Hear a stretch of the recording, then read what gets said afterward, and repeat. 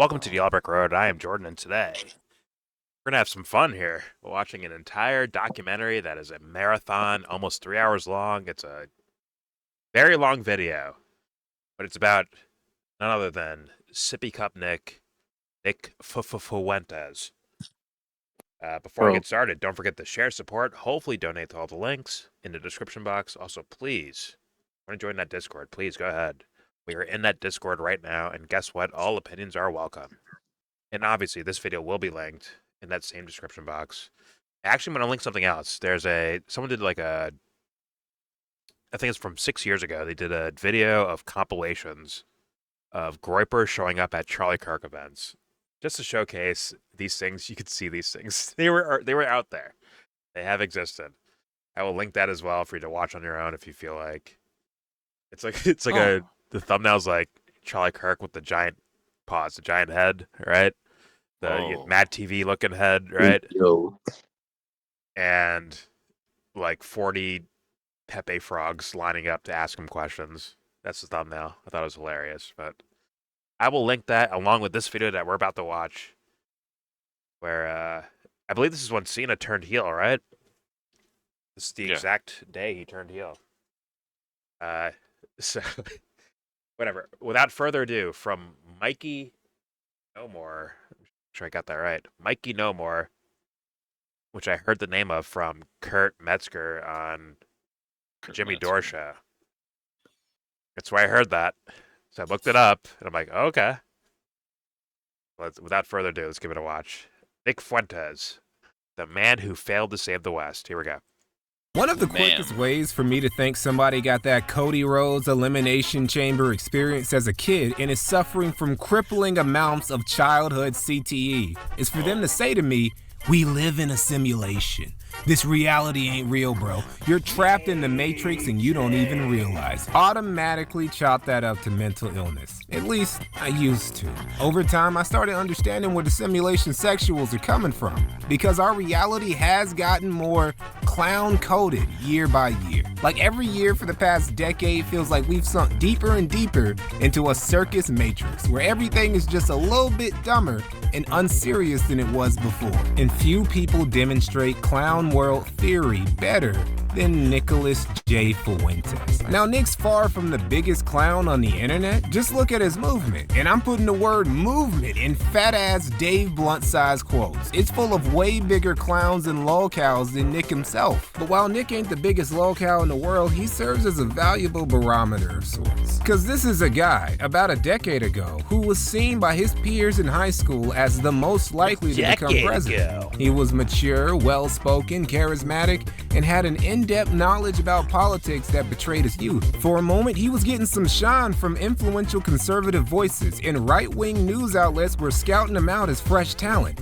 Nick Fuentes was, at one point, one of the golden boys among young conservatives in America, with a lot of people thinking he was going to be one of the party's future stars. But somehow, between then and 2025, his reputation ended up like this. Is it worse than being a Nazi? Is being a cuck worse than being a Nazi on the internet? Yeah, it is. I see more negative comments about Nick Fuentes being gay than him being a Nazi.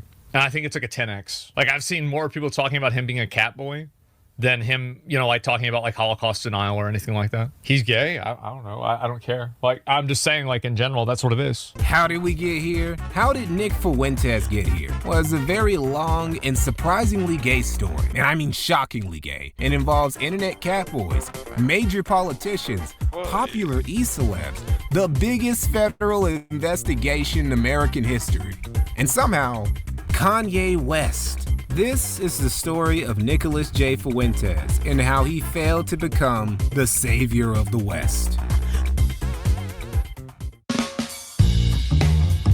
Or did he?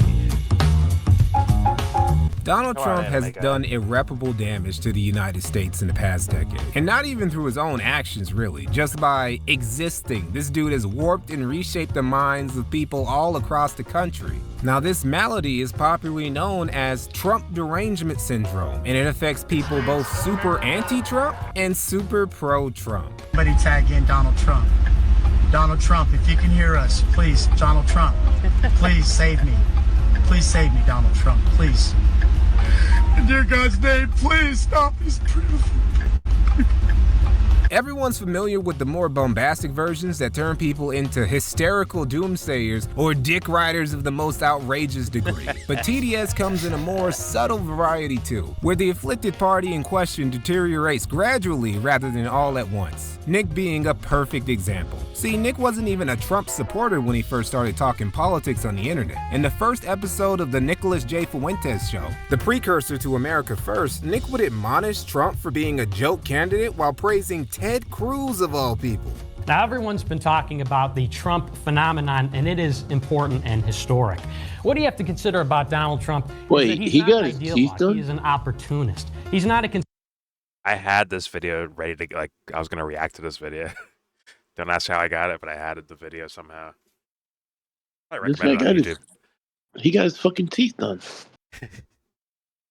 Well, here he's like a child, right? You can see the child on his face. You can still kind of see it too, but it's like a kid here. And yeah, I was gonna react to this oh, here's here is Nick's actual first social media video thing. But I didn't do it. Yet. Where's Amy at? Yet. Where's Amy at? Is this against the Catholic Church?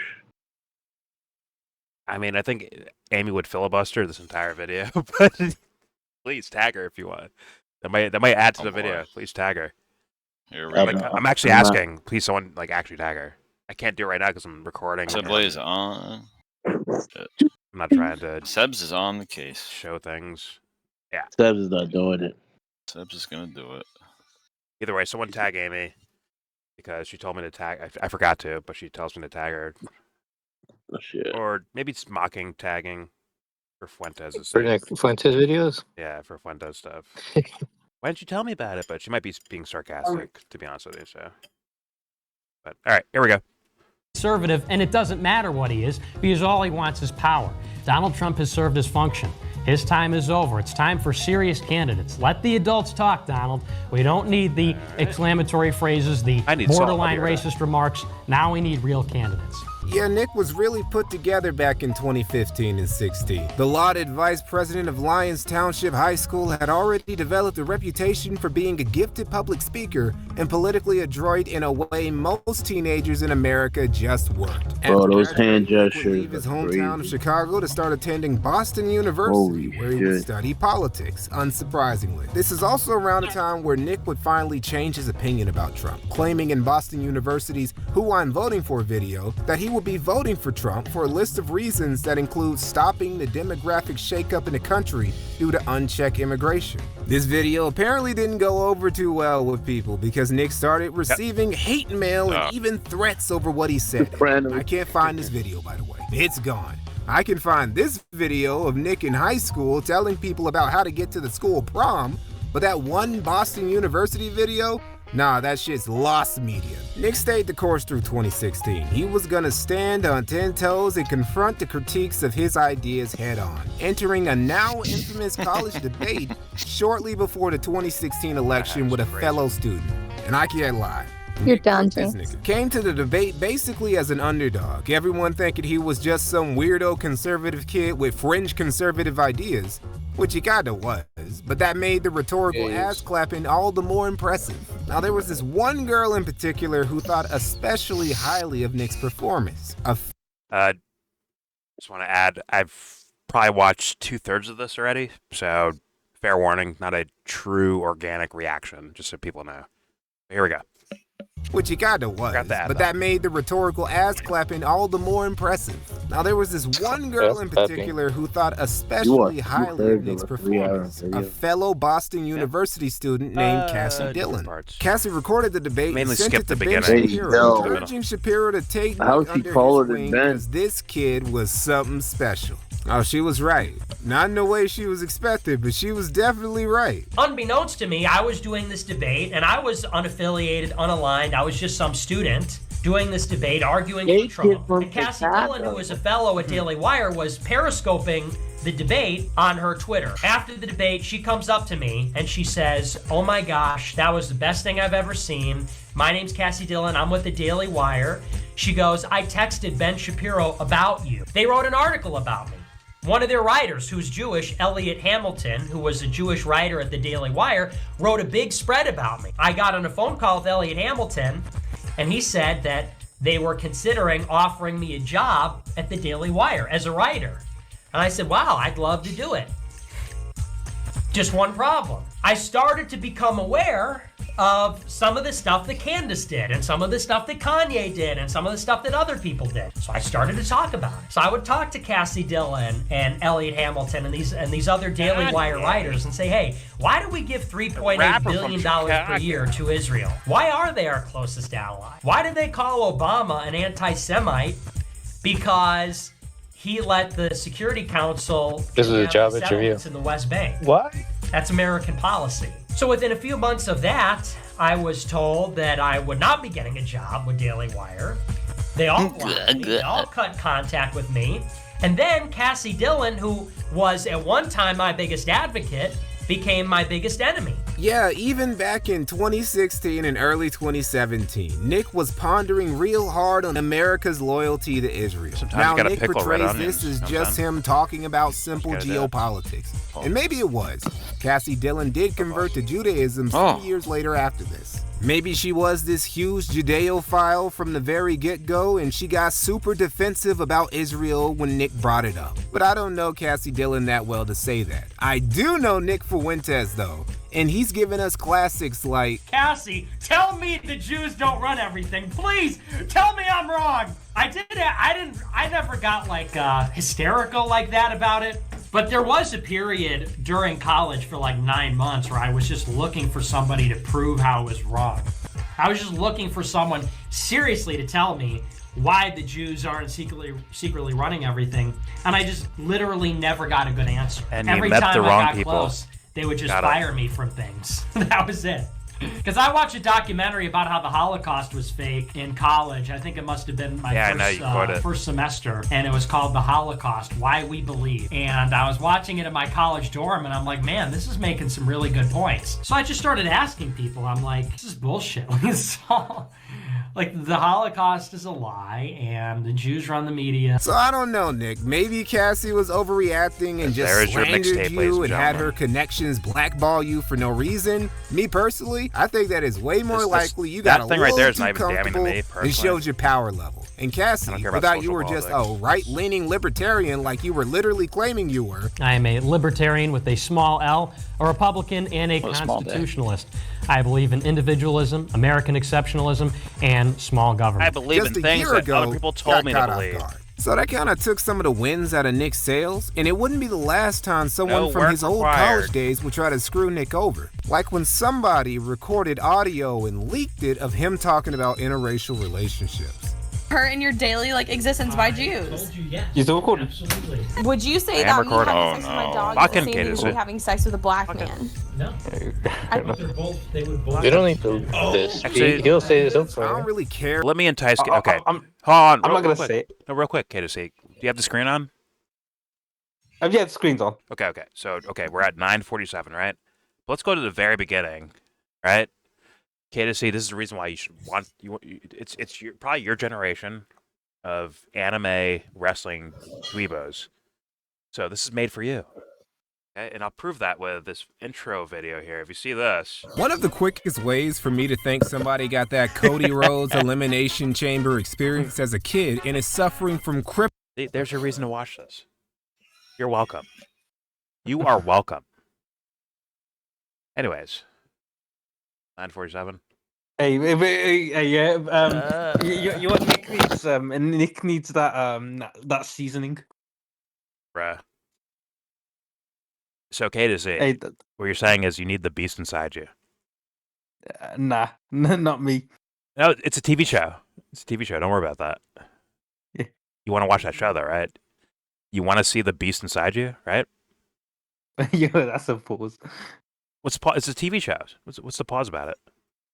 I don't get it.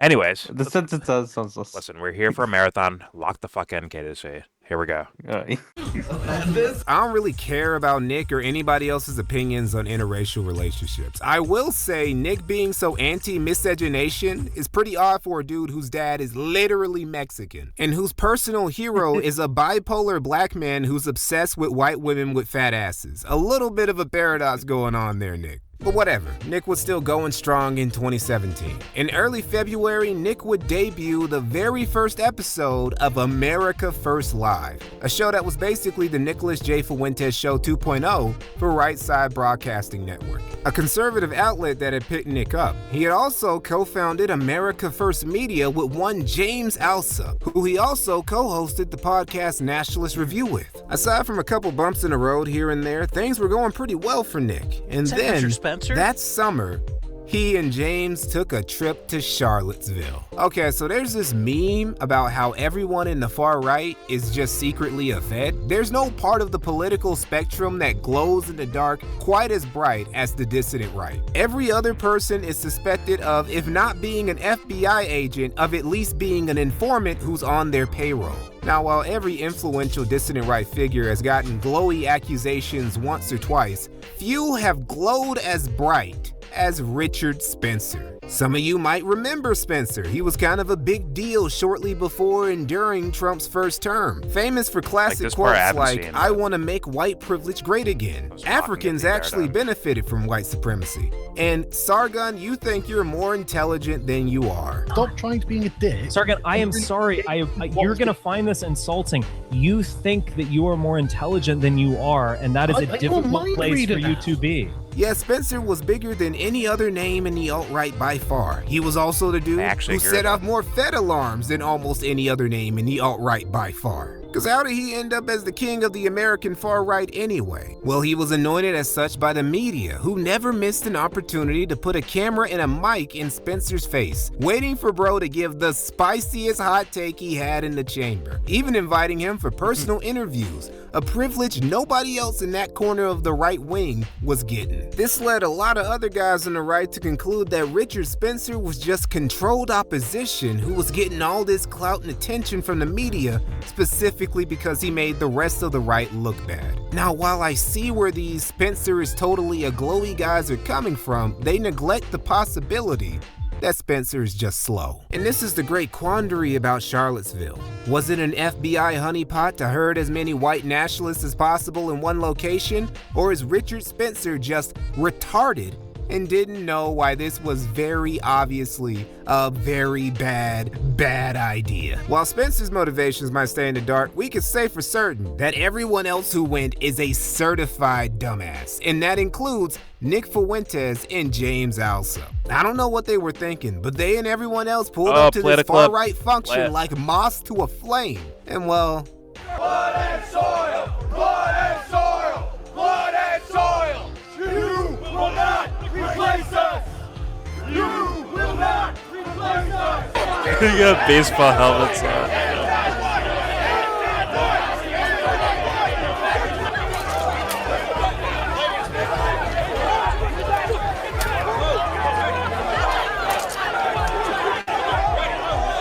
We begin tonight with that breaking news, a horrific scene in Charlottesville, Virginia, a white nationalist rally that descended into deadly violence and chaos. The images just coming in, a car plowing into a crowd of demonstrators protesting against those white nationalists, a 32-year-old woman killed, a number of severe injuries, many life-threatening. A driver has been taken into custody. Unite the Right and its consequences were a disaster for the alt-right specifically and the right wing in general. Trump, along with the rest of the Republican Party, would spend the rest of his first term with the stench of this event all over him. And the alt-right? Oh, they were done. Cooked. We're talking mass deplatforming all across the net throughout all of the rest of the year. A lot of these sites were looking for a reason to call these dudes in the first place, especially the ones with their followings. and the heat from Charlottesville gave them the excuse they needed to do just that. You know what rising star in the dissident right managed to survive the great alt-right purges of 2017 and 18? Nicholas J. Fuentes. Somehow, our little far-right Chicano was one of the few who managed to keep his head on his shoulders. I guess he was just too short for that censorship site to clip him, because his YouTube channel and socials were left alone, for a while at least. The only real lick he got for going to unite the right was getting dropped by RSBN in August, but even that was more of a blessing than a curse, because America First was starting to gain some real steam. Nick would even make a small company out of it, the America First Network, with James Alsop by October. You ever wonder how Nick made it to the top of the dissident right? Well, this is how. He just got lucky. Nick's star would actually shoot even higher in the months following Charlottesville because of the interviews he received from outlets like Time Magazine, the Boston Globe, NBC's Today, and even Fox News.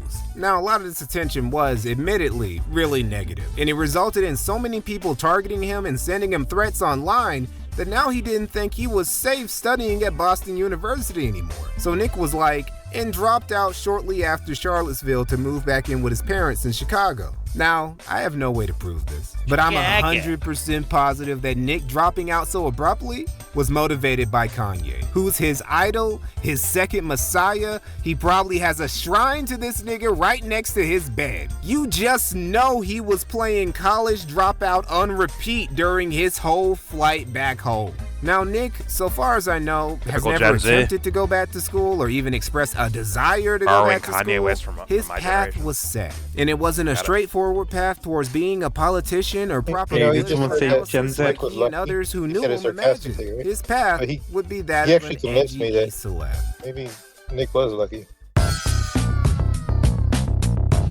Yeah, I was asking, did someone say Gen now, Z? Some of you might be wondering, yeah, you Mikey, guys borrowed what Kanye happened West to James also, Nick's co-host? Was that? Don't worry. You guys borrowed Kanye West, but first, we gotta establish a couple things about Nick. I don't take Kanye West officially a political e-celeb of the right-wing fringe variety. That's a real small niche. You might think that I mean, some of his music, definitely my generation, but like his earlier music, a lot of the stuff before that, not my generation. Really host these dudes. They all huddle up on the same few tiny ass but pro free speech sites and fight over the same tiny ass pool of viewers and supporters. All that by itself. You know, this guy's convincing me the opposite of what he's trying to argue. The part about being a dissident right figure, and the main reason none of these motherfuckers ever really get anywhere, is that they all hate each other. You would have thought the people who hated far-right niggas the most were leftists, but nah, you want someone who's gonna get real grimy on Richard Spencer or Mike Enoch? Call another dissident righty. This friendly fire results, obviously, in a lot of drama, and there's never been a bigger friendly fire merchant or drama monger in the dissident right than Nick Fuentes. If there's an alt-righter with an opinion Nick didn't like, he would personally make sure that dude was destroyed and publicly admonished on stream and on Twitter for the world to see. Now, Nick's excuse for this behavior was that all these alt-right dudes, which he never considered himself a part of, just weren't optical like he was. What with their open Nazism and openly white supremacist talking points. Nick thought the far right needed to take a more strategic approach, hiding their power levels until they could get people who shared their interest in the positions of power and change the GOP from the inside. And doesn't that just sound subversive as fuck? Like, you constantly hear these dudes crying about Marxists and Jews subverting the West when that's literally what they want to do. See, it's not that subversion is automatically bad. It's just bad when people who don't share my specific politics are doing the subverting. Anyway, Nick's obsession with optics and disapproval with how a lot of his dissident right peers got down led to him butting heads and stirring the pot with a lot of them on the regular. Millennial Woes, Tara McCarthy, Lauren Southern, Richard Spencer, the list goes on. If there was drama popping off in the dissident right sector of the internet in 2017, there was like an 80% chance Nicholas J. Fuentes was involved. Nick's fans thought that Nick's aggressiveness towards his peers was actually based in a good thing because he was cutting the chaff, going after guys who were harming the far right in the long term and holding back its more credible elements. That's bullshit though, because the actual reason was just that he was a shit-stirring troll who purposely got into dogfights with other dissident right influencers for clout to steal some of their audience and to discredit their movements. This guy's actually making Nick sound completely organic. Nick actually cared about any of these retarded Ironically, I don't think he's trying to do that. getting off the ground. He would have done what a lot of the guys he was throwing shade at he's saying and got out to do some actual. He's doing internet historian style shit. Like he's saying he is organic, but it's such a clown show. Like he's trying to show the absurdity, I think, of whatever he believes, right? But like if he's saying like, okay, if this is organic, look at the clown show that's actually happening in regards to that. Showing the history of it, kind of in a way. In his eyes, he misses out on a lot, by the way. But yeah, go ahead. He's describing a lot of organic things, but a little bit earlier, first he was suggesting people, he was referring to people being feds, and then he said, "Oh, I'm sure he was just lucky," right? But then the sequence of things but he said that sarcastically, and then the things that followed do make it seem organic. It actually makes it seem like it's a timing thing, because if he was bigger or like more popular before that, they would have probably cut him. But just where he was in timing seems like could have helped him. Well, I think he's going more so. Maybe that's me with hindsight after watching more of this. Is the idea that like it's Nick's type of stupidity and his actions fit exactly what happens typically with like these internet things, right? These internet shows and all that shit. I think it's kind of organic, but also like internet shows, right? Like there's like things you do and actions you take that lead you to a certain direction. But also, I mean, he's kind of saying a little bit bigger with like you'll say. With like something like January 6th, right? I think you'll see a little bit more in that direction, possibly. It's like, oh, this guy's a Fed, right? But all right, here we go.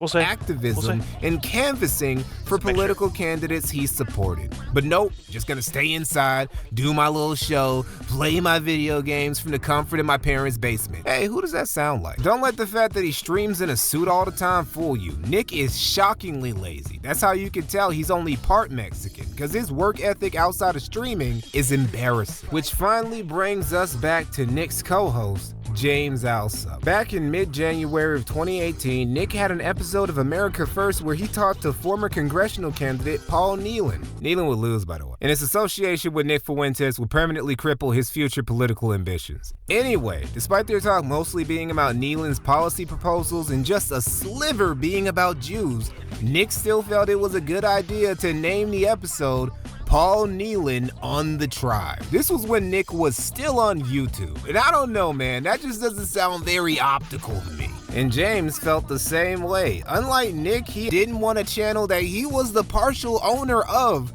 to be demonetized, have live streaming disabled, or just get straight up nuked by the YouTube powers that be. So wanting to be on the careful. Do you remember Millennial Woes? Remember that guy? That was in our comments like, yo, Jared's gonna get you. Jared's gonna get you. Jared Taylor's gonna get you. Yeah. It's like, where the fuck is he? Remember him? Hey, where's he at then? I don't know. Jared will get you. Shut the fuck up. But all right, here we go. Side, and considering the title to be clickbait anyway, he changed it. And Nick was pissed. He took this editorial decision by James as a big insult. Just who did Alsop think he was, backseat driving Nick's decision with his channel? Again, Nick was only partial owner of America First Media. It belonged to James too. But Nick wasn't stressing those type of details. He was thoroughly fed up and took to Periscope, a now defunct Twitter streaming app, and announced that America First Media was done. It was over with. I got. No, he didn't get you. Fucking loser. You doing shit. We gonna do, huh?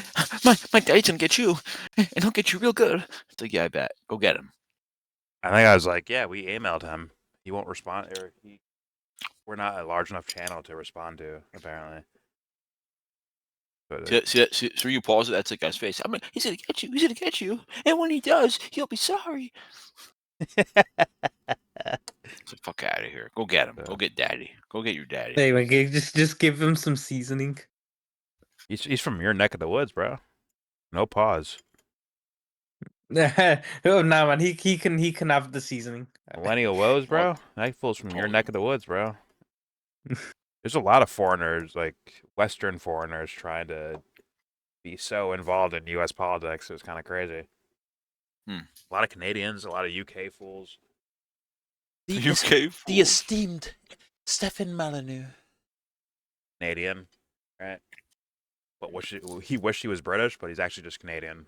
The esteemed pile of shit, Stefan. Hey, what about someone from Minnesota? Bro, I asked a question to Stefan Molyneux. He told me to go read his book. You know how you know. I remember that. You know you have a fuckboy when that shit happens. You know what you have at that point. Like, oh, okay, you got it. All right, here we go. Some asshole told me to James read. Alsop and Matt McEwen's fault. Who the fuck was Matt McEwen, you ask? Well, he was Nick and James' mutual partner that Nick put on blast out of nowhere. Nick actually divulged quite a bit of dirty laundry in his Periscope video about both McEwen and James, especially the latter. According to Nick, this fallout was a long time coming because James was lazy and didn't contribute nearly as much to America First Media as he had led people to believe. His procrastinations being the main reason they were occasionally late with episodes of the Nationalist Review. But the worst part of it all, James and all Nick did was borrow their ideas. Nick's sister. And that's the story of how Nick Thus Fuentes where ended up I'm as a one-man show and how James Alsop faded into obscurity. At least according to Nick to his fans. James, however, made a retort to Nick titled "The Truth About America First Media," where Alsop provided receipts that proved that literally everything Nick had. I might find that clip, maybe not, but that's the guy who it's in one of our videos. I'd have to look for it though, where he's the guy screaming, "Oh my God, here's Richard Spencer! Oh my God, guys, clear the way! It's Richard Spencer!" And this guy's like, "I don't give a fuck about Richard Spencer." And this James Alsop guy's like, "Yeah, I agree, yeah. Yo, fuck that guy, yeah, I agree, yeah. I disavow too, yeah." Like, oh, you little fucking loser! You can't even be like real about your own shit that you're in. I witnessed some like people that seemed like they were real about what they were doing. Granted, I think they're dumb as rocks, but at least they're real, right? So thus, their dumbness isn't the worst dumbness. The worst dumbness is when you're lying to yourself and others. And that's what that little fuckface was doing, in my humble opinion. Just clout chasing in person. That's just the weirdest thing ever, right? In-person clout chasing just looks like weird, right? Like if you ever witnessed that shit. But all right, here we go. Said was a lie. As you've probably seen by now on Twitter or Gab or elsewhere, I don't know where this the company that I co-founded back in October, America First Media, has officially parted ways with the host of the America First show, Nicholas J. Fuentes. Hopefully in a monastery Mr. Fuentes did not want the split to be amicable. He immediately launched on the offensive, retweeting everything from straight up libel and slander about me to insinuating I have Down syndrome to doxing our business partner and insinuating that I had doxed his sister on poll. He tried to present me as having not done any work for the company, and his evidence for this was the 100 live streams he had done versus the 15 live streams that I had done. Now, Nick, since I know you're watching, I want to present a challenge to you. Think back in your memory and tell me who did each of these following tasks. Fix hours of poorly recorded Nicholas J. Fuentes audio for the Nationalist Review podcast, coordinating a college tour, building the website from nothing, coordinating guest appearances on our broadcasts, producing and editing every single episode of Nationalist Review, facilitating merchandise, finding suppliers, handling all packing and distribution right out of my living room, writing and managing the website, coordinating. I made you, punk. You gonna do this to me? I made you. And what's funny is, if you, at least in my opinion, of the character of James Alsop, if you just paid him, he'd shut up. Oh yeah. Pay him money, he'll shut up. Which means it's not about principles, it's not about character, it's not about whatever. It's actually just, it's not about money necessarily, but the money will get this guy to shut up. I truly believe that. He may rebut it later, do a sequel of it later on to maybe boost some clout. But ultimately, if you pay him up front, this guy might shut up about this stuff, which means he ain't fucking worth it, you dummies who fell for this. We told you were falling for something. These motherfuckers still fell for it anyways. It's amazing. Actually amazing. But, all right, here we go. The Patreon, genius. Troubleshooting, Discord role 900. problems, Still and building the falling for it. paywall feature Idiot. for the site. Was that you doing these things, Nick? Or he's braiding, was that you somebody know, else? The reason James didn't Shanique do was as hair. many shows as Nick was because tell. he was preoccupied doing all the behind-the-scenes busy work that Nick didn't do. Shanique was He braiding was also his hair having right to now. balance school in between all of that since, unlike Nick, he didn't drop out and run back to his parents' He's doing a silk press because he was getting for some Keisha. threatening Thank you. messages over his political views. Oh yeah, and the doxing of Nick's sister. Not only He did got that silk not pressed. happen, it would have been literally impossible for James to dox Nick's sister because her docs were just public photos that had already been posted on Poll during December of last year. There is a 0% chance that Nick didn't already know this. But according to James, the real reason why Nick decided to kamikaze his business relationship with him and Matt McGowan was over a PC. That brings us to the crux of the matter, the PC question. In DMs, Nick said he needed a guys new were pathetic. computer to improve the quality of his show. He asked James and Matt about what he would need and how much it would cost. James, after some time, decided that Nick getting better equipment would be good for America First Media in the long run. So he told Nick that he would fund him a new PC through the company funds directly. It was only going to be a few $100s, but Nick still called that generous. Broke nigga alert. Broke nigga alert. Broke nigga alert. Broke nigga alert.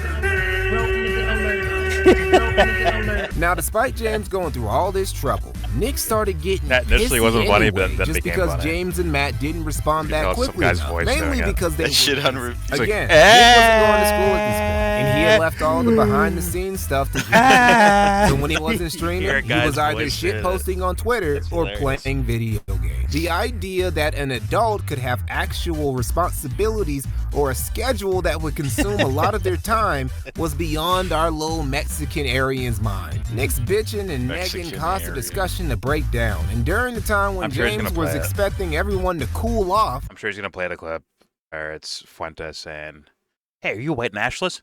I'm Mexican." I'm sure they're gonna. This guy's gonna play that. and come back to make peace He afterward, doesn't. Maybe I do. but I Nick don't know. started slandering him and Matt on Periscope. And that's the story of how America First Media actually died. Nick crying in DMs because James Alsop didn't respond to him quick enough about his new PC that he wouldn't be building and that he wasn't really paying for anyway. A lot of people would say that Nick going his own way was the best move he could have made. Regardless of whether they're right or wrong, the main takeaway from all this is that Nick is a guy who has a problem with playing nice with others. This dude couldn't get along with anybody in the nationalist dissident right sphere, not even his own co-host. And somehow, this was Nick at his most grounded. Because from 2018 onwards, this brother would gradually go off the rails.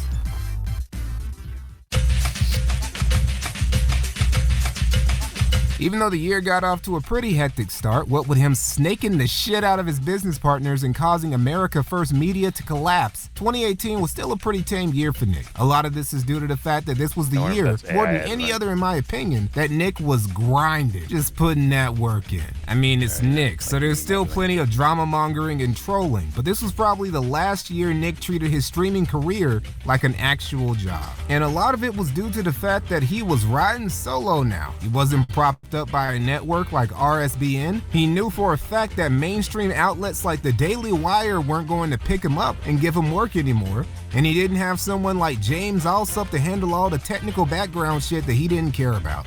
It was all him. You guys gotta understand that Nick Fuentes has never had like an actual blue-collar job, never even worked retail or in a restaurant before. So actually grinding for paper was a new experience for him. Nick considered that $500 James was gonna give him so he could get a new PC as generous. Just 5 Benjamins was career-changing money for Nick at the time. And now? Yeah, you can get that. Like, I have like a potato PC that I'm actually streaming this video on. It's like, you probably get something like that, kind of a potato PC. Even back then, $500 was like maybe a decent laptop for like simple shit, but you can't do full broadcasting with it. Not in a good way where it nothing's lagging or skipping or whatever the fuck. So it's kind of, yeah, okay, fair enough. It's kind of like a childlike idea of like what $500 is, probably, right? You need to learn the value of $1. Oh, Dad. All right, here we go.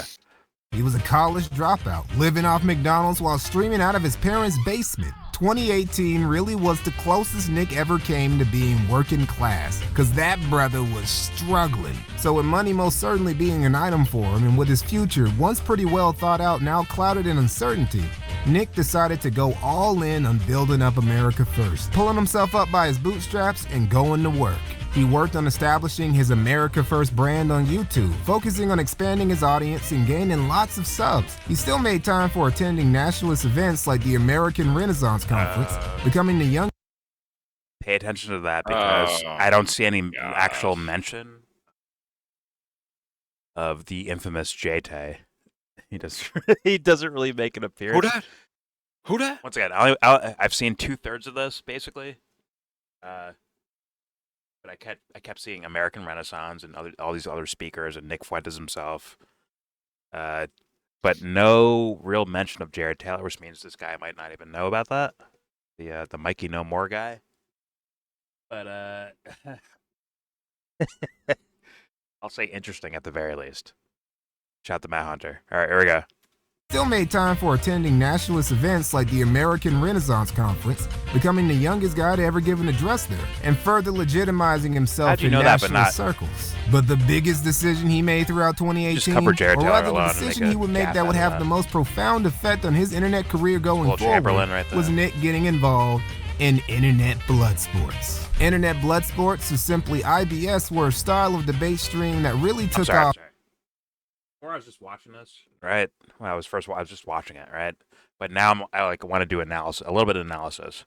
See, the guy back here that I guess Nick is debating here is Will Chamberlain, and how this happened is probably Nick following him around with a megaphone, saying, "Answer questions about the USS Liberty, huh? Can you answer those questions? What the fuck was Israel doing?" All right. That's what Nick was following people around. He followed Ben Shapiro around, in a weird moment actually, where I think Ben was with his wife and kids, and Nick's like, "Hey Ben, why you keep running from me, huh?" I'm just saying.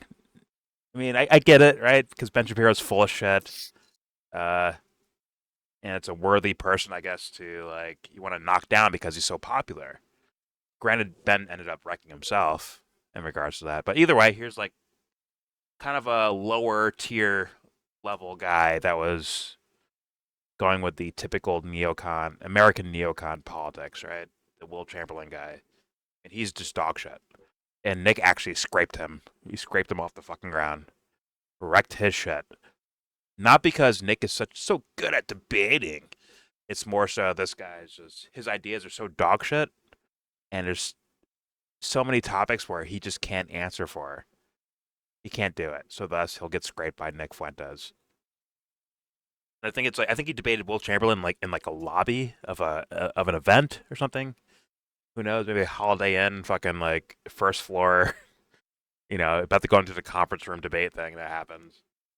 Then they had an official one, and because Will Chamberlain's just on the wrong side of history, that's why he got absolutely destroyed, right? Less so than Nick Fuentes is some sort of genius of our times. That's all I'm saying. I'll leave it there. Let's apply. Here we go. Internet career going forward was Nick getting involved in internet blood sports. Internet blood sports, or simply IBS, were a style of debate stream that really took off in early 2018. Tired of the totally white organic bread, spiceless debates everyone was acquainted with on both the left and the right, a new format emerged that revolved around two niggas that hated each other, jumping into a digital cage match. Are you a trans rad feminist, a pro-theocracy incel, a militant atheist, just a fucking Nazi? Well, get your ass in the Thunderdome and throw down in front of a bloodthirsty audience. And of course, IBS attracted degenerates from all across the political spectrum who engaged in flagging, doxing, and even swatting. And Nick loved this shit. Bro was genuinely in his element, running sets with skeptics, libs, and alt-writers. He'd even hop on Ethan Ralph's kill stream in 2018 to go blow for blow in a reunion grudge match with James Alsop. Well, it's funny. I do the internet blood sports, and people give me a hard time about it. What do you think it is when I call out Richard Spencer and all these other people? I love internet blood sports. Nobody wants to jump in and join me with it. And when I do, everybody yells at me. Everybody's like, Nick, you're burning bridges, Nick. Nick, really? Again? You're starting drama again? Shut up. This guy's gonna go. I'll start drama wherever I want. Now, Ralph wasn't the No one only believes you, internet but- character who Nick would start linking Yeah, up with. In fact, there was a growing creators gonna cast go of in a eccentric direction characters that- cropping up around Nick. We had Baked Cat Boy? Alaska, a failed rapper, failed political commentator, future failed YouTuber and streamer, pretty much a failed everything, who would start broing it up with Nick from late 2017 onward, and who would remain Found it tight weird with that- the America First crew from there on out, despite initially being a Richard Spencer ball wash. There was Beard.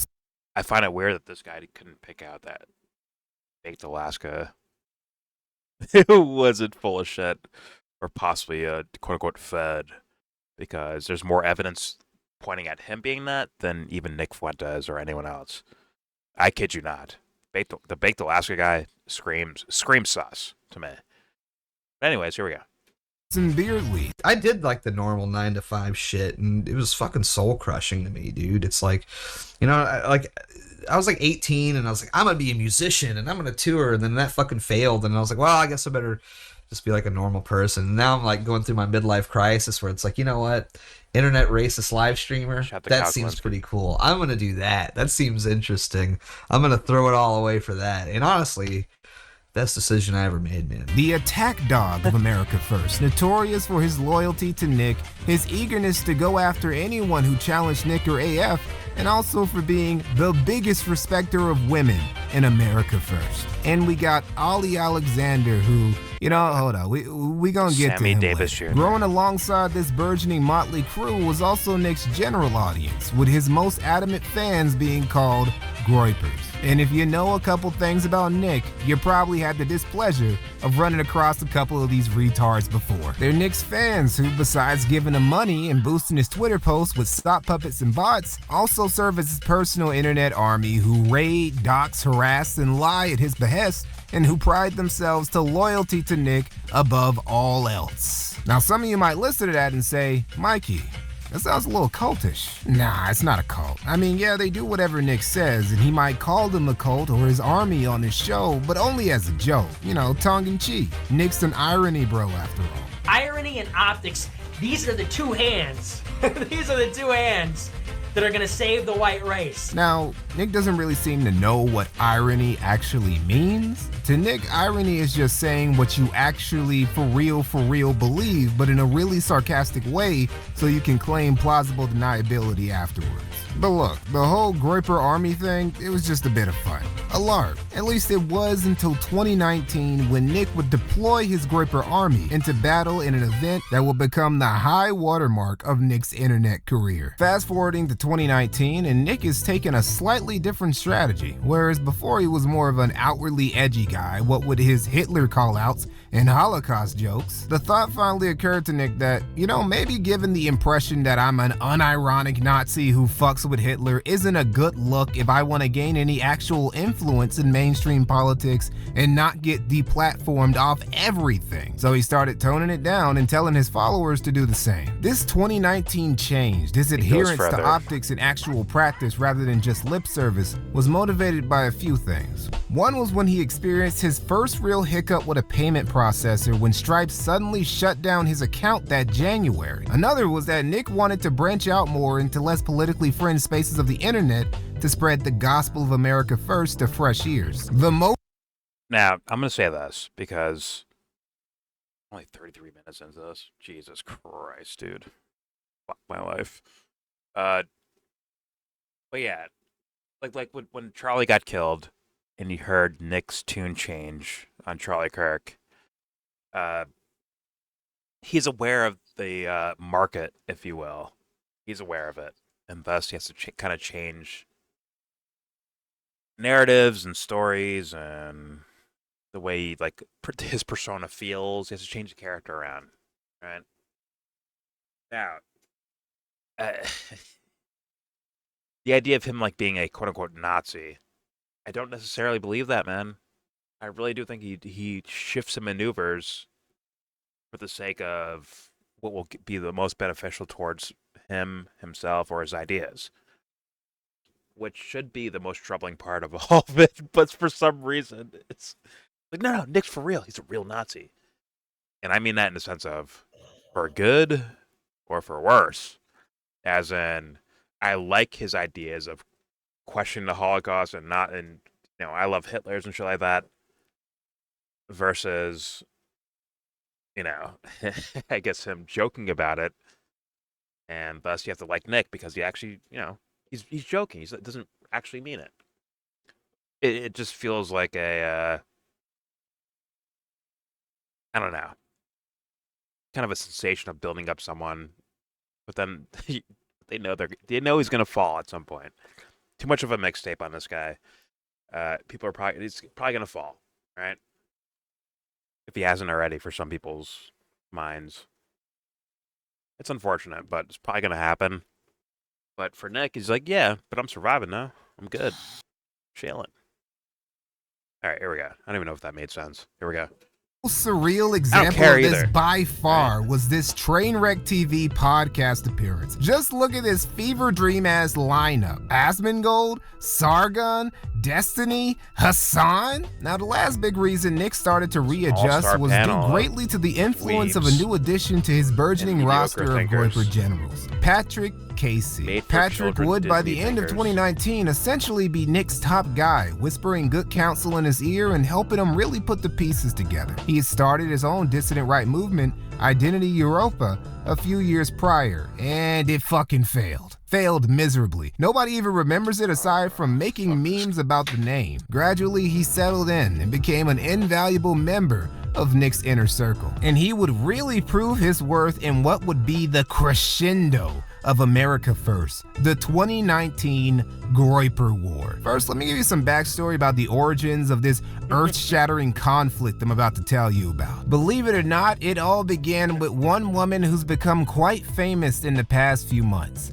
Ashley St. Clair. Before she was getting on her Chinese concubine type shit, planning in great detail how she was gonna baby trap the richest man on the planet, she was a simple conservative for Turning Point USA. She's pretty popular in that sphere of the right wing for being one of its few young and active female influencers. But in 2019, she made a career-upending mistake, one that would send her, the dissident right, and somehow America itself down a very unexpected path. She hung out with Nick Fuentes and his friends for a little bit. And after Paul Nealon and James Alsop, Ashley will become the third major casualty of what I like to call the Fuentes curse. See, just by being near Nick, like within his ambience for too long, his evil Mexican is it weird? I've not heard of the Nick and like these other names sacrifice that associated gradually with him. leads to things in your life in is it bad thing? The St. Clair lady and all that shit?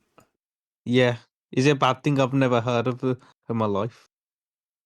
It's not bad because, in the sense of, for you personally, why the fuck do you need to know about their personal lives? But it is bad in the sense of these guys actually attribute to the actual policies you live under. And yes, I mean the UK as well. The US, the UK, a whole bunch of countries. Imagine having a bunch of idiot little dweeb motherfuckers running all your policy. And that's what's happening, K to Z. I'm sorry to say so. It is what it is. That is what's happening. A bunch of loser, dweeb, unintelligent, pseudo-intellectual, dumb fuck faces are running your policies. These are not smart people. They're not creative. They lack all the things that we actually value as human beings. But what they do is they do the marketing of pretending like they're like that. And that's what happens. And that is my warning to you when it comes to artwork too, K to C. Guess what? You can fake it. And if you allow them to fake it, you get fucked over. That's what I'm trying to tell you. If you let them fake it to you, they will keep doing it until you say no more. So thus, you're stuck with it until you make a change intellectually and existentially. That goes for everyone in the audience too. Or whoever needs to hear that. I'm sorry, but that's, well, okay, to be fair, it's my opinion, but I think that's very much the case. Don't let people get away with faking it until they make it, or just faking it because it works. Don't let that happen. Resist the dying of delight, if you will. All right, here we go. Shout out the metric. Here we go. floating around you. For Nealon, he got his political dreams crushed by talking to Nick once. And Ashley, well, after Nick put her in a headlock and put his groiper stank all over her, Charlie Kirk and the other fellas at Turning Point USA decided they didn't want that. I think if she wanted to, she'd be the now she was tainted with the mustiness of the Mexican child savior of the white race. So she got booted from TPU with the swiftness. Right Nick took great offense to this, either because he really saw Ashley as a friend and was offended on her behalf, or because it pissed him off that TPU would fire somebody just for being associated with him. Regardless, Nick the Knife wasn't gonna let this ride. He's dressed like Mr. Rogers. The gauntlet had just been thrown. He already hated those niggas at Turning Point USA anyway, and now he had a proper Cassius belly to unleash the frogs on Charlie Kirk and his punk bitch ass. Ashley St. Clair became the face that launched 1,000 groipers and led to America First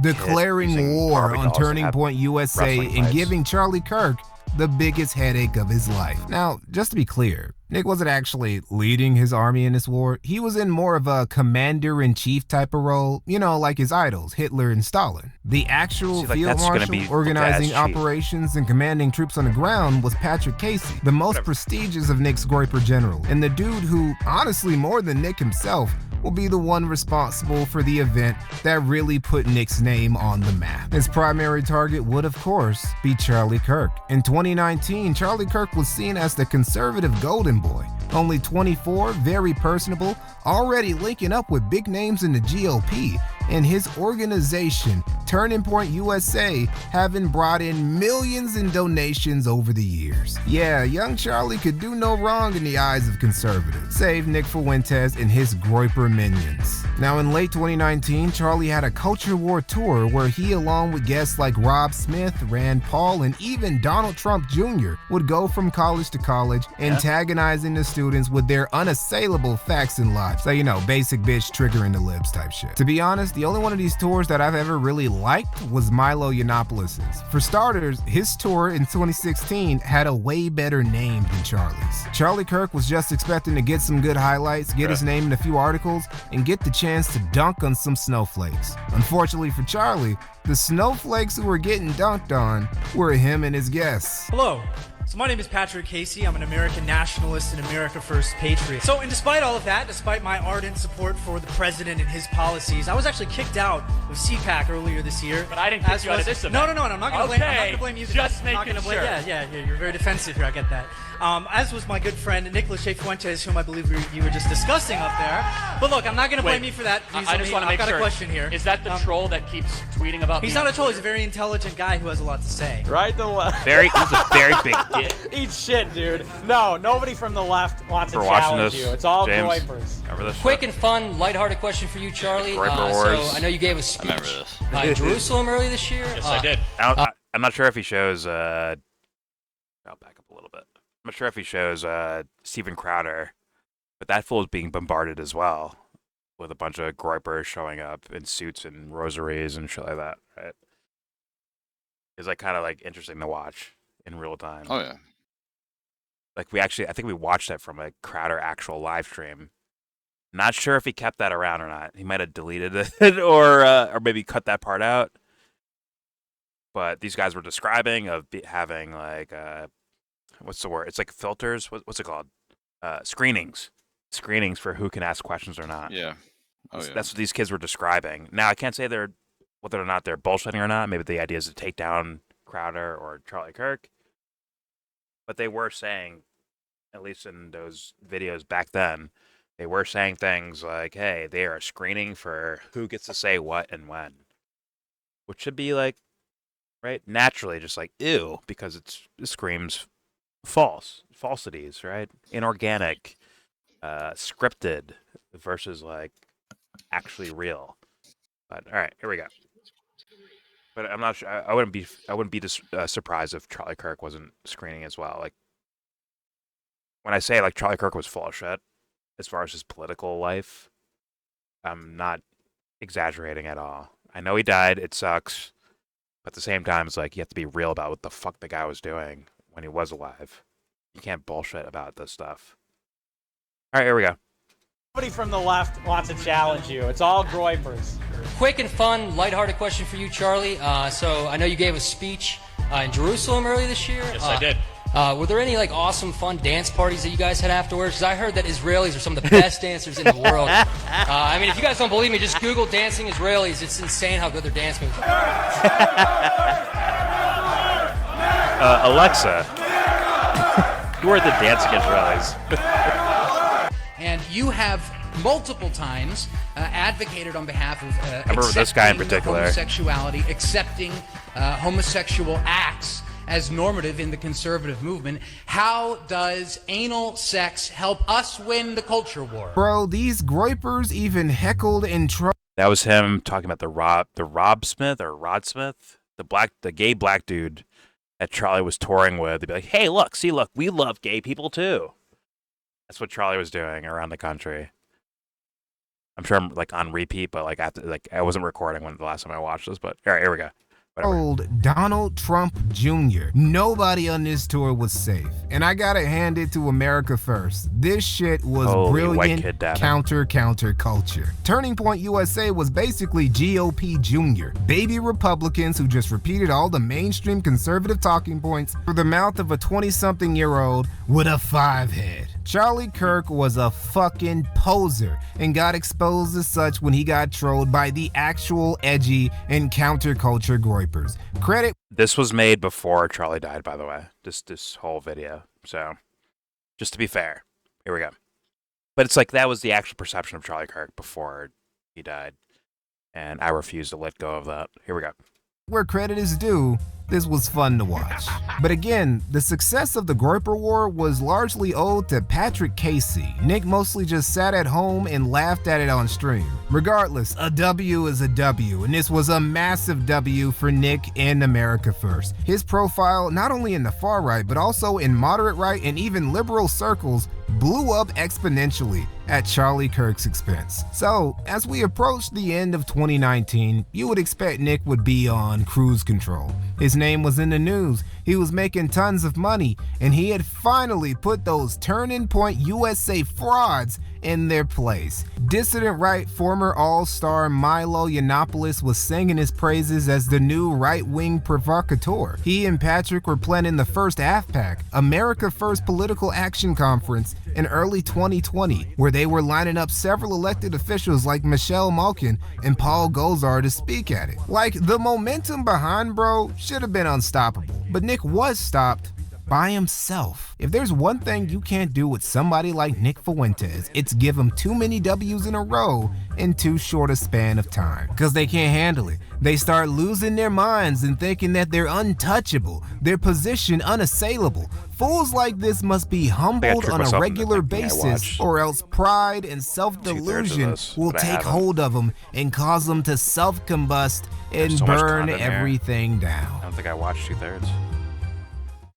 Hello, yeah, it's me again.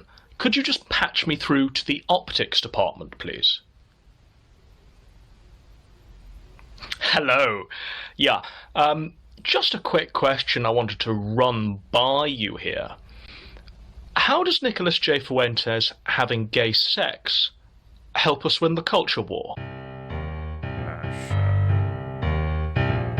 So yeah, in November, literally the middle of the biggest event in the history of his movement, Nick made this joke. Max says if I take 1 hour to cook a batch of cookies and Cookie Monster has 15 ovens, working 24 hours a day, every day for 5 years, how long does it take Cookie Monster to make 6 million batches of cookies? I don't know, that's a good question. It doesn't really sound correct to me. Wait a second. It takes 1 hour to cook a batch of cookies, and you have 15 ovens, probably in 4 different kitchens, right? Doing 24 hours a day, every day for 5 years. How long would it take you to make 6 million? I don't know. It certainly wouldn't be 5 years, right? The math doesn't seem to add up there. In this hypothetical, I imagine that if you took aerial photographs over the kitchens, you would need to see certain smokestacks to release the smoke from baking the cookies, and the smokestacks would project certain shadows, but I guess they're not visible in the aerial photographs taken over the kitchens. Moreover, if you look at the soil texture. It's really not deep enough for mass cookie storage underground. So yeah, good job with the rebranding strategy, Nick. Milo introduced me to Nick, so I didn't know anything about this guy, other than he was kind of online and popular and right-wing. So I Google him, and I'm just like, oh shit. Nick, you don't think the Holocaust didn't happen, do you? And he sort of backpedaled, fairly furiously. He was like, well, no, of course I think it happened, but and I was like, well, what? I just was like, maybe you can pull that shit on Rumble, but I just don't know how he deals with And if that wasn't enough, Nick also, for whatever fucking reason, consented to a documentary on him by NTV. And, let me just give you some highlights from it. I don't think he understands that the message he's spreading is resonating with white supremacists. You're on fucking MTV. He doesn't understand. For every action, there's a reaction. He could potentially spit that propaganda to a person who goes the ultimate extreme and kills somebody. People's lives are ruined forever over something that he thinks is a big game. He's smart enough to see that he is spreading a racist ideology and that there's people buying it. He can do some damage. He's preaching a very extreme message. I don't think he will understand the gravity of that he's saying until somebody takes action. I don't know what was going through Nick's mind when he agreed to this, as if MT motherfucking V was ever going to give him a fair shake. I guess he just thought he was built different. He thought he was Sam High. He thought he could do whatever he wanted and get away with it. And it was probably this I'm built different and can do whatever I want mentality that led to an event in December that would have Nick killing the hype he built for himself and his movement all throughout 2019. When in his delirium, he went on a 10-hour gay date with an Australian catboy cam whore. Look, I've exaggerated a little for comedic effect quite a few times in this video, but I assure you, every word that just came out of my mouth is 100% true. It has been documented, widely viewed, and memed on by basically everyone, both on the right. In terms of the catboy stuff, one of the scenes I saw was Nick saying, well, you've just got to trust the plan. You look like a clown if you're not trusting the plan. Richard, what is this plan? I thought this guy was millennial woes before, possible use British. Does lollipops or catboy have for you or the wider movement of American nationalism or truth or anything? I mean, what possible role could this person play in advancing those causes? And on the left, there are probably a lot of people out there, just like this guy, that are approaching this topic with some degree of vitriol. I'm not going to be doing that. I'm going to show you guys a miracle, okay? I'm going to show you an ideology crumbling under the weight of, ironically, of one man's thirsty Coomer instincts. It's really cute, actually. They're like a flirty little gay sex worker here on Instagram, Check it out. Look, they've got the cat ears, cat boy bathroom moments, a little overt there, pretty cute.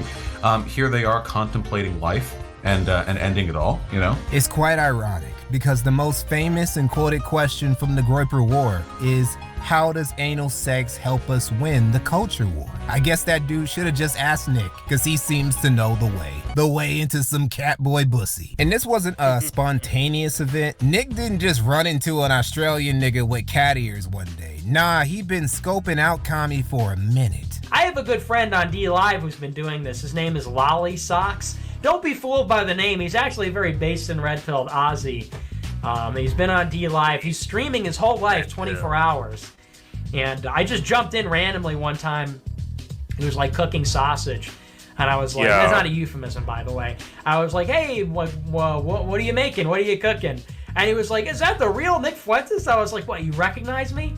And he's like, yeah, like I've watched your stuff before. I was like, oh, like, do you like me? Or, See, Nick has been fascinated by the catboy question for years. How dare you? The JQ might actually be a second priority to him behind the CQ. Because there was even once an American First Discord channel dedicated to catboy discussion. Yeah, there was a catboy channel in the Discord. And I didn't even understand like what it was. I knew it was like this anime thing. I thought it was funny. It was a running joke. Wait, are they talking about like the whole like furry I would stuff? say, oh. What were you asking? Wait, is this about like the furry stuff or something? It's it's your generation, right? Nick Fuentes is part of your generation. Congratulations! I don't want to claim the furry stuff. No, that's your generation. Let's be honest about that. Let's be I don't very want real to claim it. Oh, but it is yours. Reject... It is yours though, right? I'll pass this one on to Gen Alpha. All right. No, that's your generation. It's unfortunate, but it is what it is. Actually, there's nothing wrong with these guys being weirdos. No, hold on, stop. It's just more of people hiding it, being afraid of it. He's in the 2000s, James. It's over. It's over. Don't even ask. You poor fucker. But why the fuck you lying? What year? Don't say you're fucking. My You're on generation YouTube right can now. claim the season. I don't need his birthday. I want to know what year. That could be enough. Don't say you're fucking. Wait, 2000s. You want to know my yeah? Like was it past 2001? 2002. What's your real ID number? What's the that counts. Serial code for that? Serial code. Yeah, what's the code for your real ID? Don't answer that. Don't answer that. And in the UK. It's personal. And plus UK stuff is different from USA. Okay, you can't top man.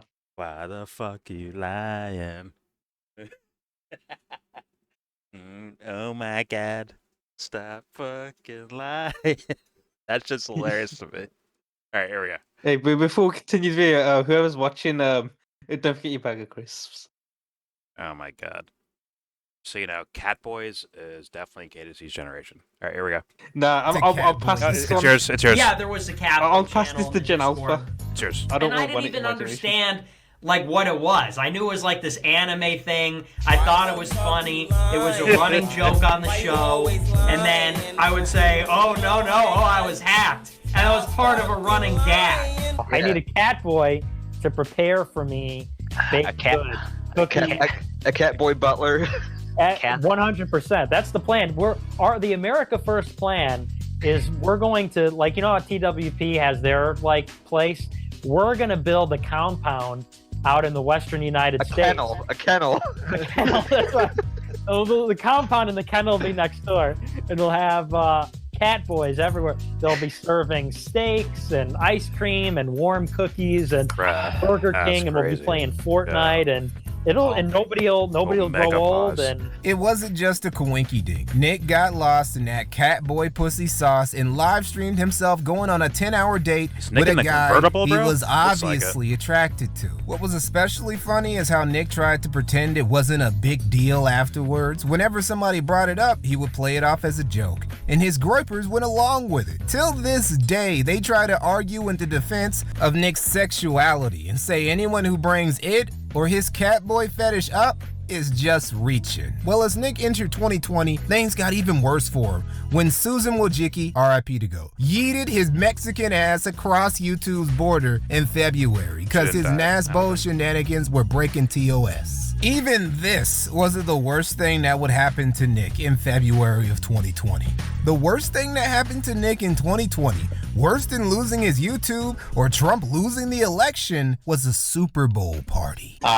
Growing up, I was in grade school. It was a small class. There were like 35 boys in the class, and only probably like about a dozen of them were really like normal, I guess you could say. They were all into sports. They all watched sports, played sports. That was their thing. And so every year, the main, I guess like one of the leaders of the group, his family would host the Super Bowl party. Now this Super Bowl party is like one of the defining things of my life. If I could put together like a handful of totems from my childhood that defined my life, like this Super Bowl party is like responsible for probably like 30% of like who I am as a grown-ass adult, like the shit that went on at these parties. We go to the Super Bowl party and the adults would be on the first floor and all the kids would play in the basement. And every year I would go there and they would just treat me like shit, because I didn't play sports and they all were better friends with each other than I was friends with any of them.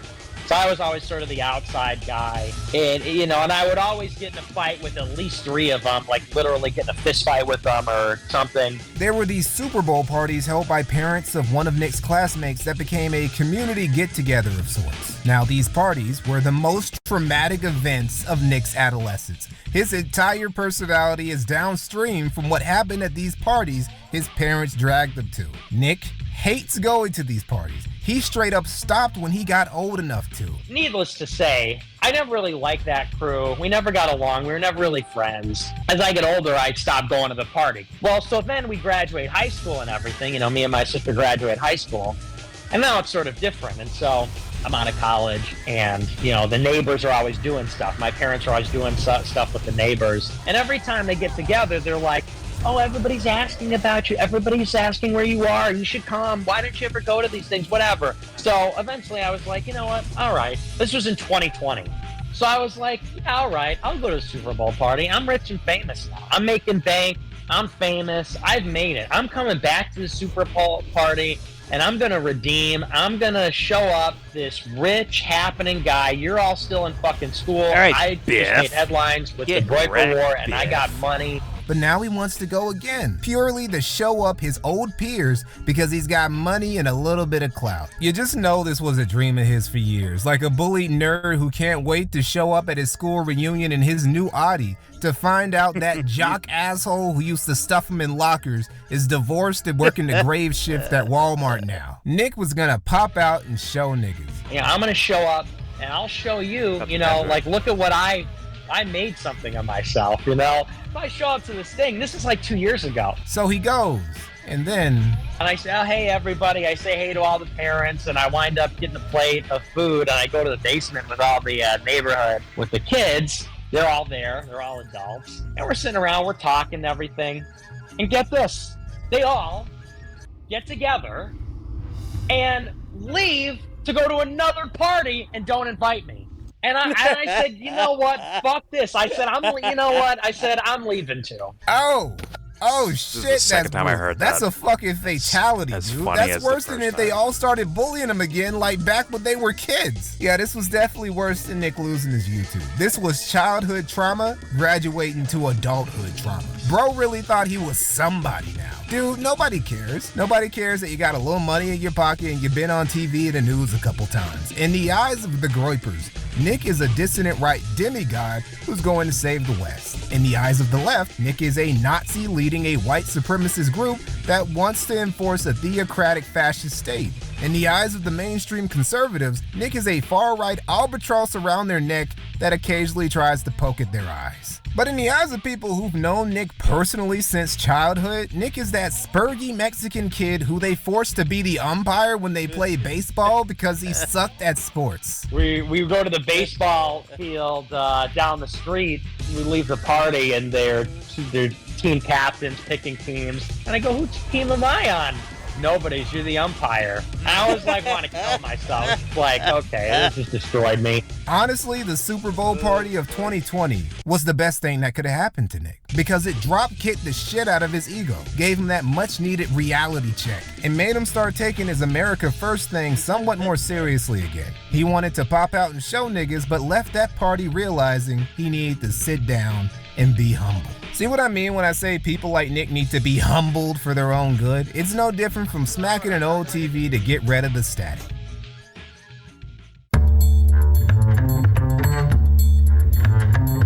Now, the MTV documentary, the Catboy date scandal, the Super Bowl party tragedy, and Nick finally being deplatformed from YouTube were all a tremendous combo of L's that would have made a much less vain and narcissistic person second-guess themselves, maybe even throw in the towel. But our Catboy appreciator kept it pushing. YouTube didn't want him? Fine, he would just stream on alternate platforms like DLive now. Nick's audience was at a decent enough size and he was making enough money to be successful no matter where he streamed. Even though the year got off to a rocky start, Nick was still determined to make the best out of 2020. One of those ways was by finally linking up with Milo Yiannopoulos. He is the one and only adorable but absolutely reprehensible young man. A person who I want to simultaneously squeeze the cheeks of and slap the shit out of. Please welcome Nicholas J. Fuentes. How are you doing? I'm doing well. Good to be here. Well, thank you. So the first thing I need to ask you is, who are these Jews, and can we trust them? Now, I know what some of you might be thinking, but Mike, wasn't Milo both openly gay and Jewish? Wouldn't the rest of the dissident right, especially Nick's own followers, find that a big conflict of interest, especially in the wake of the stream with Catboy Kami? Yeah, Nick appearing on Milo's show Friday Night's All Right amidst the already circulating gay rumors about him made people question his stance on homosexuality and his own sexuality even more. Defending Nick Fuentes, we love what they're doing at these things, but let's not sit here and go the same people that say, how does butt sex help the conservative movement? If butt sex shouldn't be in the forefront of the conservative movement, right? Why are we going on famed homosexual Milo's show, right? Doesn't that go counter to the whole movement? Like, are gay niggas not cool on principle, Nick, or are they just not cool when they're not helping you, giving you money, or shaking that ass? Patrick Casey doing the WAP challenge. Now that is something. I think he did that in November. I was like, Lord, help me. He can back that thing up. Man, he can move that thing. He can move that big thing. And we love it. We are enjoying. We are loving that. Thing was, Milo had already been supporting Nick from the sidelines for a while up until then, seeing Nick, especially after the Groiper War, as something of a right-wing provocateur successor to himself. And while his star had definitely faded from his peak in 2016, Milo still has some valuable influence, insight, and connections to offer Nick in his movement. It looked like Nick had finally decided to stop burning bridges and picking fights with possible allies for once, and just focus on getting shit done. The first AFPAC happened that February, shortly after Nick got banned off YouTube. He maintained his internet bloodsport / sector connections with Ethan Ralph, who had also been banned from YouTube in 2020, and he was still bringing in fresh talent to America First to help strengthen the movement, like Jaden McNeil, a former Turning Point USA chapter leader at Kansas State University who left TPU to join AF. Yeah, Nick was doing his thing throughout 2020, even while the pandemic was going on. And then the 2020 election happened. So, Orange Man lost. This shouldn't have been that much of a surprise considering how the last year of his first term went. What with the Wu flu taking the US by storm and fucking up the economy Trump spent his first 3 years in office trying to build, BLM protesters rioting and setting chunks of the country on fire in the middle of what was supposed to be a lockdown, and literal anarchists establishing autonomous zones in the middle of major cities, complete with failed rappers LARPing as warlords. Yeah, Trump losing shouldn't have been a surprise. But what was a surprise was that initially he wasn't losing. He was actually winning until the last minute when some votes started to come in for Biden like Gandalf at Helm's Deep to ultimately rout those MAGA orcs out of the White House. Now, Trump didn't take this electoral ass whooping very well, asserting the election had just been stolen from him. And a lot of Trump's overzealous supporters agreed and immediately started an operation called Stop the Steal, of which Nick Fuentes and Ollie Alexander were a part of. And they didn't stop shit. While it wouldn't have been the first time a US election had been stolen, Biden's victory remained legit. He was gonna be the 46th president of the United States. Trump just had to hold that L and slump back to Mar-a-Lago with his tail between his orange thighs. Now, in another timeline, this would be the end of this. The next 2 months leading up to Biden's inauguration would have been your typical boring and uneventful affair, with Trump and his supporters bitching a little along the way. But the difference between that timeline and ours is Nicholas J. Fuentes, who, thanks to the Groiper War, the MTV documentary, all of his news appearances, and his recent Stop the Steal activism, now had a spotlight on him big enough to where he was able to command a large crowd of Trump supporters' attention in front of the Capitol building. And it was there, in front of this crowd that included a lot of his own followers, that Nick gave this speech. That's right! You heard it here first! Mike Pence has betrayed the United States of America! Fuck you, Mike Pence! Mike Pence has betrayed this president, and he has betrayed the people of the United States, and we will never, ever forget! Keep moving towards the Capitol. It appears we are taking the Capitol back!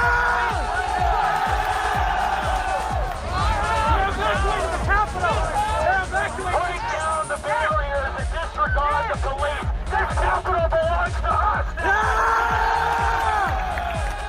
That's right. Nick Fuentes was one of the chief instigators of Jan 6. There ain't no conspiracy theory to push here. We got this nigga in 4K saying we are taking over the Capitol and break down the barriers and disregard the police. It's obvious what Nick was trying to do. He was trying to incite an insurrection to storm the Capitol. This becomes super obvious when you know that before this, he was saying how Republican legislators who didn't support overturning the election needed to be killed. Why? Because we had no leverage. What are we going to do? What can you and I do to a state legislature besides kill him? Although we should not. I'm not advising that, but I mean, what else can you do, right? Just fed posting like a motherfucker 2 days earlier.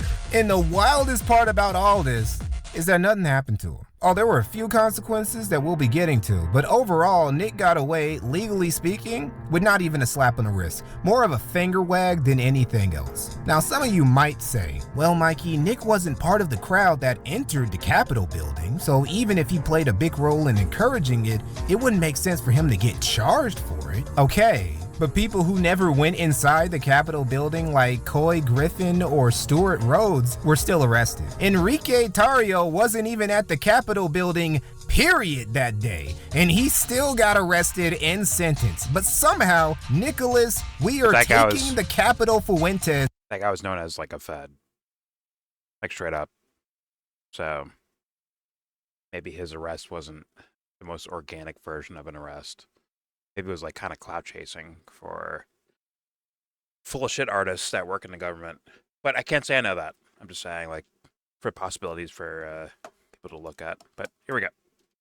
Got to go home and do his little stream in his parents' basement where he bragged about what happened. And for that reason alone. Also, anyone attributing what the guy says in the video to me, go fuck yourselves. I speak for myself. I don't need a fucking spokesperson at all. Or I don't need like a video with a narrative like, hey, that's what I think. Follow this guy. This person's correct. I'm not saying that at all. So, all right, here we go. We are taking the Capitol Fuentes got to go home and do his little stream in his parents' basement where he bragged about what happened. And for that reason alone, I cannot say anything negative about the events of yesterday. I cannot say anything. I cannot condemn. I cannot disavow. Because, you know, if I were more emotional, maybe it would have brought a tear to my eye, but it was close. Nick still didn't have to go to jail or do any prison time like everyone else did. And that includes several of his groypers. Even his buddy Baked Alaska had to do some time after he took a tour of Nancy Pelosi's office. So the thing was an inside job to a large degree. Can we just establish that anybody who screamed, let's storm the Capitol, I can think of two people who did, who was not arrested, didn't spend time in jail. Was defended by Democrats in the Congress. Yes, but he wasn't alone. There's another prominent person who did that as well, as I know you know. Didn't get arrested, didn't go to jail. I mean, what can we conclude from that? Yeah, Nick staying a free man is just a little suspicious. You know what's even more suspicious? A month before Jan 6, an anonymous donator from France sent several dissident right influencers $500,000 worth of Bitcoin at once, with Nick getting the lion's share. Nick received $250K worth of Bitcoin from some anonymous dude just a few weeks before becoming a main player in one of the wildest post-election scandals in U.S. history. That's nuts, bro. But you know what's even nuttier? All of this was a domino effect of Nick Fuentes putting Elon Musk's future baby mama in a headlock. If that ain't clown world theory at work, I don't know what is.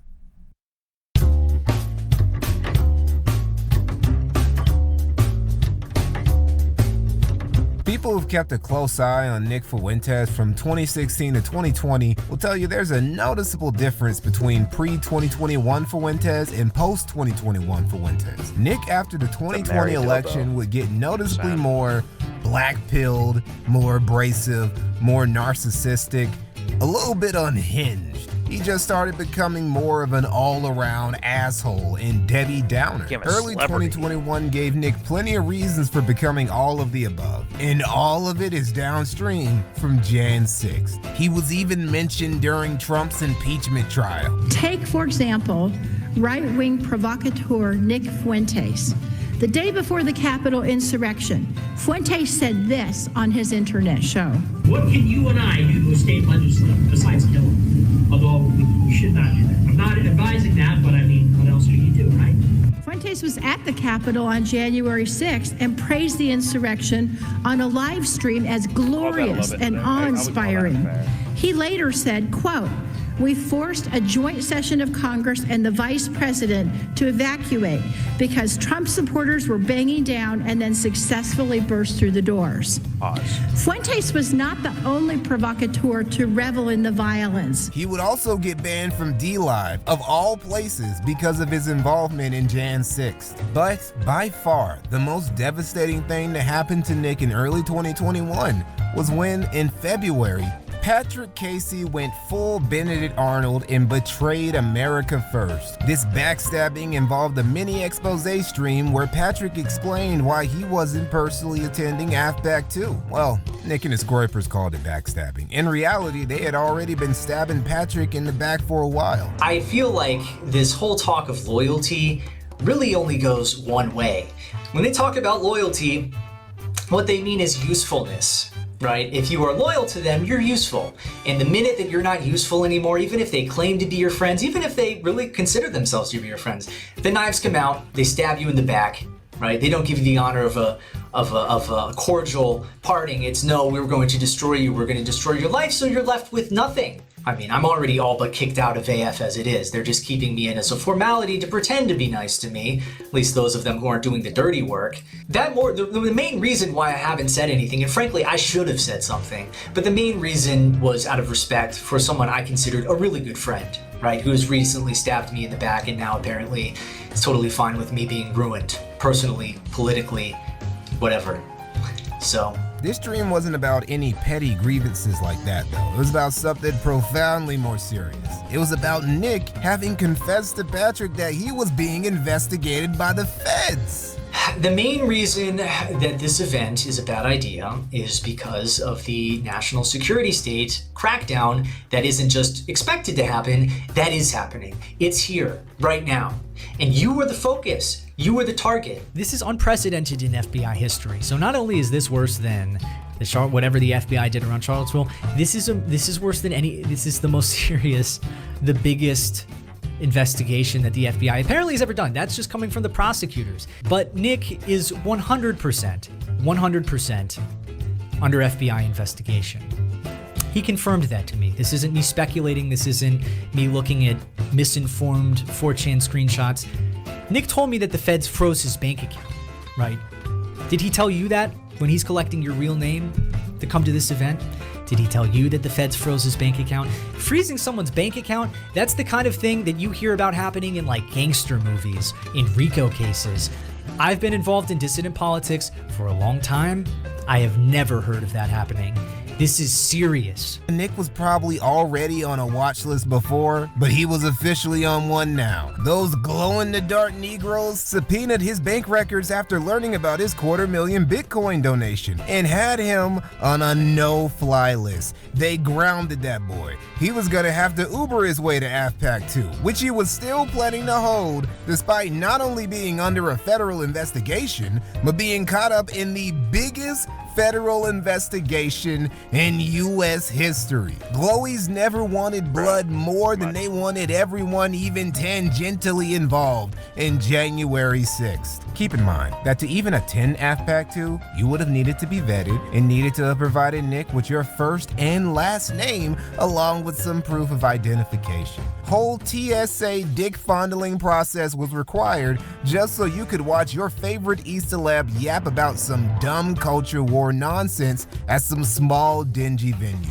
Now with the added bonus of the feds putting you on a watch list just like him. But you're not going to weather the storm nearly as well as Nick does because Nick doesn't need to work a real job. Because Nick is a streamer with hundreds of thousands of dollars worth of Bitcoin. You, however, are just a naive-ass 20-something-year-old groper. Shit, you might even still be a teenager, and you're just starting to make your way in the world. And by affiliation with the walking catastrophe that is Nick Fuentes, you could find yourself hard-pressed to get a job, hard-pressed to get into that school you wanted, alienated by your peers and family. You might even be surprised one day to find that you can't take that trip abroad you wanted to anymore because you're on a no-fly list, just like your internet idol. Shit, you might just get entrapped by the feds altogether and end up having to do some prison time over some bullshit. Needless to say, Nick was not happy about the former top groper general of his spilling spaghetti about him in front of everybody. Now Nick would say, "Hey,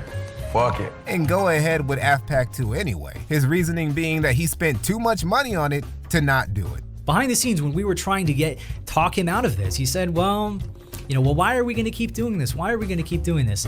The first thing that he said was that he was financially on the hook. He's like, well, guys, it's not just as easy as canceling. It's I've already spent, X amount of money on the event. Well, there you go. Sunk costs. You are using your followers as warm bodies and wallets to recuperate your money.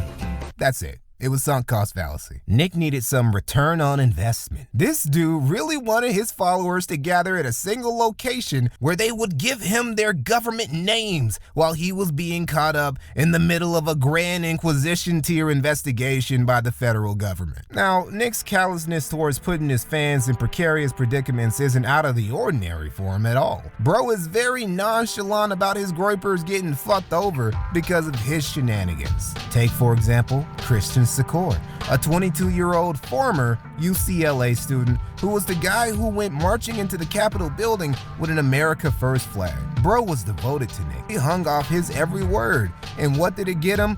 A 3-year prison sentence for obstructing Congress. We also have Riley June Williams, a Pennsylvania girl who was also 22 years old. She was also obsessed with Nick. A Tragedy nerd. For Riley, Nick Hot doesn't nerd. have a strong affinity for the opposite sex, so she never got his attention. Got attention for the feds, though, after she helped lead a mob into Nancy Pelosi's office along with Baked Alaska. She got the book thrown at her, too. Oh, they got a bunch of groypers. Joseph Brody, Thomas Carey, Gabriel Chase, John Lysak, Paul Lovely, so many Fuentes supporters who went into the Capitol at their leader's behest and got rotisseried as a result. All of them still in their 20s. Now, a lot of you might listen to that and say, well, Mikey, they may be young, but that's ultimately no real excuse. It's not like Nick made them go into the Capitol. They just should have known better. All right, that's kind of fair.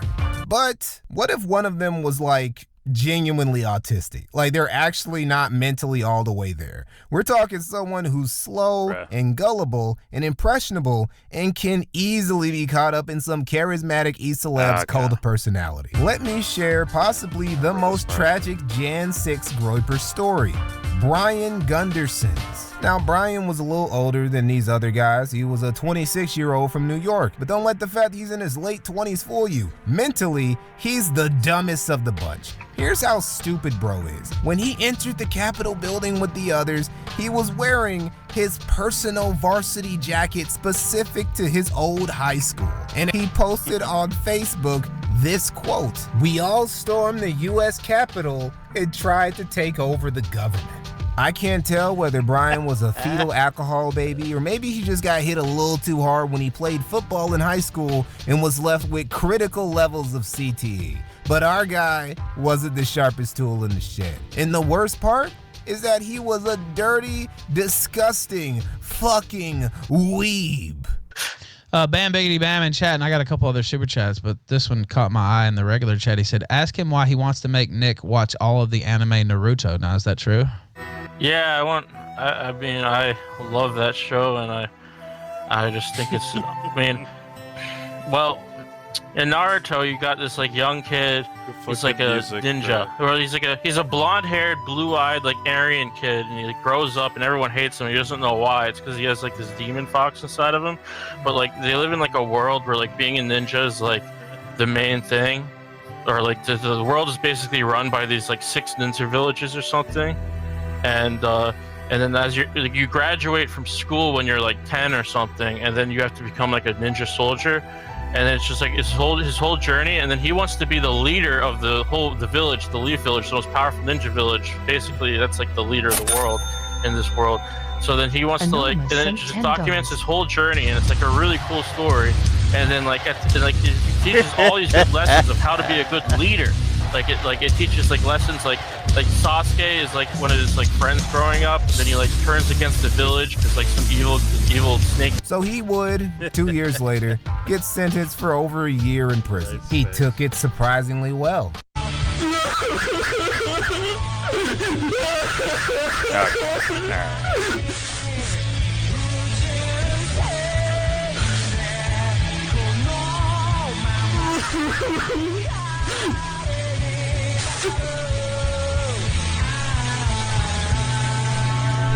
It's My Chemical Romance. You just need some metric, What's bro. crazy is that even while all this was going down for him, he never stopped worshiping Nick Fuentes. Hail! Unbelievable.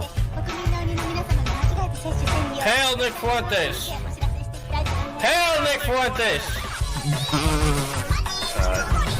Josh Cadis, Nick's strongest soldier. He never stopped supporting America First either, and he was under this naive assumption that they were going to support him in return. He was even convinced that Ethan Ralph he's actually our some generation. money for him. Want to guess how much Ralph and America First raised Well, for their boy? he's mine. $300. Naruto, They didn't anime. really come out in the numbers, Brian. Yeah, I'm talking about his Gen age. Z. Oh, you want to guess how much of that 300 Brian saw anyway? He adopted Zero. a dumber Because generation Ethan Ralph and became dumb just from pocketed it. the money and never sent it to him. This is the support Brian, Naruto as a That's not blonde, anymore. blue-eyed Aryan Gunderson received from the community he loved and went to prison for. Now, at the end of the day, while all of these guys are young and impressionable, especially Brian, they were still all grown adults when this went down. The main party to blame for them ruining their lives is themselves. But still, Nick did spur this on outside the Capitol, and he was also saying some radical, See who he listened to? wild-ass This guy? shit leading up to and shortly after Jan 6 that all of his followers would have seen. For his Found YellBro groypers, instead. several of which were among the first to breach the building to get caught up, That's and a- then for that's a him to married just dildo, wash by the his way. hands of the incident completely and not take any accountability as if he wasn't deeply complicit in it happening is insane. crazy, But what bro. was more insane and what ultimately shows the character of Nick Fuentes more than anything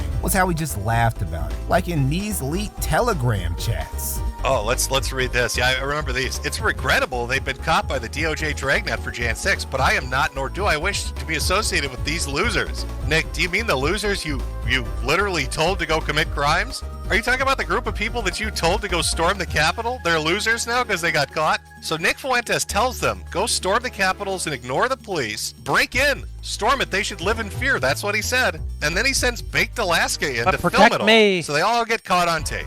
I'm having trouble looking at my screen. It's glowing a bit for me. Look, I've given plenty of reasons why Nick Fuentes sucks, and I'm going to give plenty more before we're done. But the biggest reason he's shit, in my opinion, is just because of how he treats his supporters, his allies, and his friends. The people who genuinely like him, try to do good by him, try to show him and his movement support, and often defend him from critics at their own expense. The people who are responsible for him ever getting anywhere in the first place. Nick does not give a single fuck about any of these guys. How he treated. Okay, so I thought I made it through two-thirds of this thing, but I apparently didn't. Okay. I'm not even halfway through. All right. Just saying. I thought I got like way further than this, but I guess I didn't. Here we go. James Alsop wasn't an isolated accident. That narcissistic, utilitarian attitude that destroyed America First media is how Nick behaves in almost every relationship he's ever had for like the last decade. With close friends, business partners, and especially with his own fans and followers. Nick sees his mark-ass followers purely as chat donation dispensers, merch purchasers, members of his personal internet army, and his personal ball washers. And that's it. He has zero problems kicking them down into the abyss if it means he can get ahead or escape from consequences. To all the remaining groypers who made it this far into the video, you're not special. Nick doesn't care about you. He will lead you into a slaughterhouse and then slip out the back door while the butcher nabs you. And while you're getting sliced and diced into fresh bacon, getting put on a watch list, getting entrapped, getting arrested, becoming a felon, and having your young life ruined, Nick will giggle about it in his bed before going to sleep under his Kanye West sheets. This is what happens when you're in a cult.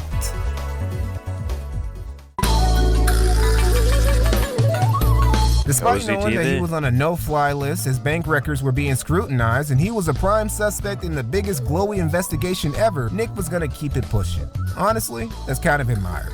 I do think that Nick's perseverance in the face of hardships is one of his few genuinely good qualities. If only it wasn't for all the other shenanigans he gets up to. For example, him crying about the Fed seizing his bank account in crypto, but then neglecting to tell anyone that they gave it back almost immediately. Yeah, that whole "the Feds took my assets" art was a lot shorter and less dramatic than Nick tried to paint it out as. This is another tally added to the Nick is a federal asset theory. So not only did you not get arrested for being one of the main, arguably the biggest insider of Jan 6, and for saying senators needed to be killed, the feds also gave you back your bank account in crypto almost immediately? Because it's very odd that on January 6th, you see Nick Fuentes commanding his group. He was going to go into the Capitol. He didn't. And then he didn't go. Yeah, well. So do you think he's a Fed informant? Of course he's a fucking Fed informant. Can anybody watching this remember a time when the FBI gave someone their money back?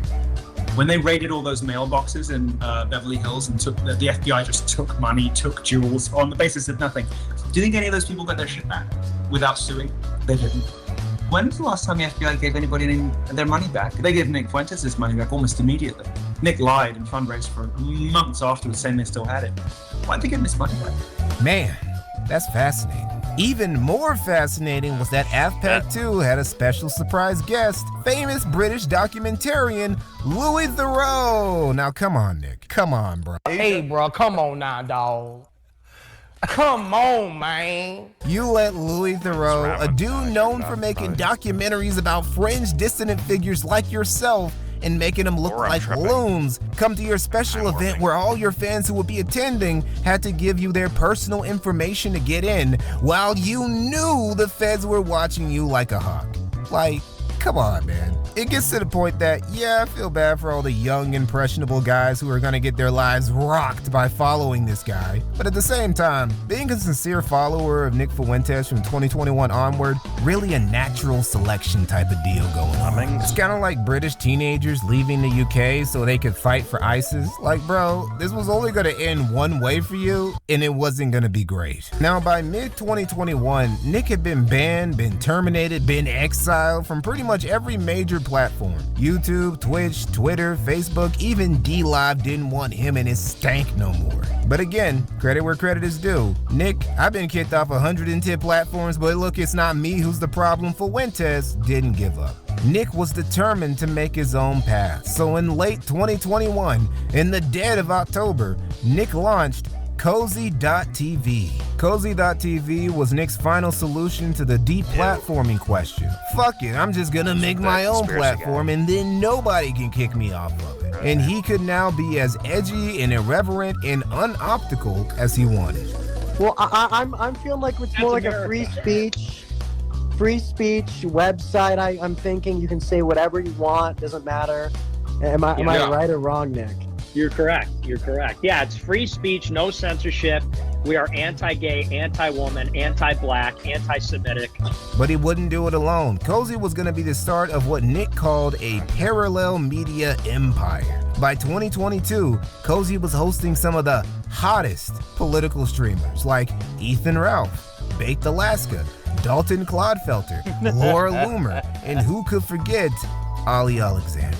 Ooh, man, what Sammy a lineup. Davis Jr. Gonna take the whole streaming world by storm with a squad like this. Probably the only actual decent streamer that Nick got on, aside from himself, was Alex Jones. who even then was only mirroring his streams to Cozy. Jones would never stream there exclusively. Nobody would. Everyone who streamed on Cozy was only doing it because they literally had nowhere else to go. And that included Nick. Cozy is an invite-only ecosystem, by the way. You can't just make an account and start streaming there. You gotta be vetted first. Considering that Nick said he wanted this site to be a parallel media empire that would eventually compete with the big tech streaming platforms, him only hosting streamers that he personally approves of just seems like a very obvious roadblock to that reality. The policy was more draconian than any of the ones that these other big tech platforms had. But one question still remained. How are all these dissident right streamers gonna get paid? Well, Nick's solution was just using Entropy. The problem with this is that Entropy sucks. The worst monetization platform ever. The only reason why anyone would choose to use it is because they got no other options, which the developers of Entropy know, which is why it still sucks and will remain dog shit because it knows the people using it have no other choice but to keep using it. However, there was another option developed the same year Nick launched Cozy. PowerChat.live. It was a third-party donation and text-to-speech program similar to YouTube's Super Chat model that was developed by a guy called Lulz. I've had my ass whooped, bro. I've had my shit stolen, bro. I went to jail, bro. You know what? I never cried. You know why I didn't cry? Because I'm not a bitch, bro. I'm not a fucking bitch, bro. I was in jail with my whole shit swole up, and I was like, yo, fucking cop guards, can I get a cup? Because I can't drink out of the sink like everybody else. Can I get a cup? They didn't give me a cup. I went without drinking, bro, until I saw the judge. Because that's what you do if you're not a bitch. I don't know how this inebriated brother developed anything, but hey, it worked pretty damn well. Way better than garbage like Entropy. Baked Alaska was also an early partner of PowerChat with a 50% stake in it. This, plus the fact that it genuinely did work better than all the other non-mainstream alternatives, led to a bunch of Cozy streamers becoming quick adopters of PowerChat, including, eventually, Nick. He was reluctant at first. See, there had to be a certain arrangement set up in order for Nick to get behind Cozy like everyone else. We will be getting to this arrangement later, but first we need to talk about the tragedy, the great reckoning for Nick Fuentes. That was 2022. It was around this point in early 2022 that it really started to set in for a lot of guys in America First that America First was never going to be a successful political movement. And not even because of their dissident right politics, but because the Mexican Aryan in charge just didn't take this that seriously anymore and just did and said whatever the fuck he wanted, regardless of the ramifications it had for his movement or anyone associated with him. Bro wasn't even pretending to care about optics at this point. Cause fuck it, right? Why should I, Nicholas J. Fuentes, the great Groiper Führer, worry about that? I've got money. I've got my own platform. Who cares if I say... My legacy is gonna be basically Hitler 2, 3, and 4. I'm on my Donald Trump, I could shoot a person in the street and get away with it type shit. Well, Nick, your optics still matter because the conservative politicians you invited to AFPAC and who, unlike you and your Groipers who've been exiled from 109 platforms, actually do have to keep a degree of optics cucking in mind if they want to stay in their positions of power and influence. You know, real power and influence, not the fake type you and your Zoomer internet cult pretend that you have. They just might not show up to speak at future AFPACs, like Marjorie Taylor Greene, who came to AFPAC naively thinking this was some conservative youth conference or whatever. And then, upon realizing that she was the guest of honor for a guy who called himself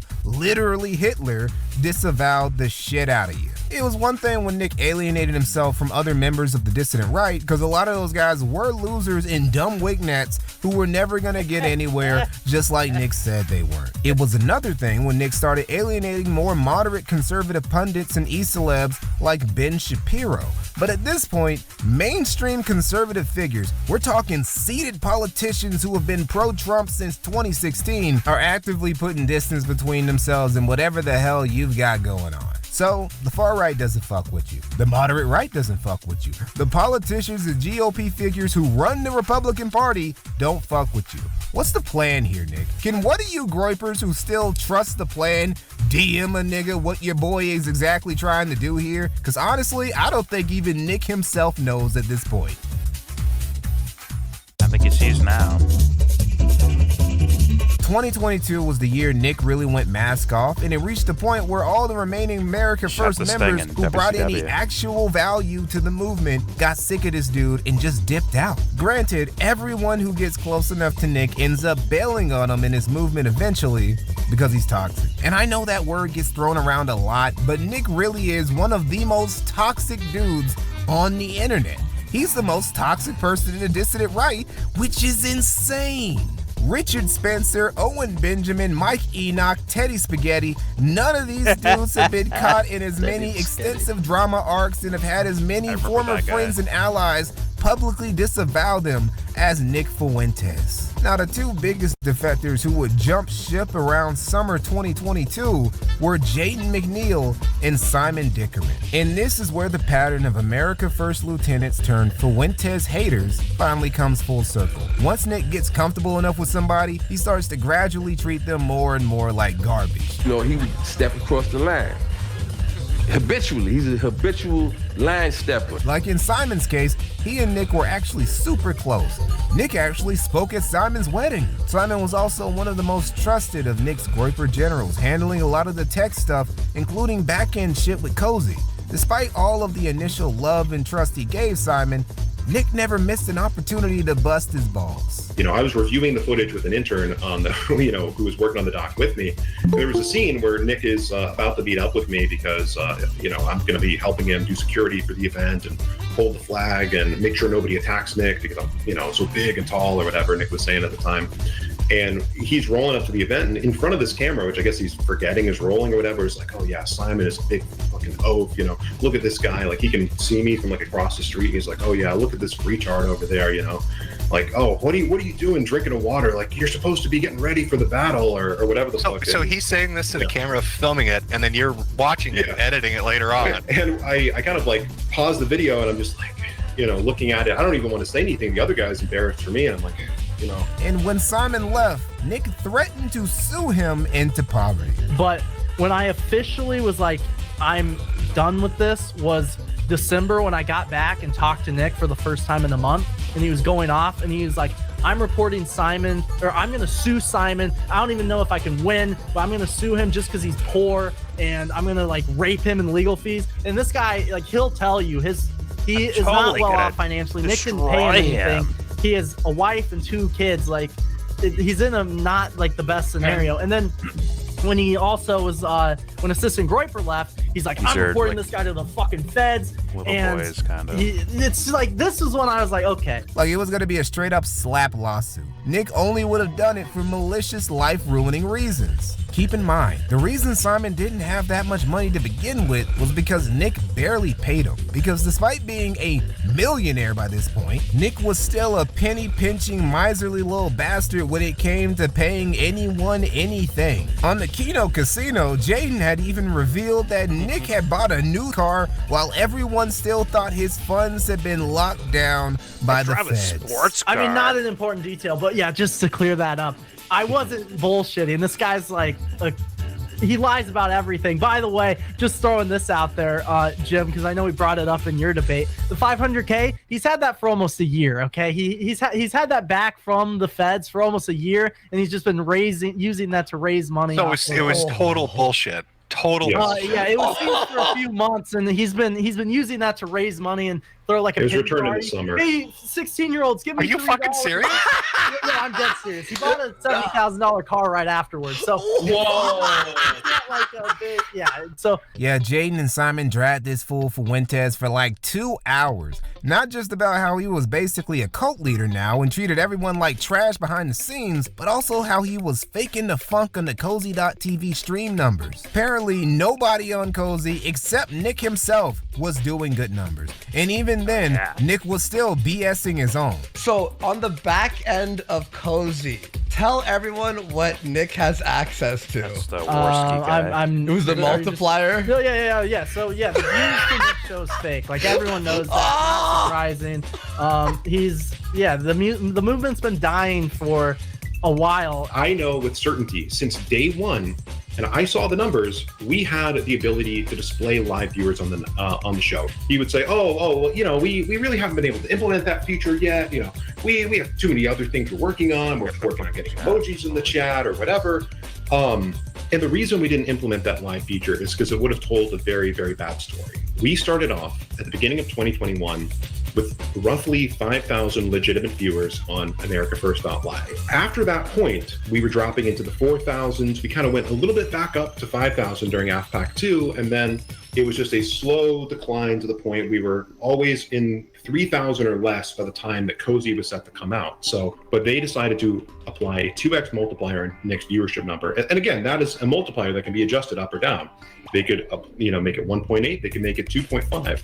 And, when Nick says, at least when I was working there, when it would say 7,000 on the site, we could see the back panel and it would say 3,500. When it would say 5,000, it'd be 2,500. Just embarrassing. All of Cozy, the site Nick claimed would be the start of a parallel media empire, was fraudulent. Nick was a fraud. According to Jaden and Simon, it was also a bit of a bitch. That's essentially what it was. This guy is going to be like the new Hitler, the new Aryan, master, savior of the white race. You know what I mean? Some Italian liberal comes over and starts yelling at us. He's turning to the interns like, "You're going to get us fucking killed. We need to get the fuck out of here right now." And there are literally 6 police officers right here. This is Times Square. If there's ever a place where you probably don't need to worry about getting shot, it is Times Square. But my favorite tea that was spilled was about how Nick wanted to be Kanye. But I just want to pull up on screen. I just sent it to you. This is the Donda mask. Okay. This is what he wanted to wear to the Vax rally. This is fucking insane. It's worse than I thought. Jaden, did he have a lot of ideas like this? Was he I want to wear costumes? Yes, it was like I told them yesterday. He had an idea. He really does think he's Kanye West. It's one day he's Stalin, the next day he's Kanye. He was telling me that he was going to get TR Sarter to design him shoes, and he was going to sell America First shoes. Why would he want this? Like he's Kanye. Nick Fuentes' ultimate aspiration is to be some unholy trinity of Hitler, Stalin, and Kanye. Bro is sick in the head. And what's funny is that he knows it. He knows there's something wrong with him. He even occasionally breaks character in his own show to monologue about it. The Fed says, "Hey Nick, no, you call yourself a real human being and you're supposedly a test tube baby. Curious." I don't know what you're talking about. I am totally human. Of course I'm human. Well, it is true I'm a test tube baby, but I'm a test tube human. I'm a test tube adult, okay? Yeah, I was in vitro, so I don't know really what to make of it, because I obviously want to have been born, he's crowd riffing, but it is immoral. You know what I mean? So I'm kind of conflicted. This pseudo self-awareness, though, isn't enough to keep him from Jeepers creeping it up and partaking in some extremely sus activity. Like what he did near the end of his relationship with Jaden that caused Jaden to ditch America First. Now, the narrative Nick and his gripers try to spin about this is that Jaden left the movement because he started dating a woman. Now, this isn't true. While getting a girlfriend will earn you some heat from Nick's incel army, it's really not that big of a deal. Again, Simon not only got married, Nick spoke at his wedding. The only person who really had a problem with Jaden getting a girlfriend was Nick. See, Nick and his gripers try to spin the narrative that Jaden was a scorned lover when it really was the other way around. Nick was the scorned lover. See, after Jaden got kicked out of college, Nick coaxed him into leaving Turning Point USA and joining America First, where Jaden would act as AF's treasurer. He also became Nick's personal house sitter, staying in a pricey apartment complex Nick had bought barely 6 miles from his parents' house until he got ready to move in himself. Now, some of you might hear that and ask, but Mikey, if Nick already had a place that was only 6 miles from his parents,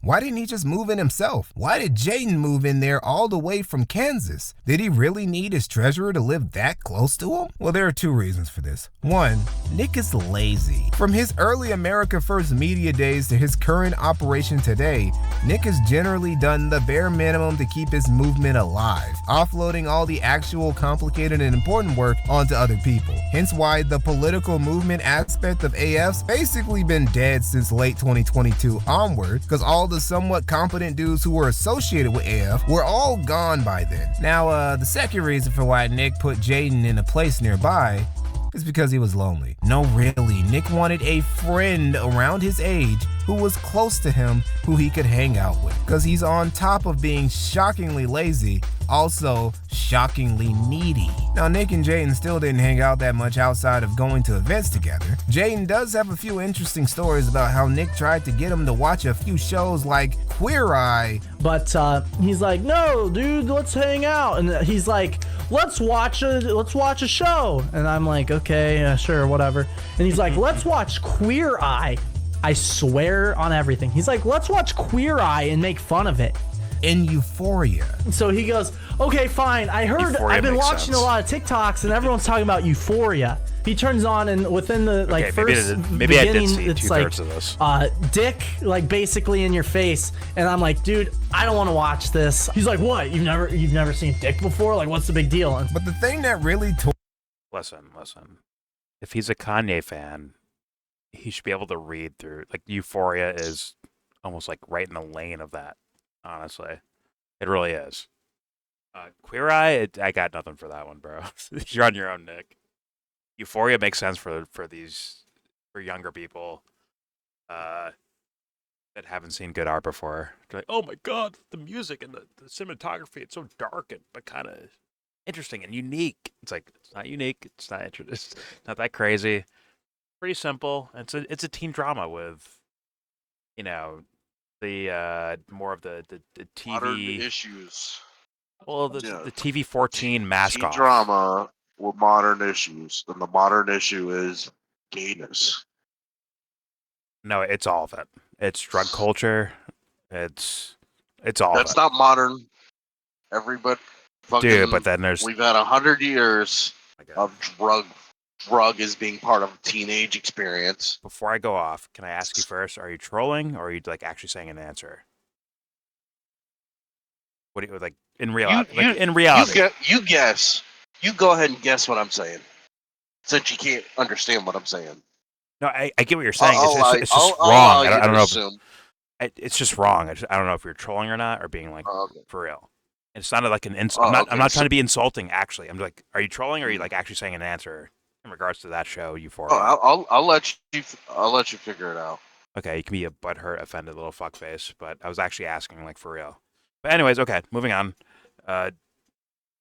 Yeah, that show is TV 14. It's Degrassi with the mask off, where high school kids get into drugs and their own sexuality and all that stuff. It's not that great of a show, but it'll be viewed that way because it's more mask off. Like I said, Degrassi, but there's MDMA and gay people and trans and fucking and titties and Ferris wheels and shit out to Cassie. That's what the show is, seemingly. There's nothing actually in depth or interesting, really interesting about it, other than the mask off of typical teenage shows. But anyways, here we go. But Queer Eye for the Straight Guy, I had no idea what the fuck. I had never seen that show in my life. Honest to God, I have no idea what I guess it's about. Well, I've only renovating, heard reference to jokes. Renovating. I've heard reference to jokes where a queer guy fashions up straight guys. It's like renovating, right? I think it's more than. Is it with houses? Well, I think it's more than just clothing or something. I think it's housing too, right? Or lifestyle. Is it? I don't know. Whatever. I've only heard joke reference. That show was made for our moms, kind of. I think, right? Generation wise, it's made for you would think it'd be our moms, kind of HGTV. Yeah, or TLC or whatever. It's the same type of thing. Yeah, that area. It's gay guys giving straight guys a makeover. Nothing to do with housing and full lifestyle makeovers. A makeover? Yeah, I mean they go into their houses and full lifestyle clothing, everything. It's gay guy. Hey, this is what girls like. Straight guy, let me fix your shit up. He meets Striker and he's clicking. The only time I download all the Striker's content. Striker, Christ's sakes. The only time I've heard it in reference is by a blue collar TV, Jeff Foxworthy's group. I think it Yeah, was. I've heard it in like Jeff South Park Foxworthy. is what I first heard. I've heard of it through South Park personally. Jeff Foxworthy's joke is like, you've never heard of them taking out rednecks. And like them trying to change the way like rednecks trying to change a queer guy that like in their form. Okay. He goes into it. Either way, it's a whole joke. Either way, it doesn't make sense for Nick. To me, Nick Fuentes doesn't make sense with that show. Euphoria makes complete sense. It's very like Kanye style. It's also like kind of like futuristic predicting of like cultural behaviors. It leans right into that. Queer Eye for the Straight Guy. I don't see that for him or future generations as being like a thing. Maybe it is for younger people. I have no idea, but Euphoria made sense. That other one didn't. Either way, let's continue. Here we go. Watch this. He's like, what? You've never seen dick before? Like, what's the big deal? But the thing that really tore their relationship He has a apart, point, though. Jaden went on a date with a girl point, though. instead of hanging out with him on Christmas. And Nick was seething over this. This isn't conjecture, by the way. This isn't gossip. Jaden literally shared the DMs. I don't know if you have a short memory or what, but this has been an evolving conversation, and you know it. It didn't start out like this. It didn't start out this way. I've done a lot of nice things above and beyond for you. Not like you owe me. I do it because I want to. But then you don't go 2 steps out of your way for me. I only bring up the GF as a contrast. You go out of your way for her. It shows you're capable of doing it, just not for me. And the actions speak for themselves. I brought you out here because I was lonely, and now I'm more lonely because instead of just not having friends, I have one here who doesn't even like me. You'd rather be on a FaceTime or dates with random girls than me, lol. So okay then, that's where it stands. We're pals, but don't count on me for anything. We're not like that anymore, and that's that. We don't have to keep going back and forth. You are gay. Pause. The sooner you realize that, the better. This got Nick so tilted, just made him a dick watcher of the highest order, that he got out a black light and started cum hunting in his apartment. That sounds more like I'll just be out. like I really wanted to get negative out thing. as soon as possible anyways to get the fuck away from him. He's telling all of his buddies that he got a black light because he wanted to go see if there was any cum on my couch. He's like, that was some sort of own. No. Okay, hold on. He's cum hunting. This nigga went looking for cum stains on the furniture like he was a special victims unit detective. Nick, what's good with you, bro? Like, what made you think this was a reasonable thing to do? What made you think any of this was reasonable? You're really crashing out over the thought of your friend getting some pussy, all up in his DMs like you're mad you're not getting the dick. That's wild, Nick. And you want to know the wildest part? Nick had allowed his political movement to become a homosexual death cult. And I'm only slightly exaggerating.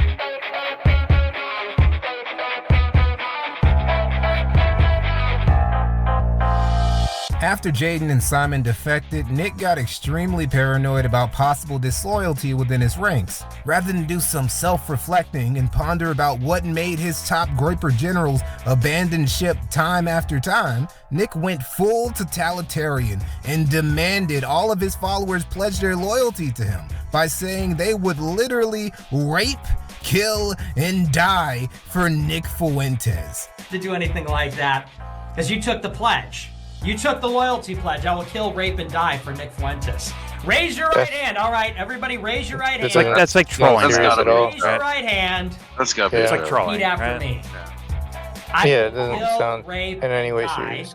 for Nicholas J. Fuentes. America First is an actual code at this point. It's not even a joke anymore. Being part of AF means there is a very real I'm chance. sorry, but there's plenty of things where there are like some weird sus things with Nick that this guy misses out on. I can barely hear you.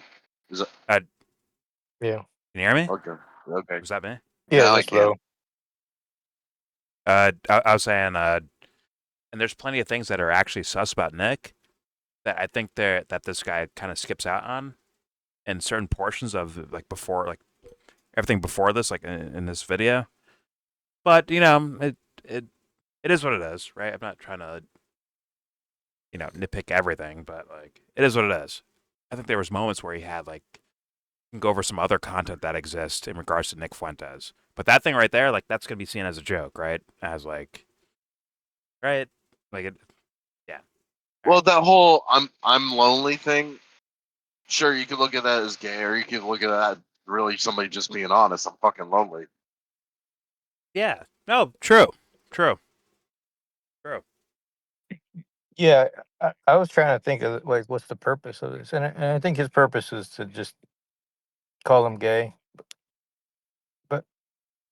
Well, but like overall, the overall thing is the clown Nick, kind of, right? Yeah, Basically. Yeah, it felt like it was almost mean, right? Like it's just to like humiliate him, like that letter. But the thing is, he's gonna have some points because of. Right. I'm sorry, like I've seen Nick's stuff before, and like there's plenty of room to like make him look bad. I say it over and over again. Like this guy could have a mixtape of shit he said out loud, or internet things. Well, there's look bad for like him. Like Nick can be mean to people, right? Like he's mean to people, but sure. But then like he's looking pathetic, right? I think that's kind of the impression, and that's you what got these guys saying he wanted to watch the Euphoria and he wanted to watch the Queer Eye for the Straight Guy thing. So, like, it supports their argument. So, sure. Yeah, I mean, well, that's like kind of like, hey, Groypers, he said, watch this or watch that, right? Or whatever the fuck, right? That's kind of like a nod to them, like, hey guys, see, look, you guys you're against gay marriage or whatever the fuck, but he's all into Euphoria or Queer Eye for the Straight Guy or whatever the fuck. So thus, see, look, your leader is not actually your Führer thing he claims to be is right. Just like how they would say Hitler was secretively gay. They're reinforcing that kind of stuff. Well, Hitler was openly flamboyant, but I can't call him gay. He's definitely openly flamboyant, 100%. The way he stood and shit. The way even his Nazi salute was so flamboyant. Right. It's like he had a gay advisor for his Nazi salute. Fuck, flamboyant man came from Hitler. Like the gays might have took that up and said, you know what? That's the style. All right, I see Dubster angling for fucking politics right now. No, thank you. Hitler got the Queer Eye treatment. He had a personal advisor. OG Queer Eye. He had a personal advisor, son.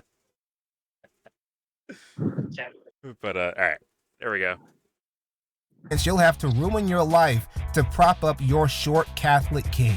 Sick people will always develop sick families. See, once you and Nick and America First are perfect example. You can tell a lot about a leader by who makes up their inner circle. And in Nick's case, it's a bunch of terminally online degen porn addicts who lick his toes 24/7. Cringy edgelords who want to repeal the age of consent. Weird. In fact, wanting to dial back the age of consent nationwide to 15, 14, 13, shit, just outright get rid of it altogether is a thought that consumes a lot of groper discussion. Really makes you wonder, is AF even still a political movement? I mean, Nick's still not rewinding, but it looked like a pregnant. That was like America First is inevitable, unstoppable, killing the older generation with hilarious content every day. You could still fly in a plane, couldn't you?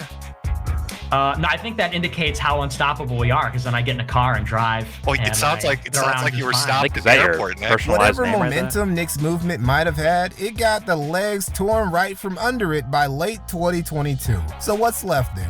What remains of America First? Well, let's see. I think Nick wants to be gay and black. And I know that calling someone a PDF is something people just do now. If you're a 29-year-old dating a 22-year-old, you're a PDF. If you're a 19-year-old dating a 17-year-old who you started dating when you both were in high school, you're a PDF. If you like he's a Trump/Christian rapper. I get it.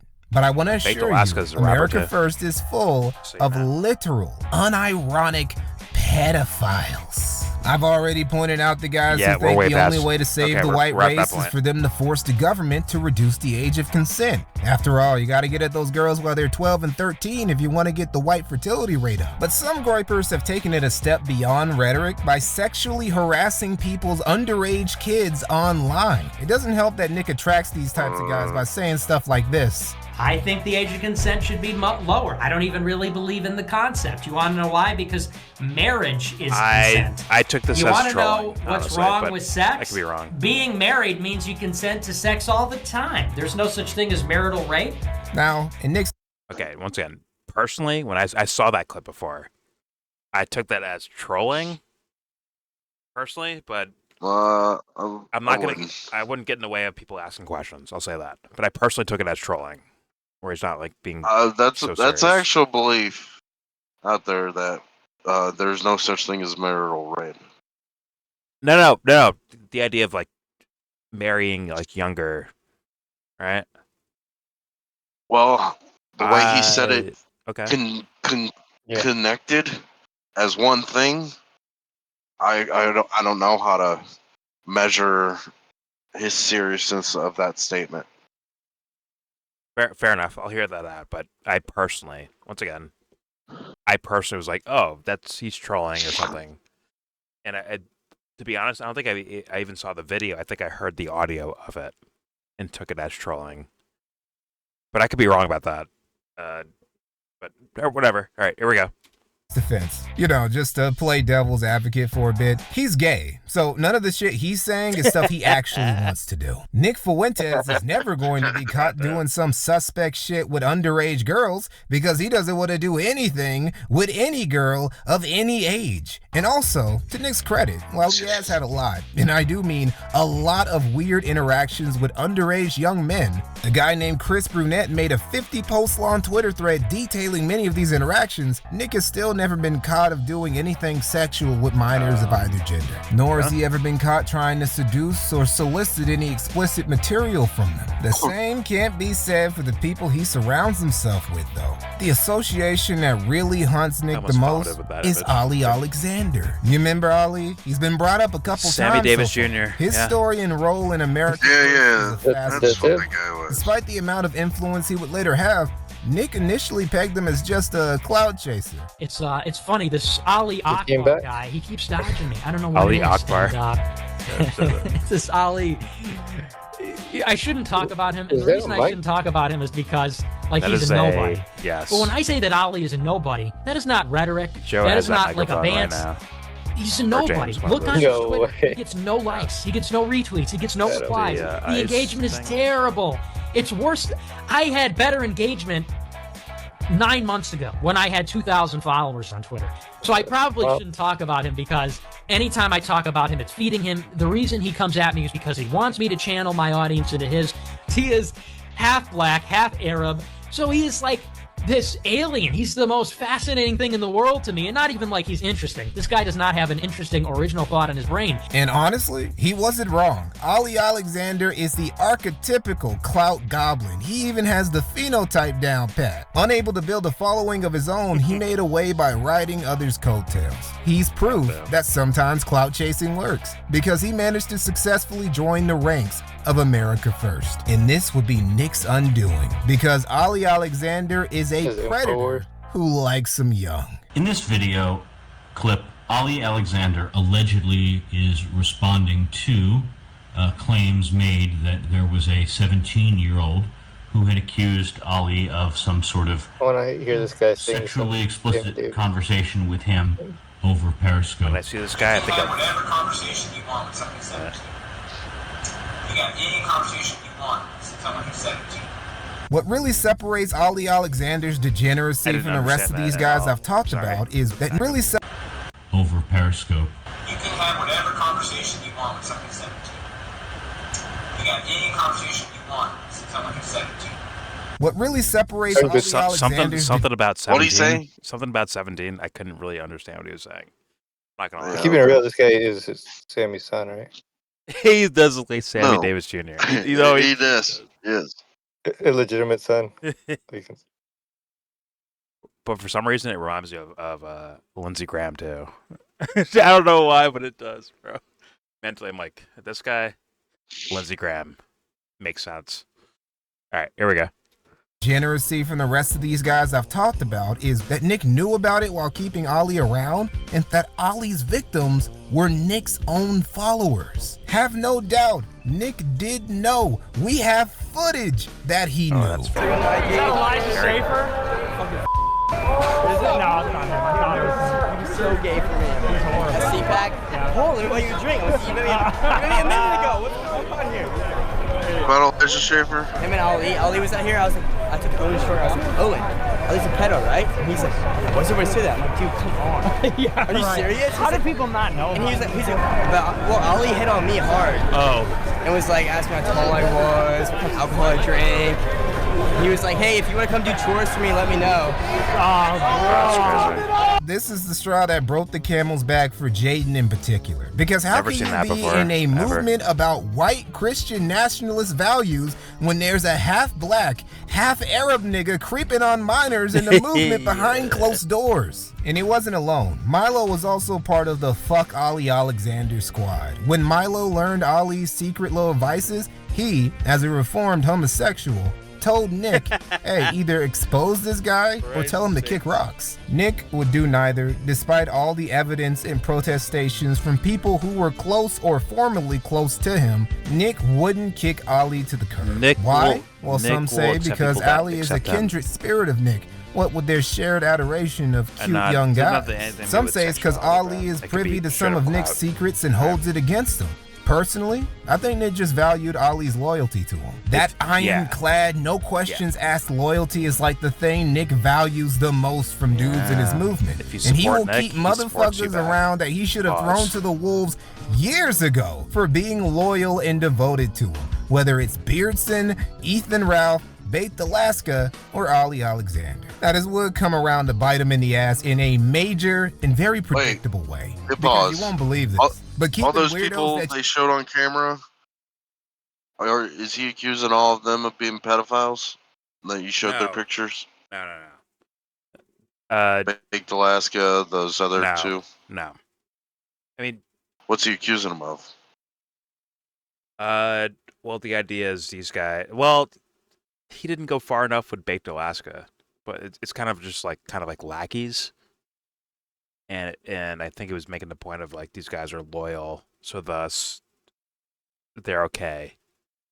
But for me personally, when I see like Baked Alaska, I'm like, yo, that's clear as day, in my opinion. Not some organic figure. At the very least, clout chaser, but like, honest to God, in my honest opinion, like probably federal full of shit level to me. But if the actual standard is like, hey, do you praise me or dismiss me? If that's the actual levels we're going to, like, yeah, anyone could get in there. Honestly, pause. Right, Baked Alaska didn't get arrested for January 6th, didn't he? Isn't that correct? You did not get arrested. See, your thing is from J6. My shit is from before J6. Where I think this guy's full of shit. Well, but yeah, I've watched him all through the 2020 BLM Antifa riots too. I go before that as well too, but yeah. Okay, before that I didn't know who he was. But I do remember he did not get arrested for January 6th. Is that correct? I'm remembering that correctly. Or he initially didn't, and then they later got to arresting him. Okay, I don't know, but at least when I first saw him there, I'm like, oh my God, Baked Alaska's here. This guy's full of shit. And you can go back to Charlottesville, right? And before Charlottesville. Oh, he was part of that? Yes, he was. You can go before Charlottesville. I'm like, yo, this guy's full of shit. He's angling either for himself or for some sort of other whatever entity, apparatus, whatever you want to call it. But this guy was angling the whole entire time that I'd ever seen that guy on camera. Had you not wait, because Matt Hunter would be like, hey, hey, I recommend this video. And Baked Alaska would be a moderator for Jared Taylor debating someone. Unless that's before you showed up. Maybe that's before that, but okay. We never watched more than 32 seconds of a Jared Taylor video, and all you couldn't get past lots. No, I went through many of Jared Taylor videos. It's just I did maybe not when you watch showed any up. of them more than 30 seconds. Okay, maybe when you showed up, I'm We just talk like, about it for same 20 minutes, but we wouldn't watch more than 30 seconds of it. okay, then when you were watching, it was at the point where it's like, this is the 18th Jared Taylor video, and I'm trying to find a point here, but it's just not there. But I actually did react to quite a bit of Jared Taylor videos. Whatever. Either way, Baked Alaska to me was sus as fuck from the beginning. So, well, let me say this: I've never seen Baked Alaska. I've only seen him filming something else that's going on. He didn't turn the camera really on himself for January 6th. He didn't turn the camera on himself for BLM and Antifa riots. Okay. I've unfortunately seen his music videos, so I've never seen his face until really just then. okay. Man, if I showed you, I think you would see his face. You'd be like, oh, that's that guy. Like you probably saw him before. But whatever. He looks like the third brother of those two idiots that box now. The Paul brothers? Yeah. No. Not exactly, but No. he basically looks like he wants to be their brother. I have unfortunately seen the Baked Alaska, I think with a grill in his mouth, doing rap songs to try to get famous. That failed. So then he pivoted to, race and IQ and racial stuff and nationalism, like quote unquote white nationalism. Yeah, but then at the same time, like partying, like probably in the Hollywood Hills, to be honest with you. Probably partying in the Hollywood Hills with all different types of races and quote unquote multiculturalism. While on channel, he's rocking, corduroys and a bearskin jacket, or hey, trucker hat, and hey, Jared Taylor, how you doing? Right, hosting debates. I'm just saying that that guy's like full shit to me. Either way, let's continue. And he's at like major events, like Charlottesville and J6, right? He's at like major events, like kind of leading the charge in regards to both of them. He's like a part of that as well, but somehow it doesn't like. How are you not getting like a brunt of like, consequences for being a part of these things? Like notoriously. Somehow he just walks away. It's like, okay. Anyways, let's continue. I can't say Nick knows this or is a part of this at all. I'm not there yet, but Baked Alaska is a sus note to me. And so is this Ali guy, Ali Alexander. Also sus to me as well. I remember him back in the day. Although I didn't hear about his whole underage thing going on. Did not hear about that, I think, until later on, I guess. Know that. Yeah. But, all right, here we go. Occasionally creep on minors around, and your movement, mostly made up of young, impressionable men, is a bad idea. And then here's the best part. I was talking to my buddy Steve about this. I have evidence that Ali is like literally gay for the alt-right. I can't share it, unfortunately, because there are reasons for this. But I have it on very good authority, confirmed by several sources, that this person is a legitimate homosexual. But what's funny about it is he's going to go around saying like James Alsop and Richard Spencer have like this gay thing going on. And there's like abundant evidence that quite literally he would like to do things. He would like to interact in a sexual way with young, fashy, white boys, quite like myself, and like others. Not that Nick cares. That's crazy. If he was worried about keeping weirdos around, he wouldn't have a sussy squad. What? No, I'm not joking. Nick's inner circle, arguably the people deepest in his clique, are called the Sussy Squad, and they engage That's in the crazy, deepest pause. of gay ops form. I mean that in both interpretations of the phrase. Cause the Sussy Squad, unsurprisingly really, gets up to a lot of sus and not very trad and conservative activities. Probably the sussiest thing any members of the Sussy Squad ever did were when Groyper's UX and Veda hosted the Sussy Cast, where they streamed themselves reacting to Thug Doesn't that Shaker add and to- Femboy TikToks. And we're back. Yeah, be careful what you wish Tyler for. Robinson We're back to our Oh, regularly scheduled program. Oh, no. Add to that. Femboy TikTok is what it's called. We should do a viewer competition. Yeah, You we'll guys play should this for get- free. What the fuck is this? You guys should So anime get Asian. like maybe ask your mom for one of her dresses or some of her underwear or something, and you could throw that on, and we'll react and judge your femboy videos. Oh, it's what the heck is that? Yo, that's There was even a time when Nick and Veda got into a totally not lovers spat because What the fuck is going on the fucking internet? Okay. That shit was crazy. Oh, fuck. Okay. Fair enough. Here we go. Maybe it's like these guys can't fight that. There's a lot of gay people that exist on planet Earth. It's like, okay, we can't even fight that. So you know what? Right? Maybe other generations would just like kind of dismiss it, kind of like, oh, whatever, fuck that. But with young people, maybe you can't just dismiss it outright. So thus you have to like kind of lean into it a bit. Right? Like, let's be honest. There's a lot more gay people walking around planet Earth than what's being said or shown to us. Let's be honest about that, right? But a lot of them are scared to be like to be gay out tell loud. us, Jordan. Like you, Jordan? Oh my god, they teamed up together. Oh my god, geniuses. Is this something? Oh my that god, you've- oh fuck. Oh, Tommy. Oh, have you experienced this yourself? I'm so destroyed. Oh my god. Go back to watching Euphoria, you little fuckface. Have you seen Oh, behind fuck. the Shit. curtain, Go Jordan? watch Do you- Euphoria. do you Zendaya know what it's fan. like? Oh shit. Tom Holland fan. Fuck Spider-Man. Anyways, as far as the people that don't like the idea of people being gay, I think they realize there's more and more that are actually like that within their little fucking group. And thus, they have to do maybe like a little PR change around with it. Right? I could believe that like all day and night. I could believe that 100% in regards to quote unquote groypers or whatever.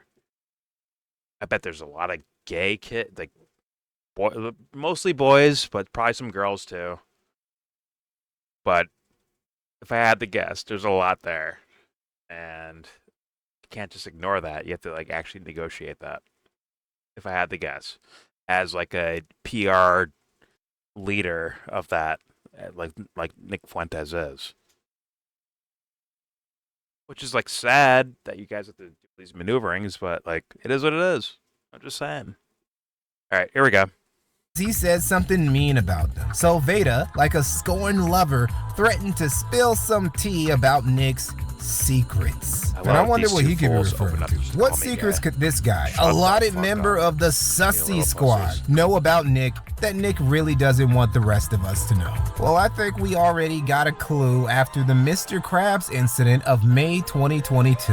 A little backstory to the Mr. Krabs incident. As you know, up until the Elon Musk era of Twitter, dissident righties were banned with abandon on the app, including Nick. But as we know, while Nick is lazy, he can be hella persistent when he's motivated enough. And few things motivated our little Christian nationalist more than his Twitter addiction. When you're banned from everything, now I can't use Twitter. I want to use Twitter. So when Jack Dorsey banished that boy, he just started making sock puppet accounts. Like Nick is. These accounts were lucky to last even a few days before they got popped too. So Nick would just keep cycling through burner after burner after burner. Now there's a certain pattern with a lot of these burners of Nick's. That was the constant SpongeBob and Despicable Me references. We got at Damage Minion 08, at Minion Fan 2000, at My Punished end Groom, game at was gonna go Yeezy with Gap Minion, at nickname Krabby gay Patty or 5000, whatever. at Mr. Krabs 5000. I wanna On hear about, May like, 25th, modern Nick, 2022, right? Nick's then current alt Politically. at Chumbucket 5000 was suspended. So Nick fired up a new burner that same day named @MrKrabs9000. On the same day it was made, Mr. Krabs9000 posted a short video of Google Trend comparisons to show how popular Cozy was getting, so he could stun on the Fuentes haters and America First disbelievers. But just like the Super Bowl tragedy of 2020, Nick's attempt to pop... I'm sorry. That's funny, bro. It's Batman with the cape flying, bro. That shit's funny, homie. I'm sorry. That's funny, bro. Popular Get in the Cozy backyard was with the getting, so Batman he could cape stun on flowing. the Look at that Fuentes haters shit. and America First disbelievers. But just like the Super That's Bowl too tragedy funny. of 2020, Nick's attempt to pop out and show niggas would go terribly awry. Cause while he was flipping through browser tabs in the clip, a tab was briefly visible that contained trans femboy porn. There's no denying what that tab was. Alex Jones. Grandmaster Gunners already did the research. The Groypers That tried to right say arm it is ain't so. wrong. That it wasn't really Nick's fault, because that's standard Groyper procedure whenever a giant piece of evidence that Nick is obviously gay comes out. Which is like every 6 or 8 months, give or take. Hell, the Mr. Krabs incident happened the Isn't that same the week Alex as Nick's Jones thing? infamous having sex with women is gay rant. If we're really being honest, never having a girlfriend, never having sex with a woman, really makes you more heterosexual. Because honestly, dating women is gay. Now, some of you are probably thinking, well, Mikey, how do you even know So Mr. mean. Krabs 9000 or any of these other accounts were really Nick's? It could just be a string of coincidences. Okay, let's disregard the frequency and swiftness with these account suspensions. Let's ignore that Groypers would somehow be immediately alerted to the existence of these accounts and flock over to follow them. Shit, let's ignore that even non-Groyper Nick Fuentes allies would suddenly follow these accounts out of nowhere, like how Ethan Ralph started following Mr. Krabs 9000 almost immediately after the account was made. You know what the undeniable smoking gun that proves this was Nick's burner? He made a post about pepperoni pizza and a Pepsi with the caption, "Imagine what is eating that? this good." That alone would be pretty good proof, because taking pics of shitty food with the caption, "Imagine eating this good," is, for some reason, Nick's favorite thing to do. He's literally been doing it for years. He still does it now. But what really made the Nick Fuentes Mr. Krabs Actually judging 9000 connection irrefutable is that Nick talked about eating pizza and drinking a Pepsi like 30 minutes later on the show. So before we get into that, I want to remind you to keep burping. I just had a pizza. I just ate a big cheese pizza. Oh my. A glass of Pizzagate? Pepsi. Mmm, yummy. That's why I was a little bit late, because I had some errands to do, and then I went over to my favorite pizza place. Yeah, that sounds crazy, actually. Gotcha. I'm gonna be real. That sounds crazy. It does sound crazy. But this guy might be. What looping, sounds too. crazy? I had my favorite pizza. Like, why are you like? Pizza's kind of normal, right? In America, as like a thing you eat, like kind of conveniently. No. I don't care. He probably did make burner accounts. He's trying desperately to get back onto Twitter. It's the trans femboy thing that's the fucking problem for him. I don't think Dutcher's getting it. What I'm saying there. Whatever. Okay. That pizza. Yeah, looks, that's what I'm asking. What do you mean? Just nothing about food. Pizza looks like pizza. Be better. He's from Chicago. They have from trash Chicago. pizza. Yeah, they have trash pizza in Chicago, so you know. I understand. It's you see it's cut in squares, right? No, yeah, I understand. I get it. He's Chicago. He's from Chicago. It's Chicago. You know, that kid from Chicago. Yeah, That's pizza. probably a Chicago pizza skin. I think there's only like one place in America you get pizza from. Actually, okay, 3 places. But I'll call it the tri-state. Either way, let's hit play here. Here we go. So yeah, the trad, ultra-conservative, Christ-pilled, nationalist leader of the dissident right movement America First watches trans femboy porn. The truth is that AF isn't Christ-pilled. It's Rainbow Pill, the most queer-coded far-right group in history. The Groypers are literally just a group of terminally online, edgy, incel, pedophilic, gay degenerates LARPing as trad Christian conservatives. Right? Can't even call them white nationalists because so many Monster of these niggas Ed Gein are brown. This is the real America First. Honestly, I don't understand why Nick still pretends to be not gay when he's been caught pink-handed this many times and keeps this much zestiness around him. Where there's smoke, Nick, there's fire. And you, my Hispanic brother, are flaming. Hey, that's crazy, bro. You're talking about a person, fuckface. By the latter half of 2022, Nick seemed really dissatisfied with the state of things. He'd lost some of his core people. He'd been exposed for cultivating a cult, and he got his ass beat by a dude dying of cancer. I literally got on stream and cried. You got on stream and cried talking about toxicity and how you guys are real human beings. We are real human beings. Yeah, unlike you. I'm an authentic, real human being. Oh, it's so toxic. These drama streamers, they're so toxic. It's so malicious. You sound like a fucking... You're trying to say, oh, you're thin-skinned, you can't take a joke, we're laughing at you, and then you're coming at us. It's like, okay, well, sending someone to another person's event to fuck with you, platforming a rape accusation against somebody, that's again, it's like, I'm not touching you. Oh, we were just laughing. You literally did like, that. That's not laughing. Nick, you've literally done that. You platformed Flamenco on your website. What the fuck are you talking about? You ready for me to bring in Keemstar Flamenco? I'm ready. Nick, I'm telling you, you're getting destroyed, man. I mean, it's really embarrassing, bro. You come across as this like little bitch that you're mad and upset that someone was making fun of you and you're over there crying in the corner.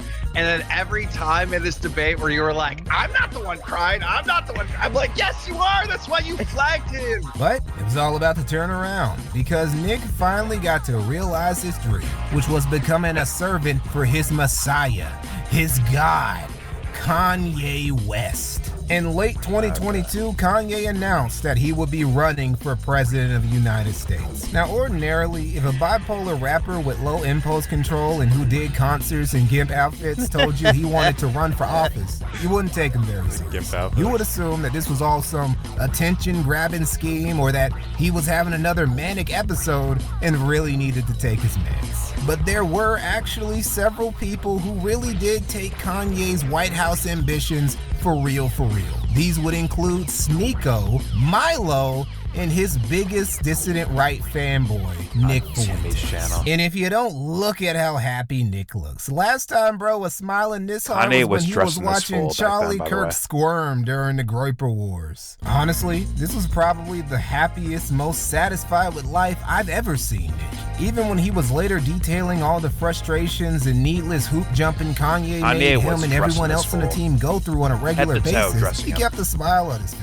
It really makes you wonder, does Nick even want to be the leader of America First anymore? Obviously, he still likes being a streamer and having a cult of personality that fawns over him. But all the baggage his movement came with was starting to weigh on Nick's shoulders. It was full of nonces and incels and trad Catholic LARPers, all of which he despised despite having cultivated that audience in the first place. His political ambitions were basically dead, half because he alienated way too many people in every part of the political spectrum, including the dissident right, and half because he's just lazy and black-pilled now. He still holds events, but they're more like vanity projects at this point than they are about actual politics. If Nick could just stream politics, play video games, and hang out with Kanye without all the baggage, his life would be complete.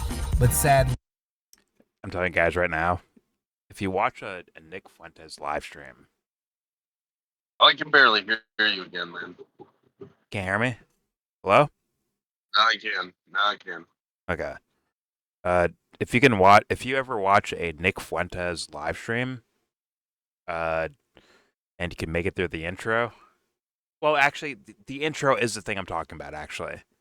It is as you could see the Kanye influence behind it.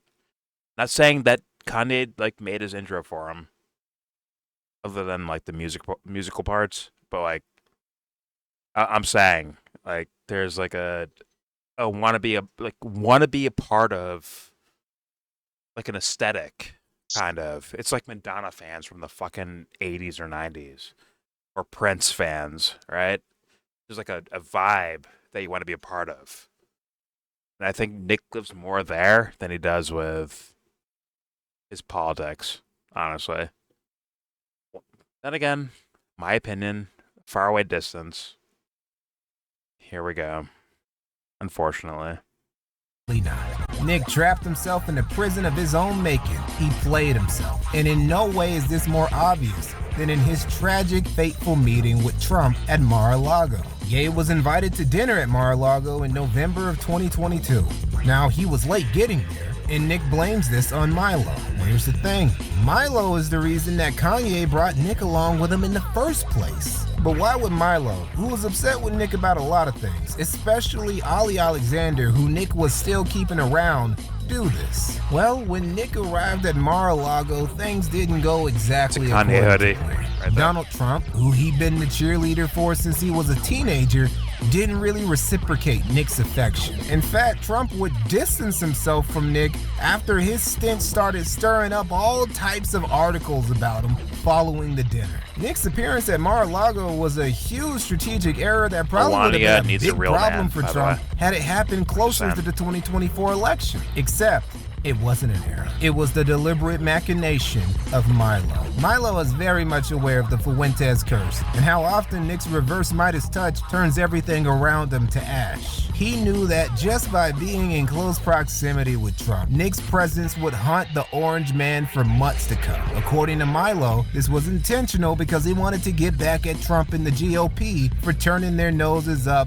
at the dissident right. He wanted to mess with Nick too because fuck him. Now, Milo would be fired by Kanye shortly after this, a firing that he blamed on Nick and Ali Alexander. I can neither confirm nor deny this. To be honest, I don't particularly care about literally every detail of this literal gay power struggle over who got to be Kanye West's biggest gay best friend. As all of you know, this presidential bid of Kanye's never really amounted to much, but it did do a lot of good for Nick specifically. Becoming a Ye orbiter and building a connection with Sneeko both gave Nick boost his profile like nothing else had in a minute, and provided the valuable opportunity for Nick to break out of the dissident right sewers, jump on several big content creators' platforms, and really get his name an America First platform out there. Despite how the early half of the year went, Nick ended 2022 really feeling himself. And what do we know about Nick by now? When he goes a long period without being humbled, pride and delusion set in, and things around him start burning down. Now, Nick did start 2023 pretty damn strong. Elon Musk had bought Twitter and reverse Thanos snapped countless accounts back onto the app, including Nick.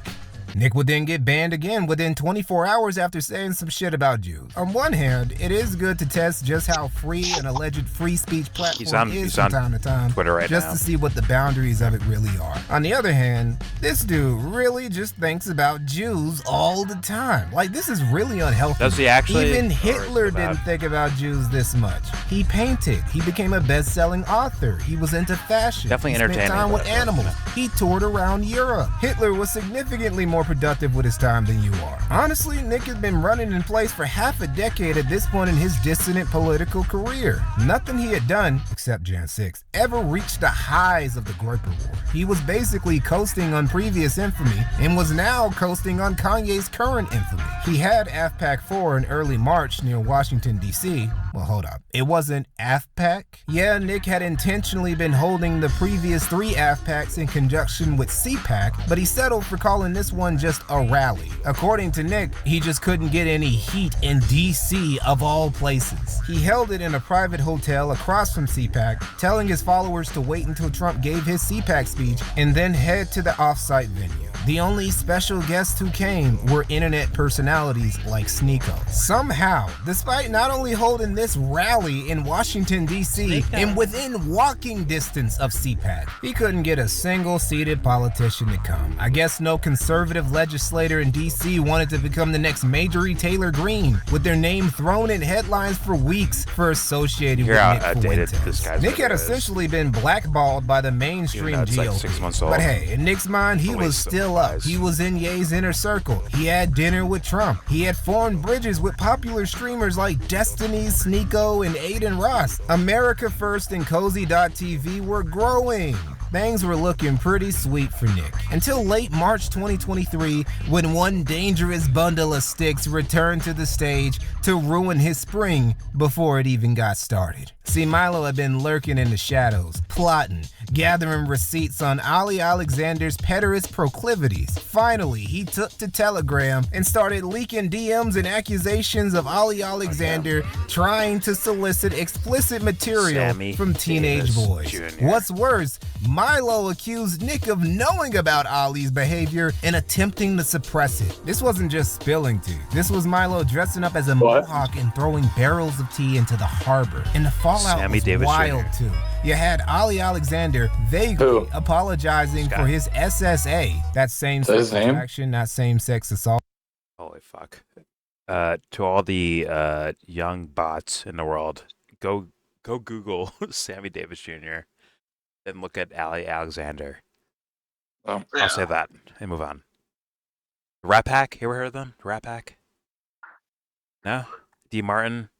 Yes. Sinatra? Oh, you're talking to Josh, basically, right? I am. It's like Sinatra's like, who the fuck is that?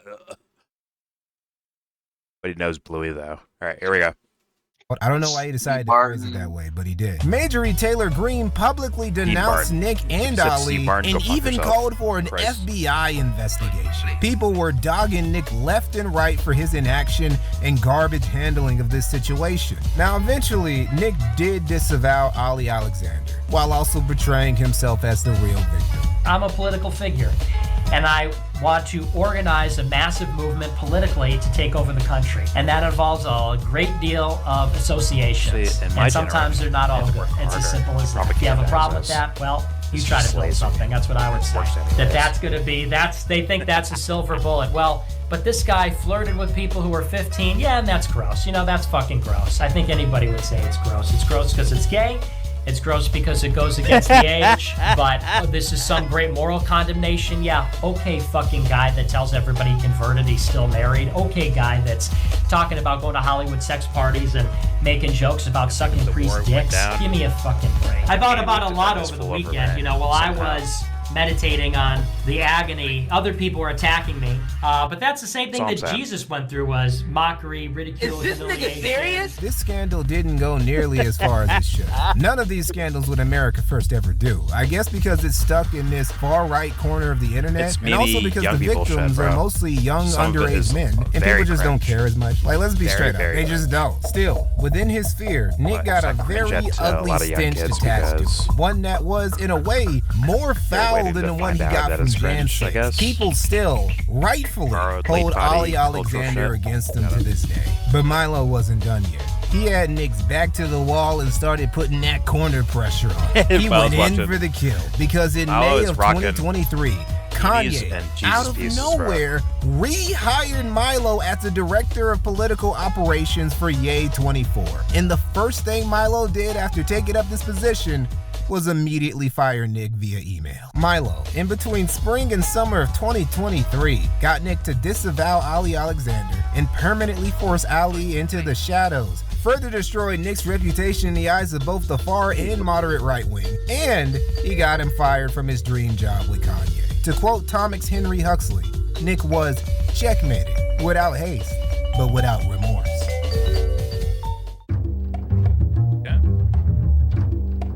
I didn't know that. I didn't know Nick got fired by Ye and Milo got this masterful gay ops break him. Who cares that he... That again? Sorry. I didn't know that Milo or Ye, Kanye, fired Nick Fuentes and then rehired Milo back. I didn't know that. It's funny.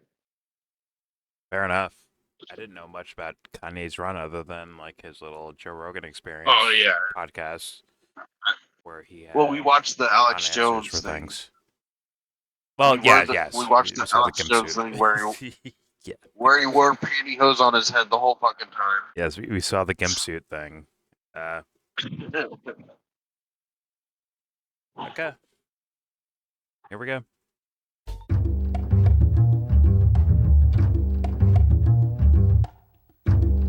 wasn't gonna let Milo and his masterful gay ops break him. Who cares that he was blackballed from the mainstream GOP and everyone knows that he tried to cover up for a predator and he got booted from Kanye's squad? Nick still had the benefit of all the clout he had from linking up with all these popular streamers in late 2022 to early 2023. All of these link ups, and I do mean all of them, would end poorly for the e-celebs in question. Now, I could go through each of these in detail and keep us here all day. Each one of these is worth almost a whole chapter by themselves, but I'm just gonna breeze through the most prominent ones real quick. There's a lot of gossipy.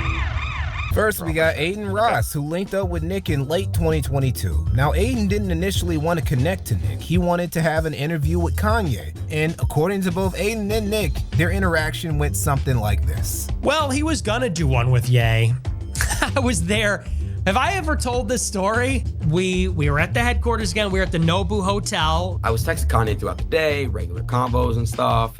And Ye gets on the phone and he starts screaming. We don't know who it is. Turns out it's Aiden Ross. Aiden Ross got Ye's numbers trying to set up a stream. I said something that, kind of got he probably thought I was an enemy. He called me up and he basically just said you Jews aren't going to tell me what I can and can't say. And Ye screams and he's like, and you're Jewish and don't ever talk to me like that.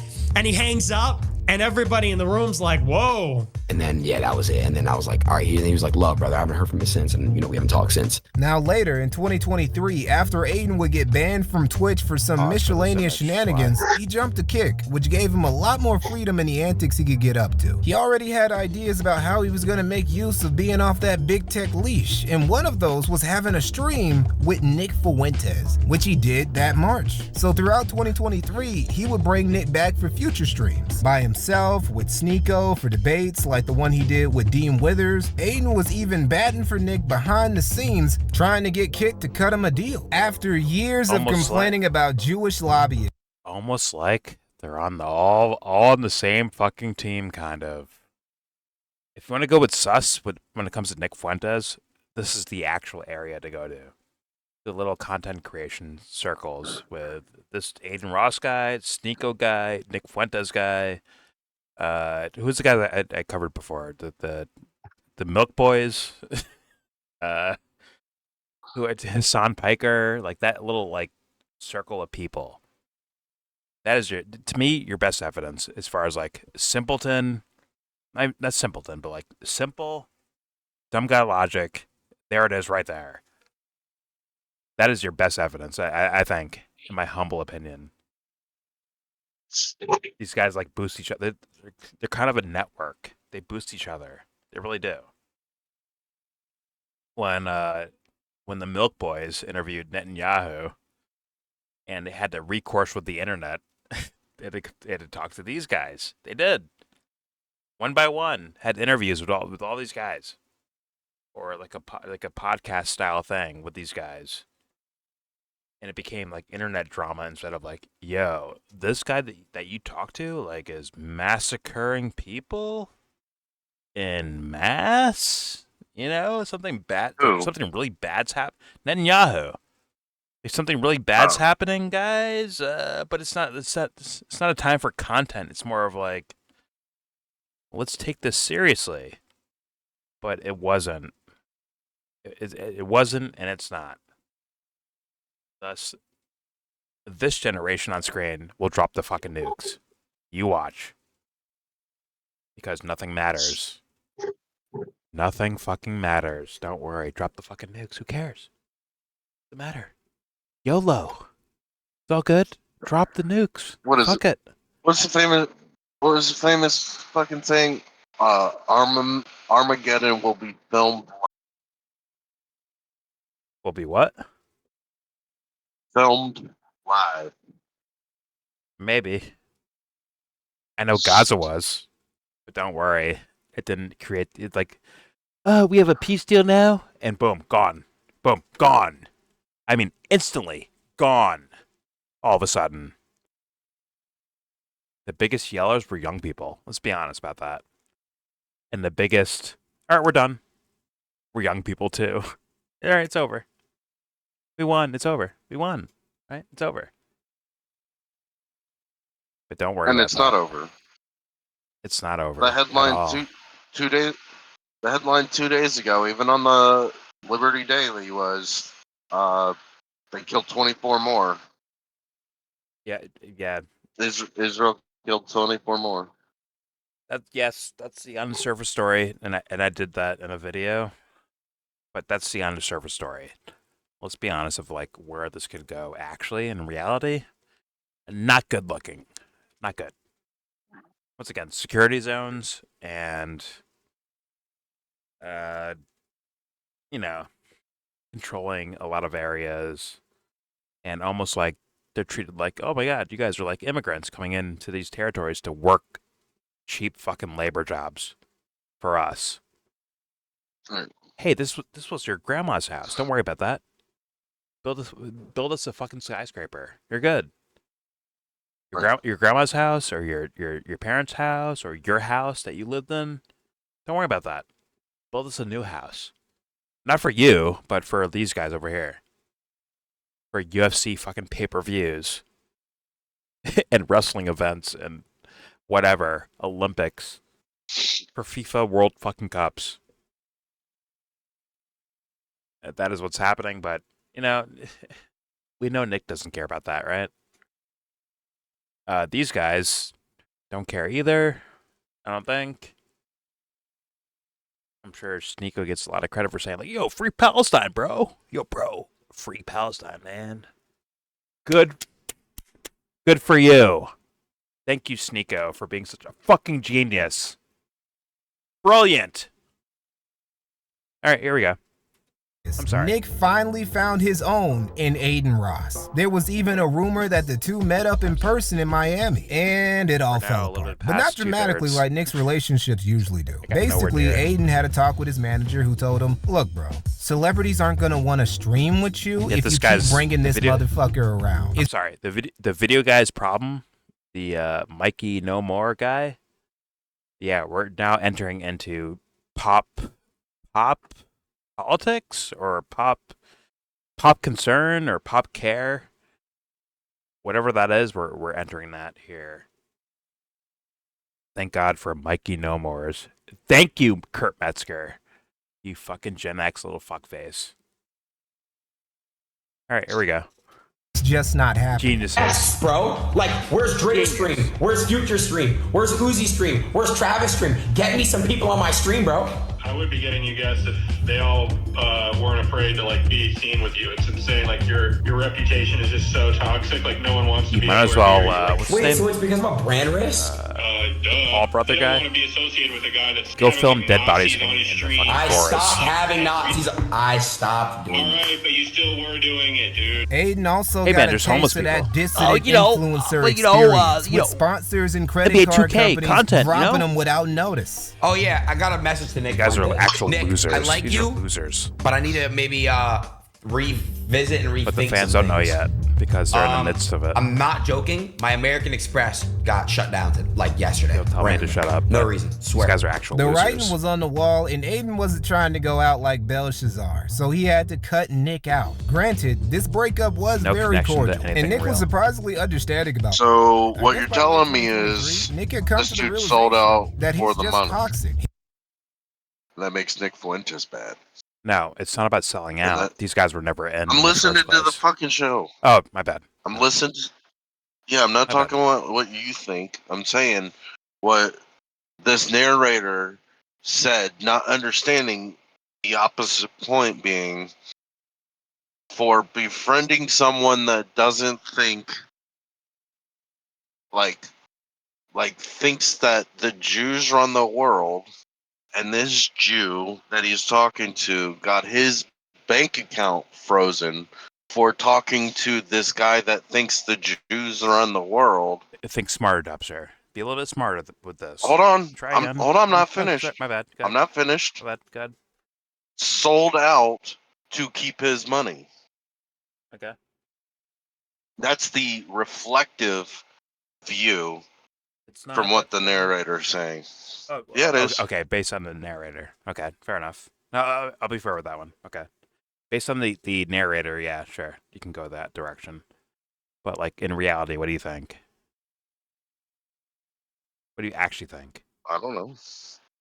Um, I'm okay. No, that's this, fair enough. Fair enough. I'm watching this from the presentation it's presented. I am as well. I agree to do that, or try to do that best we can, right? Do what we can with what we got. I agree.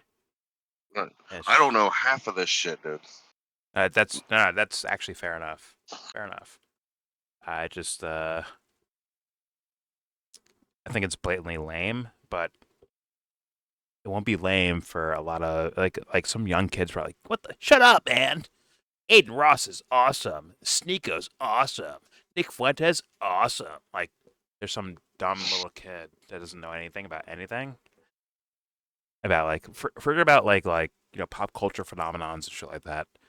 I mean, about like thinking itself. They have no fucking clue until they one day value their own thinking, in whatever form it takes.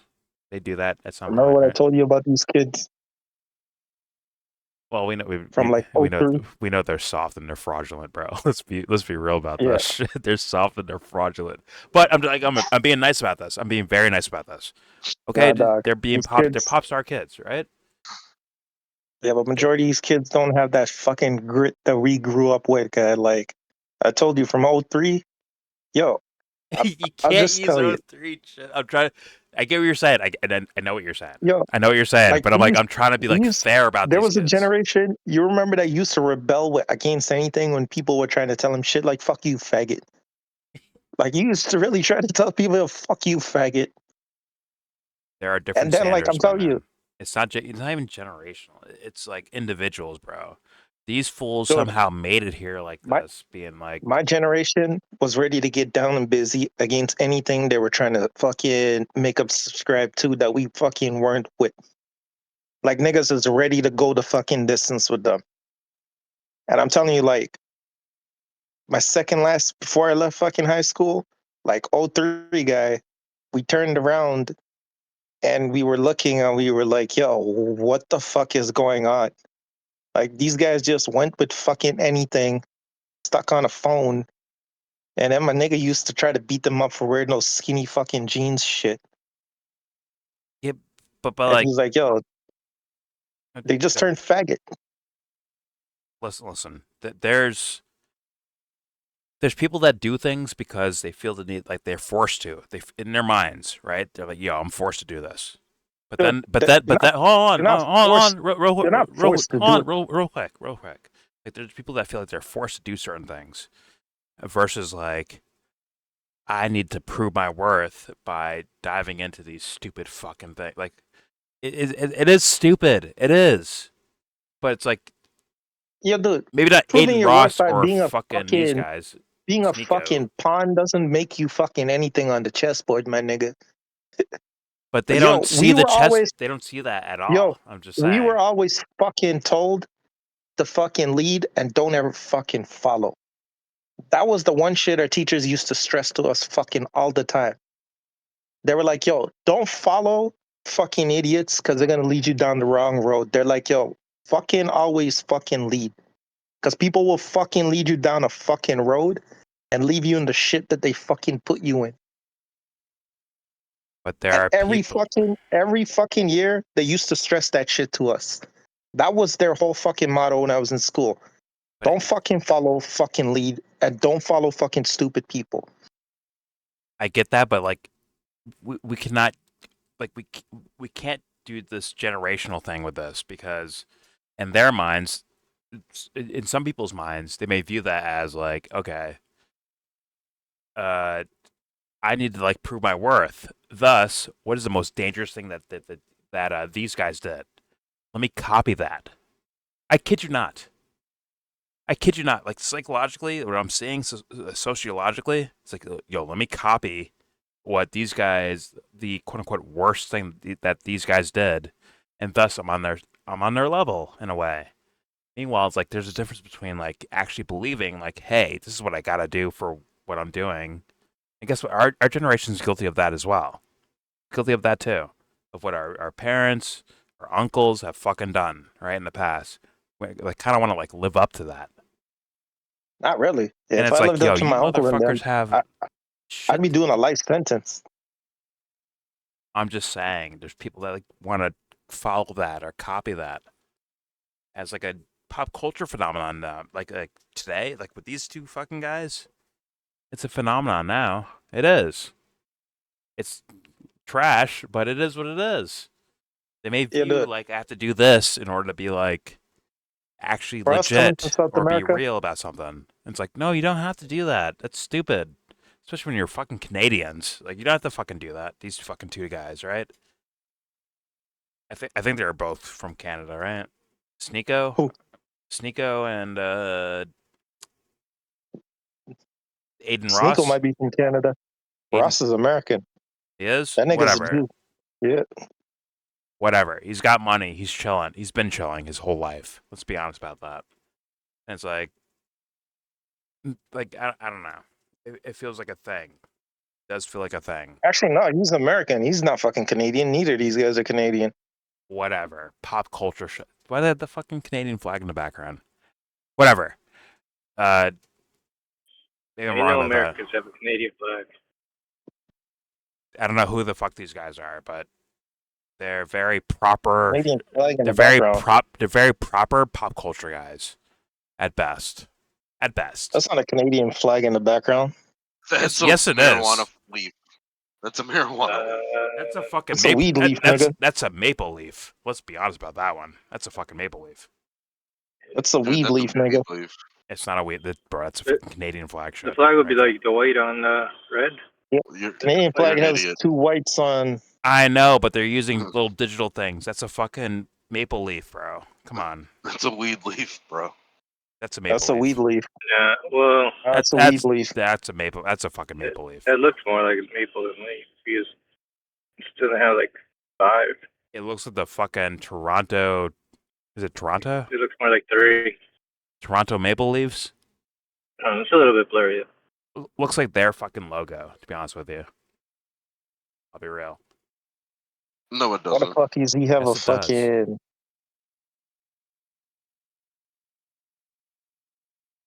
Whatever. You guys are both really rich, right? Like, Yeah, they're both rich. They're both chilling. They're good. Nick Fuentes chilling. Milk Boys chilling. were they And- rich before that? But these guys are like feeding each other. Maybe. I don't know. Maybe. It seems like. Jesse, Nah, you none sound of them are way rich. different. Are you driving? I have. Oh yes, I'm actually Okay. talking through the car. Okay. It's like, how different does it sound? Like, is it You clear? sound bit more further away. robotic, but you're clear. You're clear, but clear. you sound robotic. Okay, yeah, it's through the car. I made a joke the other day that I don't know if you picked up on, where I'm like, "Yeah, I want extra fries with that," because your audio was sounding different, like a walk through or a drive through. Whatever. Okay, let's hit play here. I want to get this over with. Here we go. He's a walking Chernobyl who gives radiation poisoning to anybody standing too close to him for too long. But hey, it's not like Aiden didn't give him a lot of exposure, so he couldn't really be that mad. These are pop This, culture in my young kids. opinion, was Straight the up. most fascinating of Nick's E-Celeb crossovers for 2 reasons. One, because it was one of the most chill in Nick's whole timeline. A Jewish streamer somehow had one of the most laid-back public relationships with Nick. That's a lot of Jewish cookies for Fuentes. The second reason is, it proved that nobody is safe. If you fraternize too closely with Nick Fuentes, you will get turned See, into like, a the cuts casualty. in the You'll fucking lose eyebrows? sponsors. That's- You'll get alienated from a your rich kid peers, doing that? and So credit card Canadian looking. companies will No stop offense to fucking Canada. with you. You That's can what it looks literally like. be a famous, well-connected Jewish millionaire. It doesn't matter. As I've already shown Destiny. throughout this Definitely video, Nick American. and Destiny have had a couple run-ins with each other going all the way back to the 2017 internet blood sports days. But in March of 2022, there was this one debate that they briefly had. This is notable because Nick had been banned from Twitch for a while by this point. Later that month, Destiny would get permabanned, but in Nick's defense, this was less because of Destiny hosting him and more because of Keffel's HRT-fueled jihad against Destiny around the same time. So, Yes, too. like Aiden, Oh, Destiny transitioned to a new platform after after his Twitch ban, namely YouTube and Kick. This was the beginning of what a lot of his fans considered a golden age for him in terms of content. Similar to Aiden Ross, Destiny realized he had a lot more freedom to do a lot more interesting content that Twitch Jannies just wouldn't have allowed. Like having Nick Fuentes on more frequently, because this was you're not gonna mention the fucking Destiny's gay. Letting Nick Fuentes on your platform doesn't seem like a winning strategy to me, but hey, I'm not a millionaire streamer, so what do I know? These I'm on the narrator, not you. Pretty well for the most part for both parties. Nick got a giant audience to try and push his message to, and Destiny got the opportunity to challenge Nick's ideas in front of an audience that otherwise would never have been exposed to this type of confrontation before. But he is the definition of interesting content. Now, that all sounds he's good, a gay hiding have to behind bring marriage. this dude into your house and have you and your wife hang out with him, throuple style? I thought he slept with girls, and his girlfriend slept with guys, so thus they would have like an open relationship in that way. Is what I heard. No, it's open as she's got to get dick somewhere, and he's gay.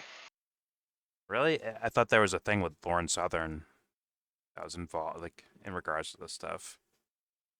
Which is Didn't you know Lauren Southern's a dude? She is? Oh shit! I thought she had a kid. Okay. She's a dude. She had a kid. She's admitted on camera. And she wasn't You trolling. can find the footage. Okay. All right. Okay. Fair enough. Here we go. Too, Steven, just seems a little excessive to me. Now, a lot of people were not cool with Destiny hosting Nick, period. They thought he was unwittingly helping Nick propagate his far-right ideas. These fun back and forths between Nick and Destiny would finally unravel in July 2023 during a Fresh and Fit podcast.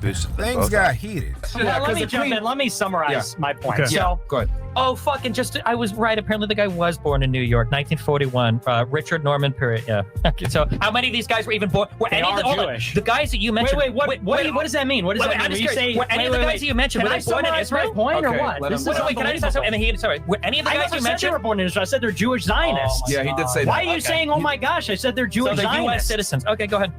I said they're Jewish Zionists, Destiny. I didn't say they were born in Israel. They're American citizens, too. They're who have Jewish? a right to serve in the military and are DoD, just like any other citizen. Okay, that's totally it's so amazing. Interesting you didn't mention that, though. Another interruption. Okay, gotcha. But we're not going to control that. That's okay. He did call them Zionists, which you can be a Zionist and hold a U.S. citizenship while simultaneously. When you call someone a Zionist Jew, then taking orders from Netanyahu. Wow. I mean, it feels like that's crazy. Yeah, there's no Zionist Jews with Americans. Yeah, fucking Shel Nadelson had American citizenship. Jonathan Pollard had American citizenship. It didn't mean they weren't loyal to Israel. Talk about literally just, if you're losing the debate, just lie about what the other person was saying. Wait a second, they were born in Israel. Throw my head up and laugh. Nobody fucking said that. You could see the breakup happening in real time. They would link up again a couple times after that, but by late 2023, the flame was gone. Destiny was burned out, not only from having to deal with Nick personally, but also from the amount of reputational damage and backlash from his audience he had received. Overexposure to Nick Fuentes is not good for your health. Oh yeah, and there's also a rumor that Destiny sucked Nick's dick, but I can't confirm that, and I don't really want to. Some Grandmaster dick watchers have gone full CSI on the measurements of the dick that was leaked of Destiny sucking,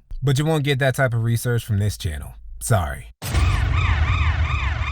Sneeko and Nick would initially connect through Kanye. Sneeko was another early advisor to Ye during the planning of his 2024 presidential campaign run. Sneeko would part from the team over creative differences, which is just a cute way of saying I got fired. Sneeko got fired, Milo got fired, Milo got rehired so he could then fire Nick. Kanye West is not a mentally stable man, but out of all of Nick's new E-celeb connections he would make in this era, Sneeko was probably the one that was most like a genuine friend. And we know how Nick's friendships always tend to go. Throughout late 2022 to 2023, they were tight, appearing together on live streams and podcasts, discussing feminism, conspiracy theories, traditional values, running defense for Kanye whenever he said some super wild shit, which was all the time. Sneeko would not only attend Nick's events, after he got banned from YouTube, he and Nick would start streaming together. Man, how could a bromance like this have fallen apart? Simple. Nick is an asshole. And he's not even a fun asshole. Bro just likes being mean for no reason. In October of 2024, Sneeko got temporarily banned from Kick, and Nick decided to publicly mock him for it. Nick reacting to the ban. Oh, I mean, oh no. I mean, no. No. Bro. This is the live update that I got banned on Kick. The website that I brought him on. That he would not be on if I did not introduce him here.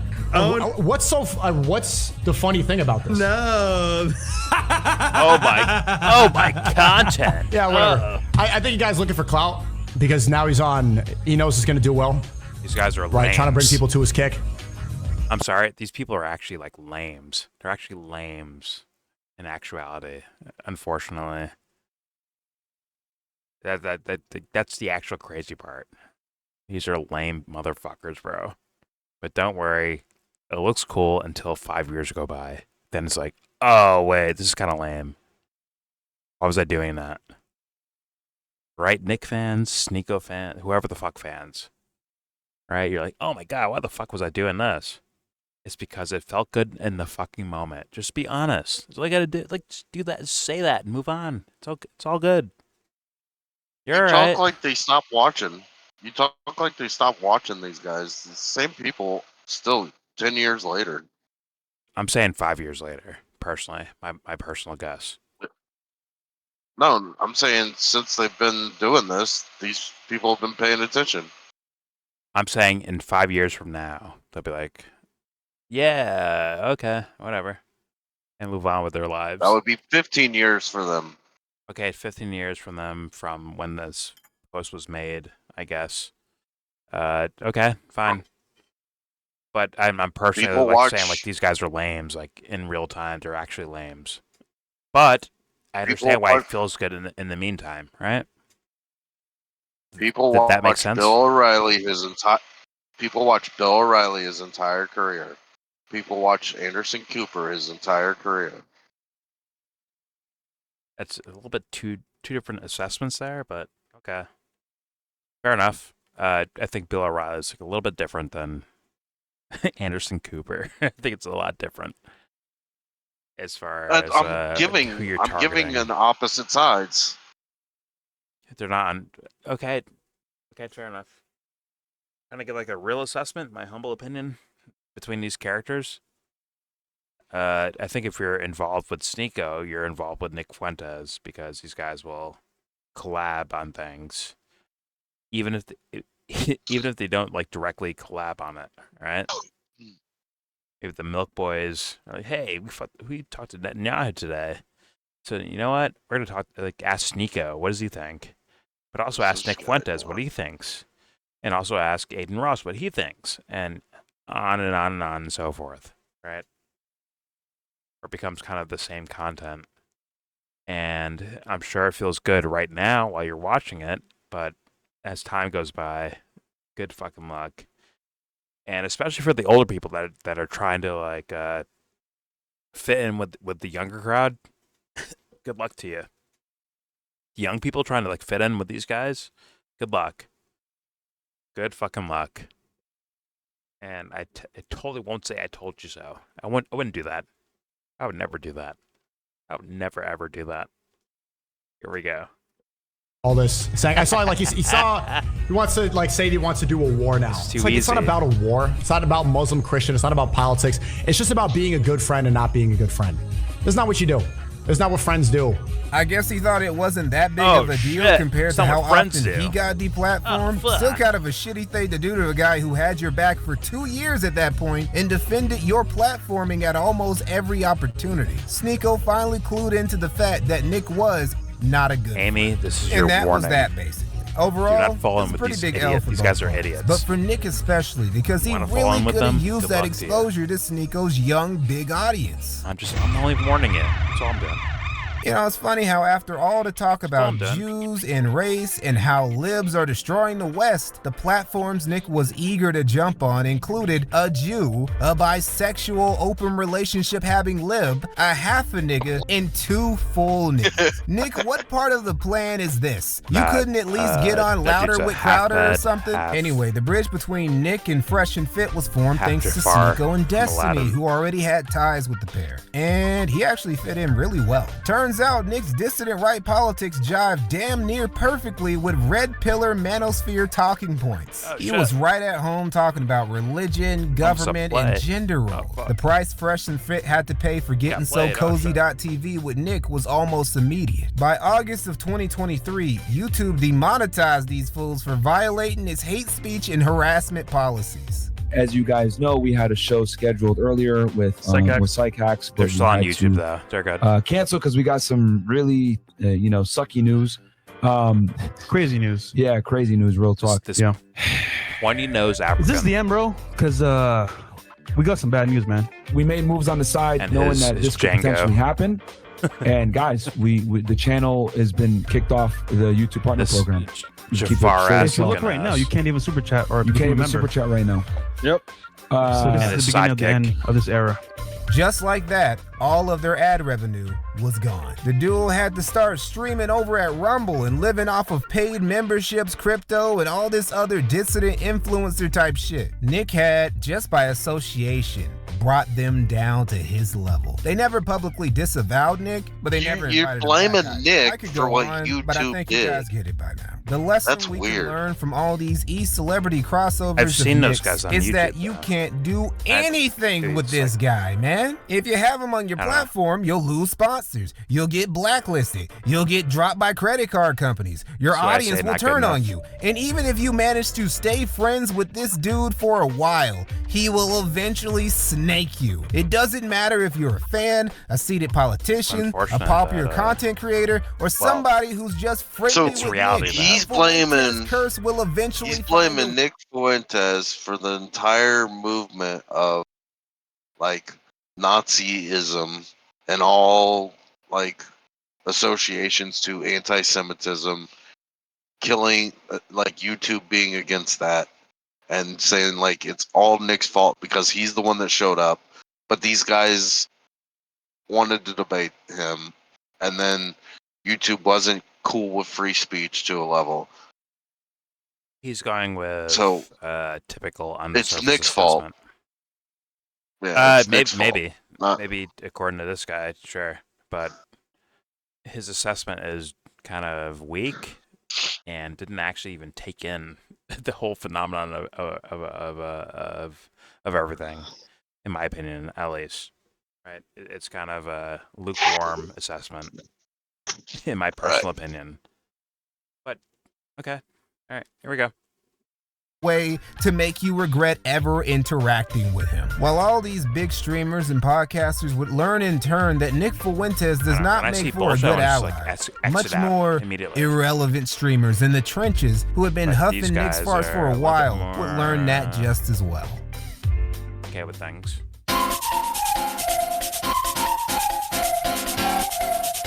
Stick the knife in your back. The summer of 2023 saw Nick delivering back-to-back backstabbings. The first backside to get penetrated was Baked Alaska's. But let's be real, this had been a long time coming. Tim, Baked Alaska Gianette, had been a coattail riding nuisance for Nick for a while. But Nick had always put up with it because he was an AF supporter and he was loyal. Even as guys like Patrick and Jayden and Simon left over the years, Baked was Dubster, be honest. Fall for Baked Alaska. What? Did you fall for this guy? Did he trick you? I don't know. The only thing I know about him is what I told you. But did you get mentally get tricked by him at all? Personally, I don't know what you mean. I don't know anything really about him. Okay, fair enough. All right, here we go. for Nick for a while, but Nick had always put up with it because he was an AF supporter and he was loyal. Even as guys like Patrick and Jayden and Simon left over the years, Bait was always in Nick's corner, but Tim made a very poor decision in May of 2023. He criticized Nick once. He said it was kind of messed up how Nick never supported him after he got out of jail. Nick didn't take this very kindly. Well, he should Okay, go so and he did stream on arrested his for own streaming generation. website. Oh, wait, that didn't work. His own streaming website was a total failure, so he had to stream his show on my website where I paid for the bandwidth for years. Oh, but let's just forget about that. They're just things you don't do. And somebody that I've known for such a long time, somebody that I considered a friend for such a long time, but no longer, it's just something that is just totally unacceptable. So, yeah. Well, Nick just texted me, said, hey, fuck you. And I really don't appreciate that. So, literally said I love him, literally said good things about him, but I guess that's what we're dealing with, so. Now, Baked would fight back a little bit. I remember there was one where Nick said, like, oh, you know, we don't like cats anymore or something. But it's like, no, I like cats. Like, and everyone's like, what?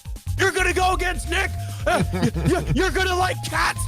Do you realize how retarded you sound? But he mostly just crawled away into the internet ether. The next backstabbing by Nick would be, honestly, equally as deserved as the one he delivered to Baked Alaska, but would be met with a lot more explosiveness from the lacerated party. Returning to the stage is Ethan Oliver Ralph, the legend, the one and only. For better and for worse. Mostly worse. We're talking a 10 to 90% better worse ratio here on a good day. Now that 10% was just enough to make Ralph the second biggest streamer on Cozy.tv after Nick. Not the most impressive accomplishment, but Nick needed something besides Alex Jones restreams to add content to his site, and Ralph plugged that hole just adequately enough. Ralph had also been pretty loyal to Nick since all the way back in 2018. This all makes what happened in summer of 2023 so delicious. The story I'm about to tell you is very short, like even shorter than Ralph somehow, but it still requires a very abridged backstory of Ralph's life up until that point. Ethan Ralph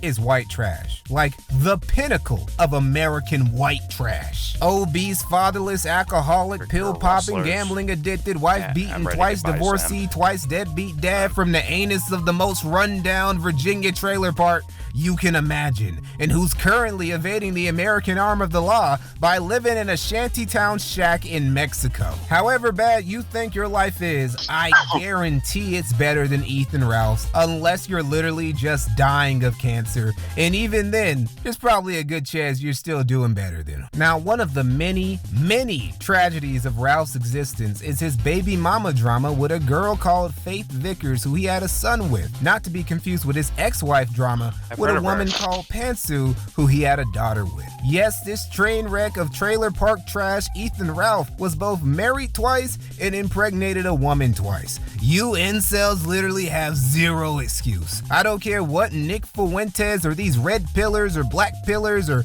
manosphere niggas tell you. If Ethan Oliver Ralph could do it at least twice, you can do it at least once. Now, Faith Vickers isn't the real problem for Ralph. It's her father, Matthew Vickers, or simply Mr. Vickers. There's a lot of lore going on between Ralph and the Vickers family, both bad for both parties. But to keep it short, Mr. Vickers has a problem with Ralph because he felt he took advantage of his then barely legal and obviously mentally unstable daughter, got her pregnant, and even released a sex tape of them onto the internet to prove he wasn't a cuck to Faith's ex-boyfriend. Nick knew about all this, by the way, and still kept Ethan Ralph around his trad Christian nationalist movement. Mr. Vickers planned to serve Ralph papers, and this was one of the many reasons why he fled across the border and lives out of a shack in Mexico. Now it's July 2023, and Nick is holding a rally in West Palm Beach, Florida, of which Ralph was invited. But he had to stay sober, because even though Nick tolerated Ralph as much as he did, he knew how he got when he got drunk. Ralph, southern gentleman that he was happy to oblige. But Mr. Vickers was waiting. Ethan Ralph, you've been served. Oh, are you serving me twice? Ralph got fucking served. Mans was distraught, destroyed even. Had to go back to his hotel room and pull up just to make the pain go away. The Groypers saw this and sent him a message telling him to just not come. Just sleep it off at the hotel, bro. But Ethan Ralph wasn't going anywhere except to that rally. You show a video from 3 days ago when I was drunk. I'm not drunk now. That was right after I got served. And you got a lot of nerve telling me shit. You're nothing but a non-fucking piece of shit on Twitter. You don't tell me a goddamn thing. I will be at the rally tomorrow. If they turn me away, I was personally invited by Nick Fuentes.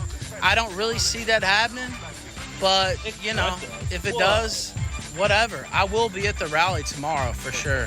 Many of the Groypers, upon hearing this, became galvanized and wanted Ralph to actually show up. Ethan Ralph! Ethan Ralph! Ethan Ralph! I'm embarrassed for them. Ethan Ralph! Ethan Ralph! And this was where Nick officially got fed up. It was one thing that Ralph was a complete degenerate and scumbag. It was another that he couldn't not drink for the 24 hours he needed in order to attend this rally. But now, he was getting bigger reactions from Nick's Groypers than Nick was.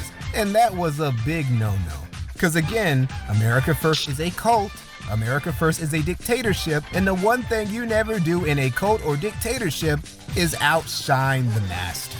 Nick, after ignoring all of Ralph's calls, officially, formally uninvited him. You might have thought that would have been the end of it, but Ralph definitely did it. Nick had just awakened the Ralph-a-male. Ralph had been fighting urchins in Mexico at least twice Nick's size for throwing away Coca-Cola cans that he could exchange for a couple pesos to pay off the cartel members he was buying his pills from. This soft, Yankee-bred Mexican boy Fuentes wasn't nothing by comparison. Nah, it was about to be Ralph-a-mania up in this bitch. Right in the parking lot outside of where the event was being held, Ralph started doxing Groypers. Oh no! Ralph has doxed the rally! Live updates are coming in. Sorry, chat, I wasn't reading. He has doxed the rally. Okay, listen. Just said, enjoy the rally. I can't make it tonight. And he put the full address. Oh. And yeah, he got banned from Cozy right after that. Understandable, really. Ralph would continue his crusade against Nick, Cozy.tv, and America First. Alongside continuing his doxing campaign, he would dump all over Cozy.tv for being a dying site with botted viewers, mocked Nick for playing up how big his rallies were when he was really lucky to get even 100 attendees, said AF shielded pedos just because they were loyal to the movement, and claimed that America First itself was just a movement full of closeted deviants pretending to champion traditional values. See, you can tell that Ralph is a lolcow too, because he has zero self-awareness and doesn't understand that he's just a pot calling a kettle black.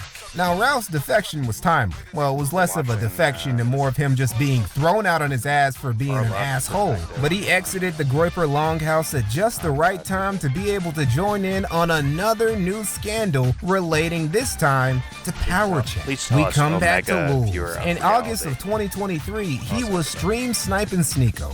Sneeko! Yes. It's nice to meet you. I don't know if you know me. I gotta ask. I'm Baker Last's roommate.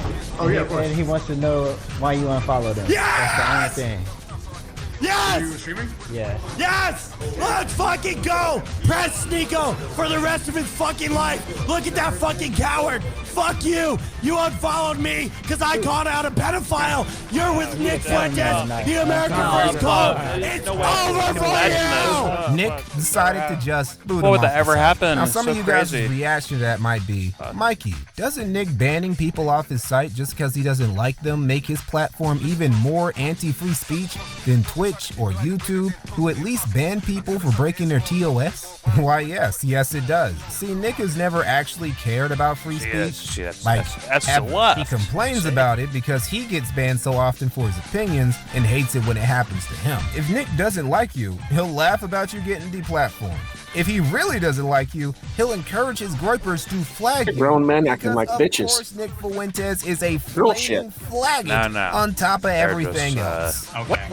What internet have you been on up until On the now? right, I guess. I'm on the internet where we're reporting you, and then you're crying about it. Sorry, you know. I mean, right it's so ironic You're because reporting because you you can't talk take about banter. answering that. No, You're I'm literally I'm reporting can't it handle because banter. it's funny. They really Twitch mean it, and but YouTube they're like aren't bastions of free speech, but they're at at the least right they perspective. mostly just I'm ban saying? you under the pretense of breaking their Yeah, no. pre-established We rules. get it. The only real rules on Cozy are don't piss off Nick And don't piss off one of Nick's top dick suckers, because they're a bunch of snitches who will tattletale on you to Daddy Fuentes to get you banned. Basically, it's a dictatorship. If the dictator likes you, or at least tolerates you, you can get away with doing weird shit, like what Beardson does with his weird interactions with children on Omegle. He's already a pedophile. I mean, you can just look at him. I know. I'm having dictators and gravy today. To say that. No, I don't. So you are underage. You're having dictators for Thanksgiving. Got it. I'm a human being. I'm trying to talk to you. What's up? Dictators and gravy. Right, how you doing? Or you can get away with just being a straight up predator like Ollie Alexander did. If the dictator doesn't like you, you're gone. And unlike Twitch and YouTube, there ain't no appeal process. You're just going straight to the gulag. I don't know what you're saying, man. But the biggest drama with Lowe's wasn't even his banning from Cozy.tv. It was Nick stealing Power Chat's infrastructure from him. It's something I've suspected for a long time, just based on the fact that when he runs his TTS at the end of the show, if he like commissions someone to clone it, it's just like, to me, it's interesting. You got that same exact like coin sound, which is like a random coin sound that we pulled off like a soundboard website or sound button website to use. It's like exactly the same. Like maybe they changed like the font to a font that isn't, but I mean, that's like, it would be so easy to make it any color you want or use any sound you want. So it's just weird like that. That leads me to believe maybe it's like a really old, like very basic version of the code. And plus what you said, and then we talked about your source, and I'm not going to disclose that source, but it is a reputable source. Obviously I have no like hard proof of this, but it is like a very real suspicion that I've had for a long time. What made this extra nasty was that Baked Alaska, again, one of Nick's formerly longest supporters and best friends, was the co-founder of PowerChat. And so by cucking Lulz like this, he also cucked him too. Nick just going from being one of Baked's best friends to double fucking him over in the span of a few months. Man, with friends like Nick Fuentes, who needs enemies? Everything Nick touches turns to dust. Friendships, businesses, platforms, the futures of his followers, political deviled eggs are banned at my house. Really can't be understated either. A perfect example from that year is when, in October of 2023, Nick just quietly visited the headquarters of the Defend Texas Liberty PAC, a major conservative political donator in Texas, and he met with its leader, Jonathan Strickland. Despite Strickland being its leader and one of the most prominent, well-connected conservatives in the red state of Texas, and also helped put millions of dollars in Republican coffers, he was still publicly lambasted to the point he had to resign from a policy board. One of the most outspoken conservative political figures in Texas appears to have been ousted from leadership by a political organization he led days after he allegedly met with a white supremacist, Nick Fuentes. Now, the Defend Texas Liberty PAC's website has been essentially scrubbed of Jonathan Strickland, who was its president. Instead, it names Luke Macias as head of the organization. The moral of this story is, with Nick Fuentes, you lose. Politically, I try to kind of avoid a little bit. By 2024, Nick was cooked. Cozy.tv was cooked. America First was cooked. Nick, despite being the biggest name in the dissident right, had become the most isolated man in the dissident right. And after all those years, all these AFPACs, all that spreading the good gospel of America First, where did it leave him?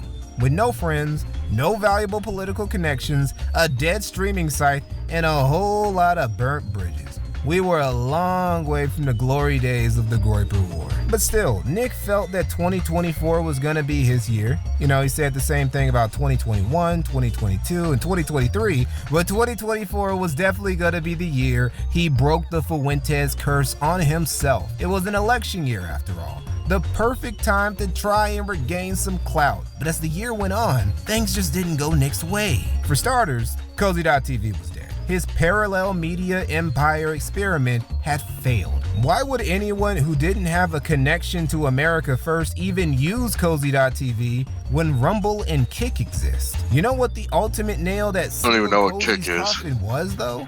It was Nick. Never heard of it. Viewers and chats are one thing. That's a problem Rumble has. Never heard of it. Streamers who make wild ass content that endangers the site's reputation are another thing. and a problem that Kick has, but a problem that neither Rumble nor Kick Hey, has. Dubster, why is diesel by fuel a fat, twice as expensive as Stalinist gasoline? Latino dictator Shouldn't who it be the other way sends you around? to the gulags just because he's in a pissy mood. Cozy.tv was never going to achieve Nick's ambitions because Nick Do you kept have a getting in his dick or a own way. pussy? Nick getting in his own way is basically the story of his life for the past decade. Among the several unfortunate things that would happen to Nick in 2024, and that were mostly his fault anyway, we're losing the last of his influential internet friends. This would be the year that Aiden Ross and Sneeko finally cut Nick off. Now, before Sneeko parted ways with Nick in October, Dang, diesel is cheaper to make than fucking gasoline. well, he would have Why is it attended more AFPAC expensive than 4 if it gasoline? had happened. Nick had already canceled AFPAC 4 I never once understood in fuels 2023. until I drove In a 2024, he decided to give it another Then I shot in realized fucking the actual Detroit, difference of all between them. places. Bro, Or, just like, at least for, imagine like, the Nick's functioning of your- autistic, poorly socialized white nationalist incel quote-unquote followers automobile. just wandering the streets of Motown at night. What could have gone wrong? Well, for one, it got canceled. See, at this point, Nick knows that everyone else knows about the Fuentes curse and actively duck him and his movement regardless of any money he offers them. So he tried to come up with a workaround. When he went to rent out the venue, he did it with a shell company under the name of one Lauren Witzke, a QAnon schizo and Nick Fuentes simp. Now, when the venue's owner learned about what their building had actually been rented out for, they cut Nick and called the whole thing off. AFPAC 4 was officially canceled. But the best part, nobody got their money back. That's right, no refunds. Nick claims that the venue owner still has the money and that he's going to sue them for it. Nick Fuentes, he looks like one of those guys. Literally lied to the venue owner about what he was going to use the You wouldn't building he expect it, rented but he from them probably for, has a which huge not only dick. could have put the venue owner at a reputational risk, Like that those they little never Jewish would have guys that agreed are to all how in you porn did upfront videos. with them, but also wasted Like their 5 foot time nothing, and thus 120 unintentionally pounds, like John Holmes. obfuscated. I bet he's got a Plan. huge fucking cock. Anyway, Nick, several of his groypers, and other allies of his, including Sneeko, they started Nick is prowling a the fed street to like you? they run shit. Then they come to a bar Or not? where a security guard checks them and tells them to kick rocks. Sneeko ends up knocking off his hat, and the security guard just launches at him. Fuck you, fuck you, fuck you, fuck you, fuck you, fuck you. Wait, bring that back. I gotta see that Superman. Superman punches a crowd. Look at the distance he cleared. See, this is what you get for hanging out with Nick Fuentes. Should have realized a couple months earlier he was a bad friend and you would have saved yourself an extra trip to the dentist, Sneeko. There was, however, one thing Nick did in 2024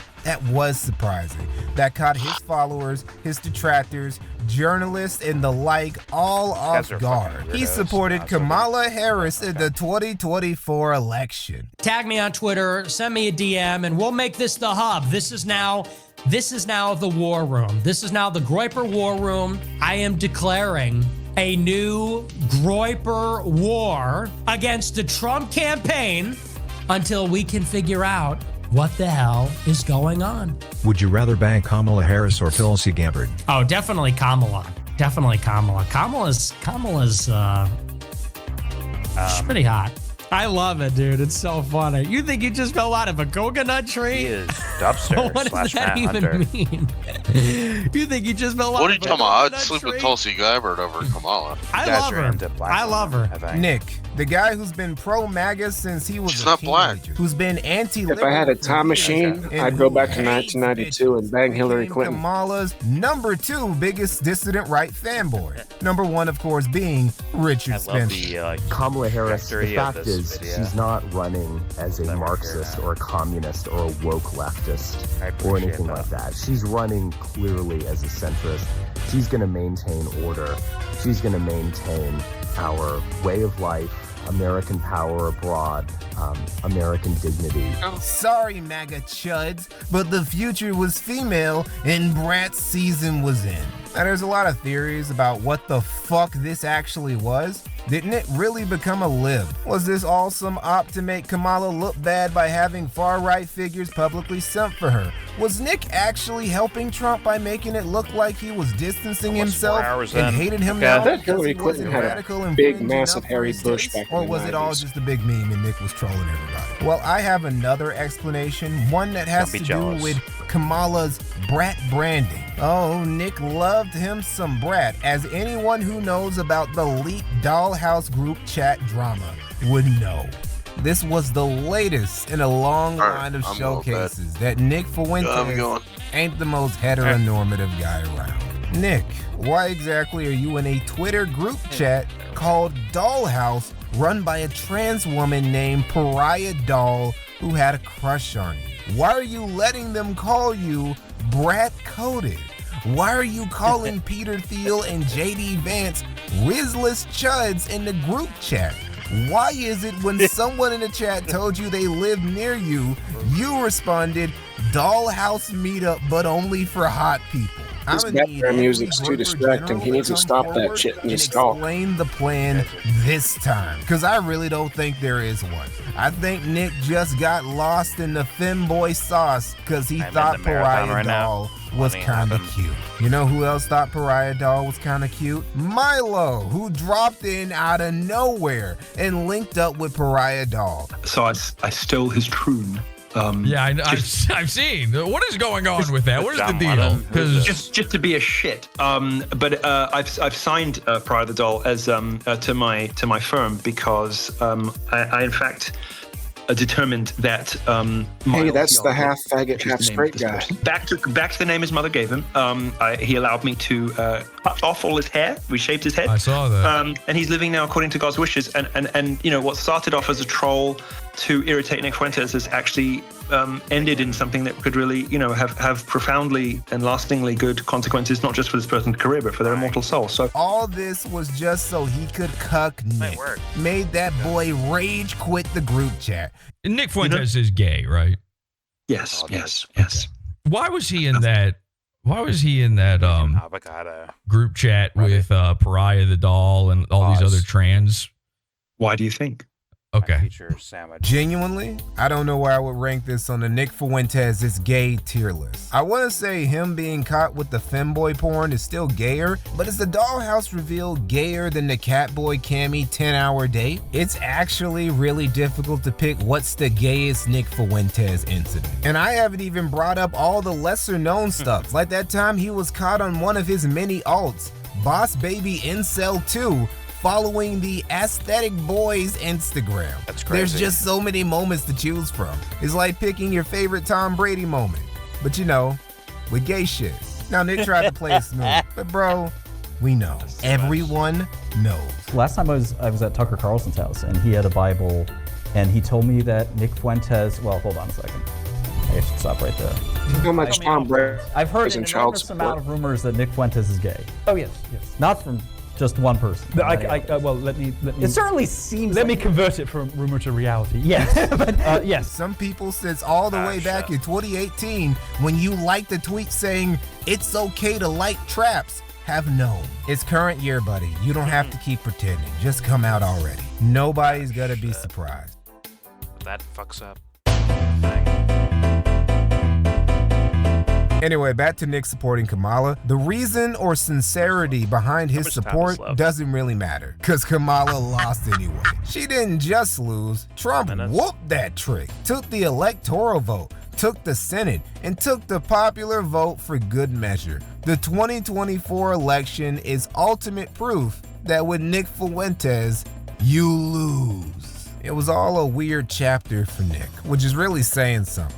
Now, if that was all it was, Nick would just have flip-flopped back to loving Trump and ended the year in a slightly more pathetic position than he started. But Nick just couldn't help himself. He couldn't miss an opportunity to be edgy, to be a provocateur, to be a troll. And after the election, he gave the world his most viral moment yet. The feel when you're totally not pressed. The feel when we control your bodies.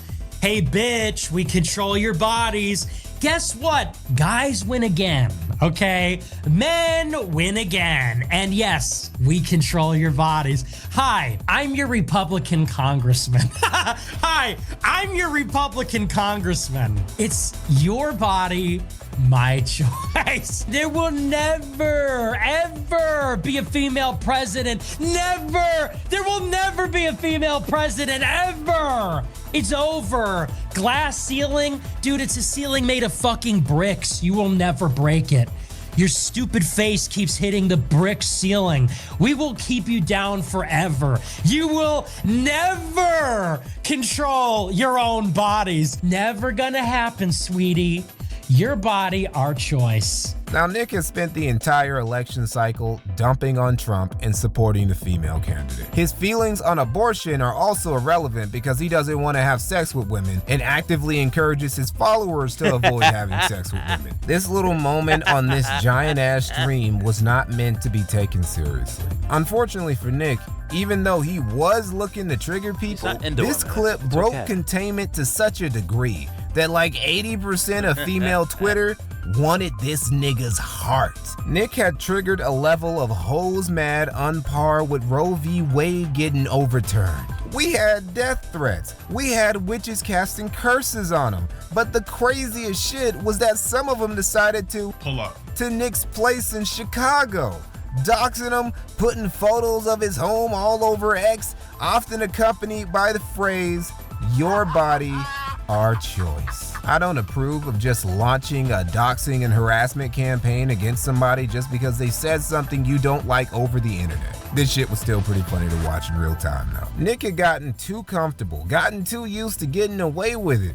that he never envisioned this level of consequences just for being a little edgy. I mean, I was surprised too. I've been going on for 2 hours about legit reasons to hate this motherfucker. But it wasn't any of that but this little clip that got him in the most trouble. He faced less consequences for Jan 6 than for the "Your Body, Our Choice" clip. And the climax of this short little drama arc was c'est magnifique. So you got this lady, Maria Rose, who's outside Nick's place recording. She shouldn't be doing this. Not because it's not legal, but bitch, you're 57. What are you doing stalking out some internet troll's house while pushing 60? Take your old ass home and bake some cookies for your grandkids. But nah, this old lady decided it'd be a good idea to go straight up to Nick's door and antagonize him. She, just like him, think there could be no consequences for her foolish action. She would be wrong. Because when she knocks, Nick actually opens the door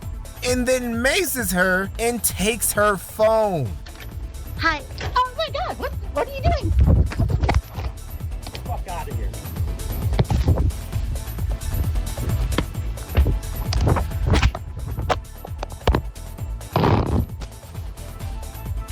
Like, both parties involved are insane. Alright, I don't approve of random people swooping in on other people's homes, harassing them, taking photos and shit like it's a tourist trap.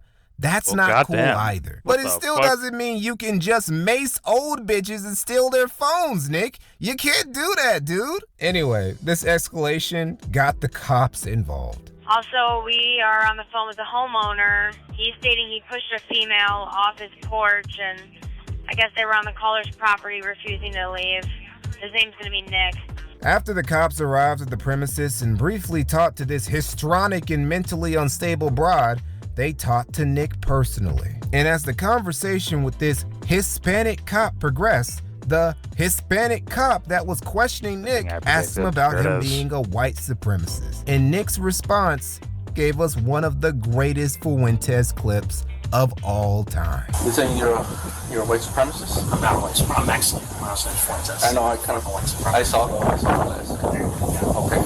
But oh no, Senor Officer, I know white supremacists. I'm Mexicano like you. I go to Cousins Quinceañera next week. See, it's not that Nick knows he's not really white. Like, he's white, but he's not a WASP whose ancestors actually fought in the Revolution or in the Civil War and who built. Hispanics are half white. Nick is a Mexican, Irish, Italian, Catholic. It's not that the demographic displacement he loves to talk about isn't real, it's that it already happened, and people like him are the result. The KKK a century ago would have been tweaking after one look at Nick's 23andMe results. You can't ever put Nick Fuentes in the same category as a David Duke because he doesn't even meet the qualifications for being that level of racist to begin with. But beyond all that, it just gets to me how quickly he pulled out the "I'm Mexican" green card after being slightly pressed by one Latino cop. You know, Nick recently went on a rant about Blaze Media talking head Jason Whitlock being a token, about how he uses ethnicity as a shield to share certain talking points without being branded a racist. Well, Nick, isn't using your ethnicity as a shield exactly what you did when you said you couldn't be a white supremacist because you're Mexican in front of a Hispanic cop? It's just really disappointing that after a decade of all the memes and all the dog whistles and all the I'm gonna be Hitler 2, 3, and 4, Nick couldn't stand on business. You're not a Nazi, Nick. You're not even really racist. You're just a LARPing gay Mexican. Nick's luck would kinda improve in late 2024 to 2025. Shortly after the macing incident, some dude who murdered his family and Nick's neighbor's dogs visited his house looking to make Nick his latest victim. Yo, Nick! Now, nothing came of this. The dude just left after Nick didn't open the door and ended up getting killed by cops a couple hours later. Nick and his groypers say this happened because he became such a huge target for harassment lately. Personally, I think bro just saw his name trending on Twitter once and thought, fuck it, I live close to that guy. Might as well try to add him to my kill streak. Regardless, good for Nick for not becoming one of the annual casualties of Chirac. Further good news for Nick was that he would start connecting with Kanye again in 2025. Yo, you know I'm here with my white supremacist homeboy Nick. We back. Yeah, he could finally fulfill his greatest ambition in life, not of becoming president or saving America, but becoming the sidekick to a bipolar black man. Nick didn't land any more luck rolls after that though. He still had to turn himself in for macing that old lady. He was still considered tainted goods by everyone who could have possibly helped him advance his political ambitions, and his movement, as of today, is still dead. But Mikey, I see groypers all over X pushing AF, and Nick gets tons of views and retweets on all of his posts too. Yes, that's because the one thing Nick is still really good at is maintaining the genjutsu that his dead movement is actually thriving. If you only knew Nicholas He can J. still Fuentes definitely be from a social politician. media, you would think That's he was a way still on bigger the deal cards. than he actually No, is. it's not. But it doesn't It's take a not, lot of but I get what investigating you're to saying. see that he's botting, that his groypers are botting and But this using guy's- socks, and that Nick's This guy has no idea that it kind of, in a weird way, kind of boosted up Nick Fuentes, who's kind of mediocre with his ideas, but they maybe fit certain time periods. Maybe they say certain things in a time period for younger people that are not really like thinking too hard. So thus, you know, Nick gets boosted from non-thinking people. Is a very much a possibility that this content creator, MikeyNohMore, yeah. Once again, this is probably made from like months ago, but still, he missed out, I guess, on the Tucker Carlson thing and then the Charlie Kirk thing, to where Nick is at right now. Where he's like, he's kind of mediocre. He's easy treated, like stomped down. He's kind of like a tree with a bad root, if that makes sense. To where, like, if you want to knock him down, it's pretty easy to do for like regular people. But it'll be a phenomenon in our, I guess, modernity of things. I'll say that. But anyways, here we go. obviously giving Good them luck. marching Good orders luck, to help guys. boost everything he posts. All right, we're gonna have some fun here today. Bada bing, bada bing. What are these? September 2024. Look down here. September 9th, 2024. Only second week of September. 3 accounts, all named Viper. So, and it only lets you go so far. But again, September. There is that, but now 2024. there's like actual. I guess because of Pepe. I guess they're trying to get as close to Pepe with the AI generating all these fake account names. You get it. I don't even need to explain it. He's Like, kind of look a at normie. this. 43,000 retweets with only 15,000 likes. Come on now. Like, man, just look at those totally real and organic followers Nick has with their American sounding names. With guys like Barack Demaz, Singor Arslan, and Hakan Ozdemir. But like they're getting actual traction now. That's what this guy doesn't know that's happening.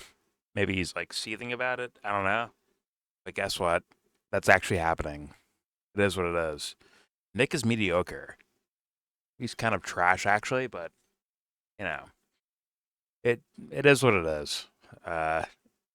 It's they don't even care about their own, like, in my opinion, like the actual fans of this guy don't actually give a fuck about their own actual lives at all. It's kind of a thing you buy into for a period of time, but don't worry, I'll step back.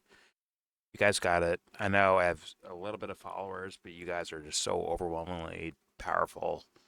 I will fall back for them because of how powerful they are and how strong they are as human beings. You know what I'm saying?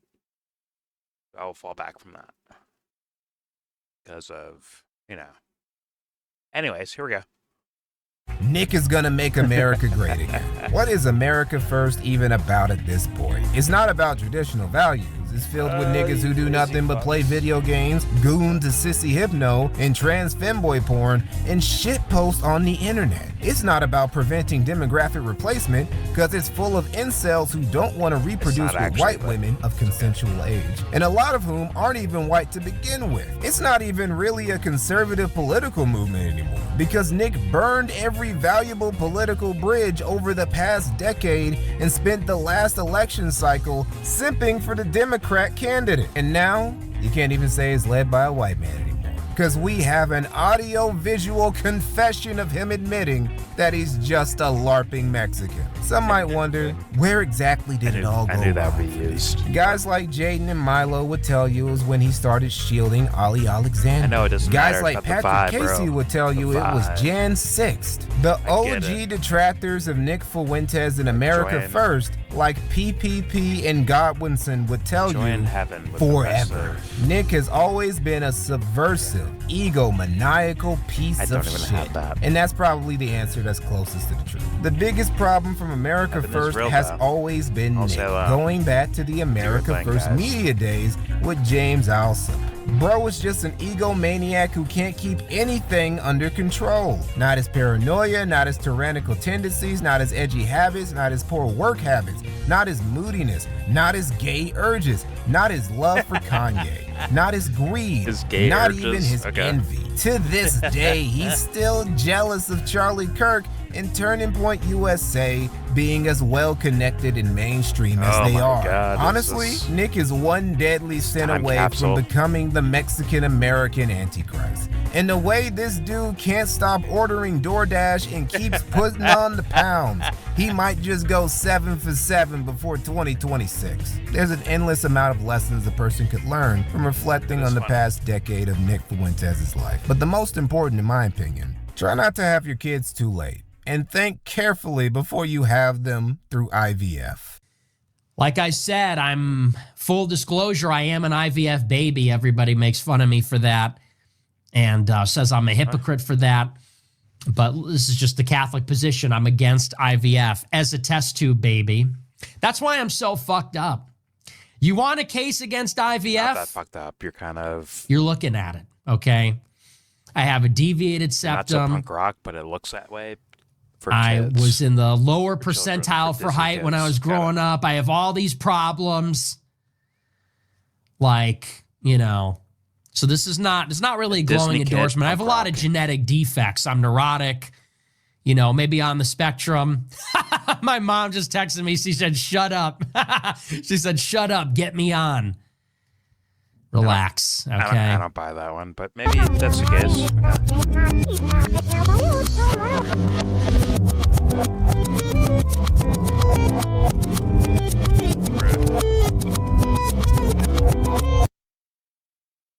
Don't subscribe. Okay.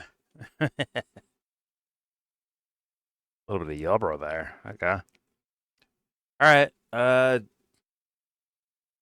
Kind of was interesting off rip, kind of. Although I kind of skipped that originally, like the more of the middle section about his just documentation of things that Nick has said or done or been around. Okay. But later on it becomes like just reverse shit posting or I guess targeted shit posting, which means nothing to me. It is what it is. But there's your video. I accept it. there's your video. Please subscribe if you feel like. Comment, agree, disagree. Tell me what you think in the comment section. Honestly, anything. Nick fans or not Nick fans, please say what you think in the comment section. Don't forget to share support. Hopefully donate to all the links in the description box. Also, please check out the Discord link if you want to join that. We are in that Discord right now. Believe it or not, we are there. So please share any opinion you want to share. There's nothing pornographic or grotesque. I accept that. And obviously everything I showed you in this video, although I think this is the main thing. Well, I'll show you this and the Groyper rebellion against the Charlie Kirks of the world, I guess. Mainly Charlie Kirk and his culture war thing. I will link that too for you to look at your own discretion. So please go ahead. And with all that said, most importantly, give this video a thumbs down. Stranger Things on? Stranger Things? Go watch Pluribus, YouTube. Go watch that show. As of right now, I kind of like it. But then again, I'm very picky. Does that mean the show overall would be great? I'm just saying, like, as far as, like, up to episode 4, the show is pretty good. So please go do that if you want to. Unless you're a pussy. It's better than this TV. Like, did Nick TV? It's not so good. If you want to watch, like, actual script writing and all that shit, go watch Pluribus. You little buttheads. And with all that said, give this video a thumbs down. Yeah.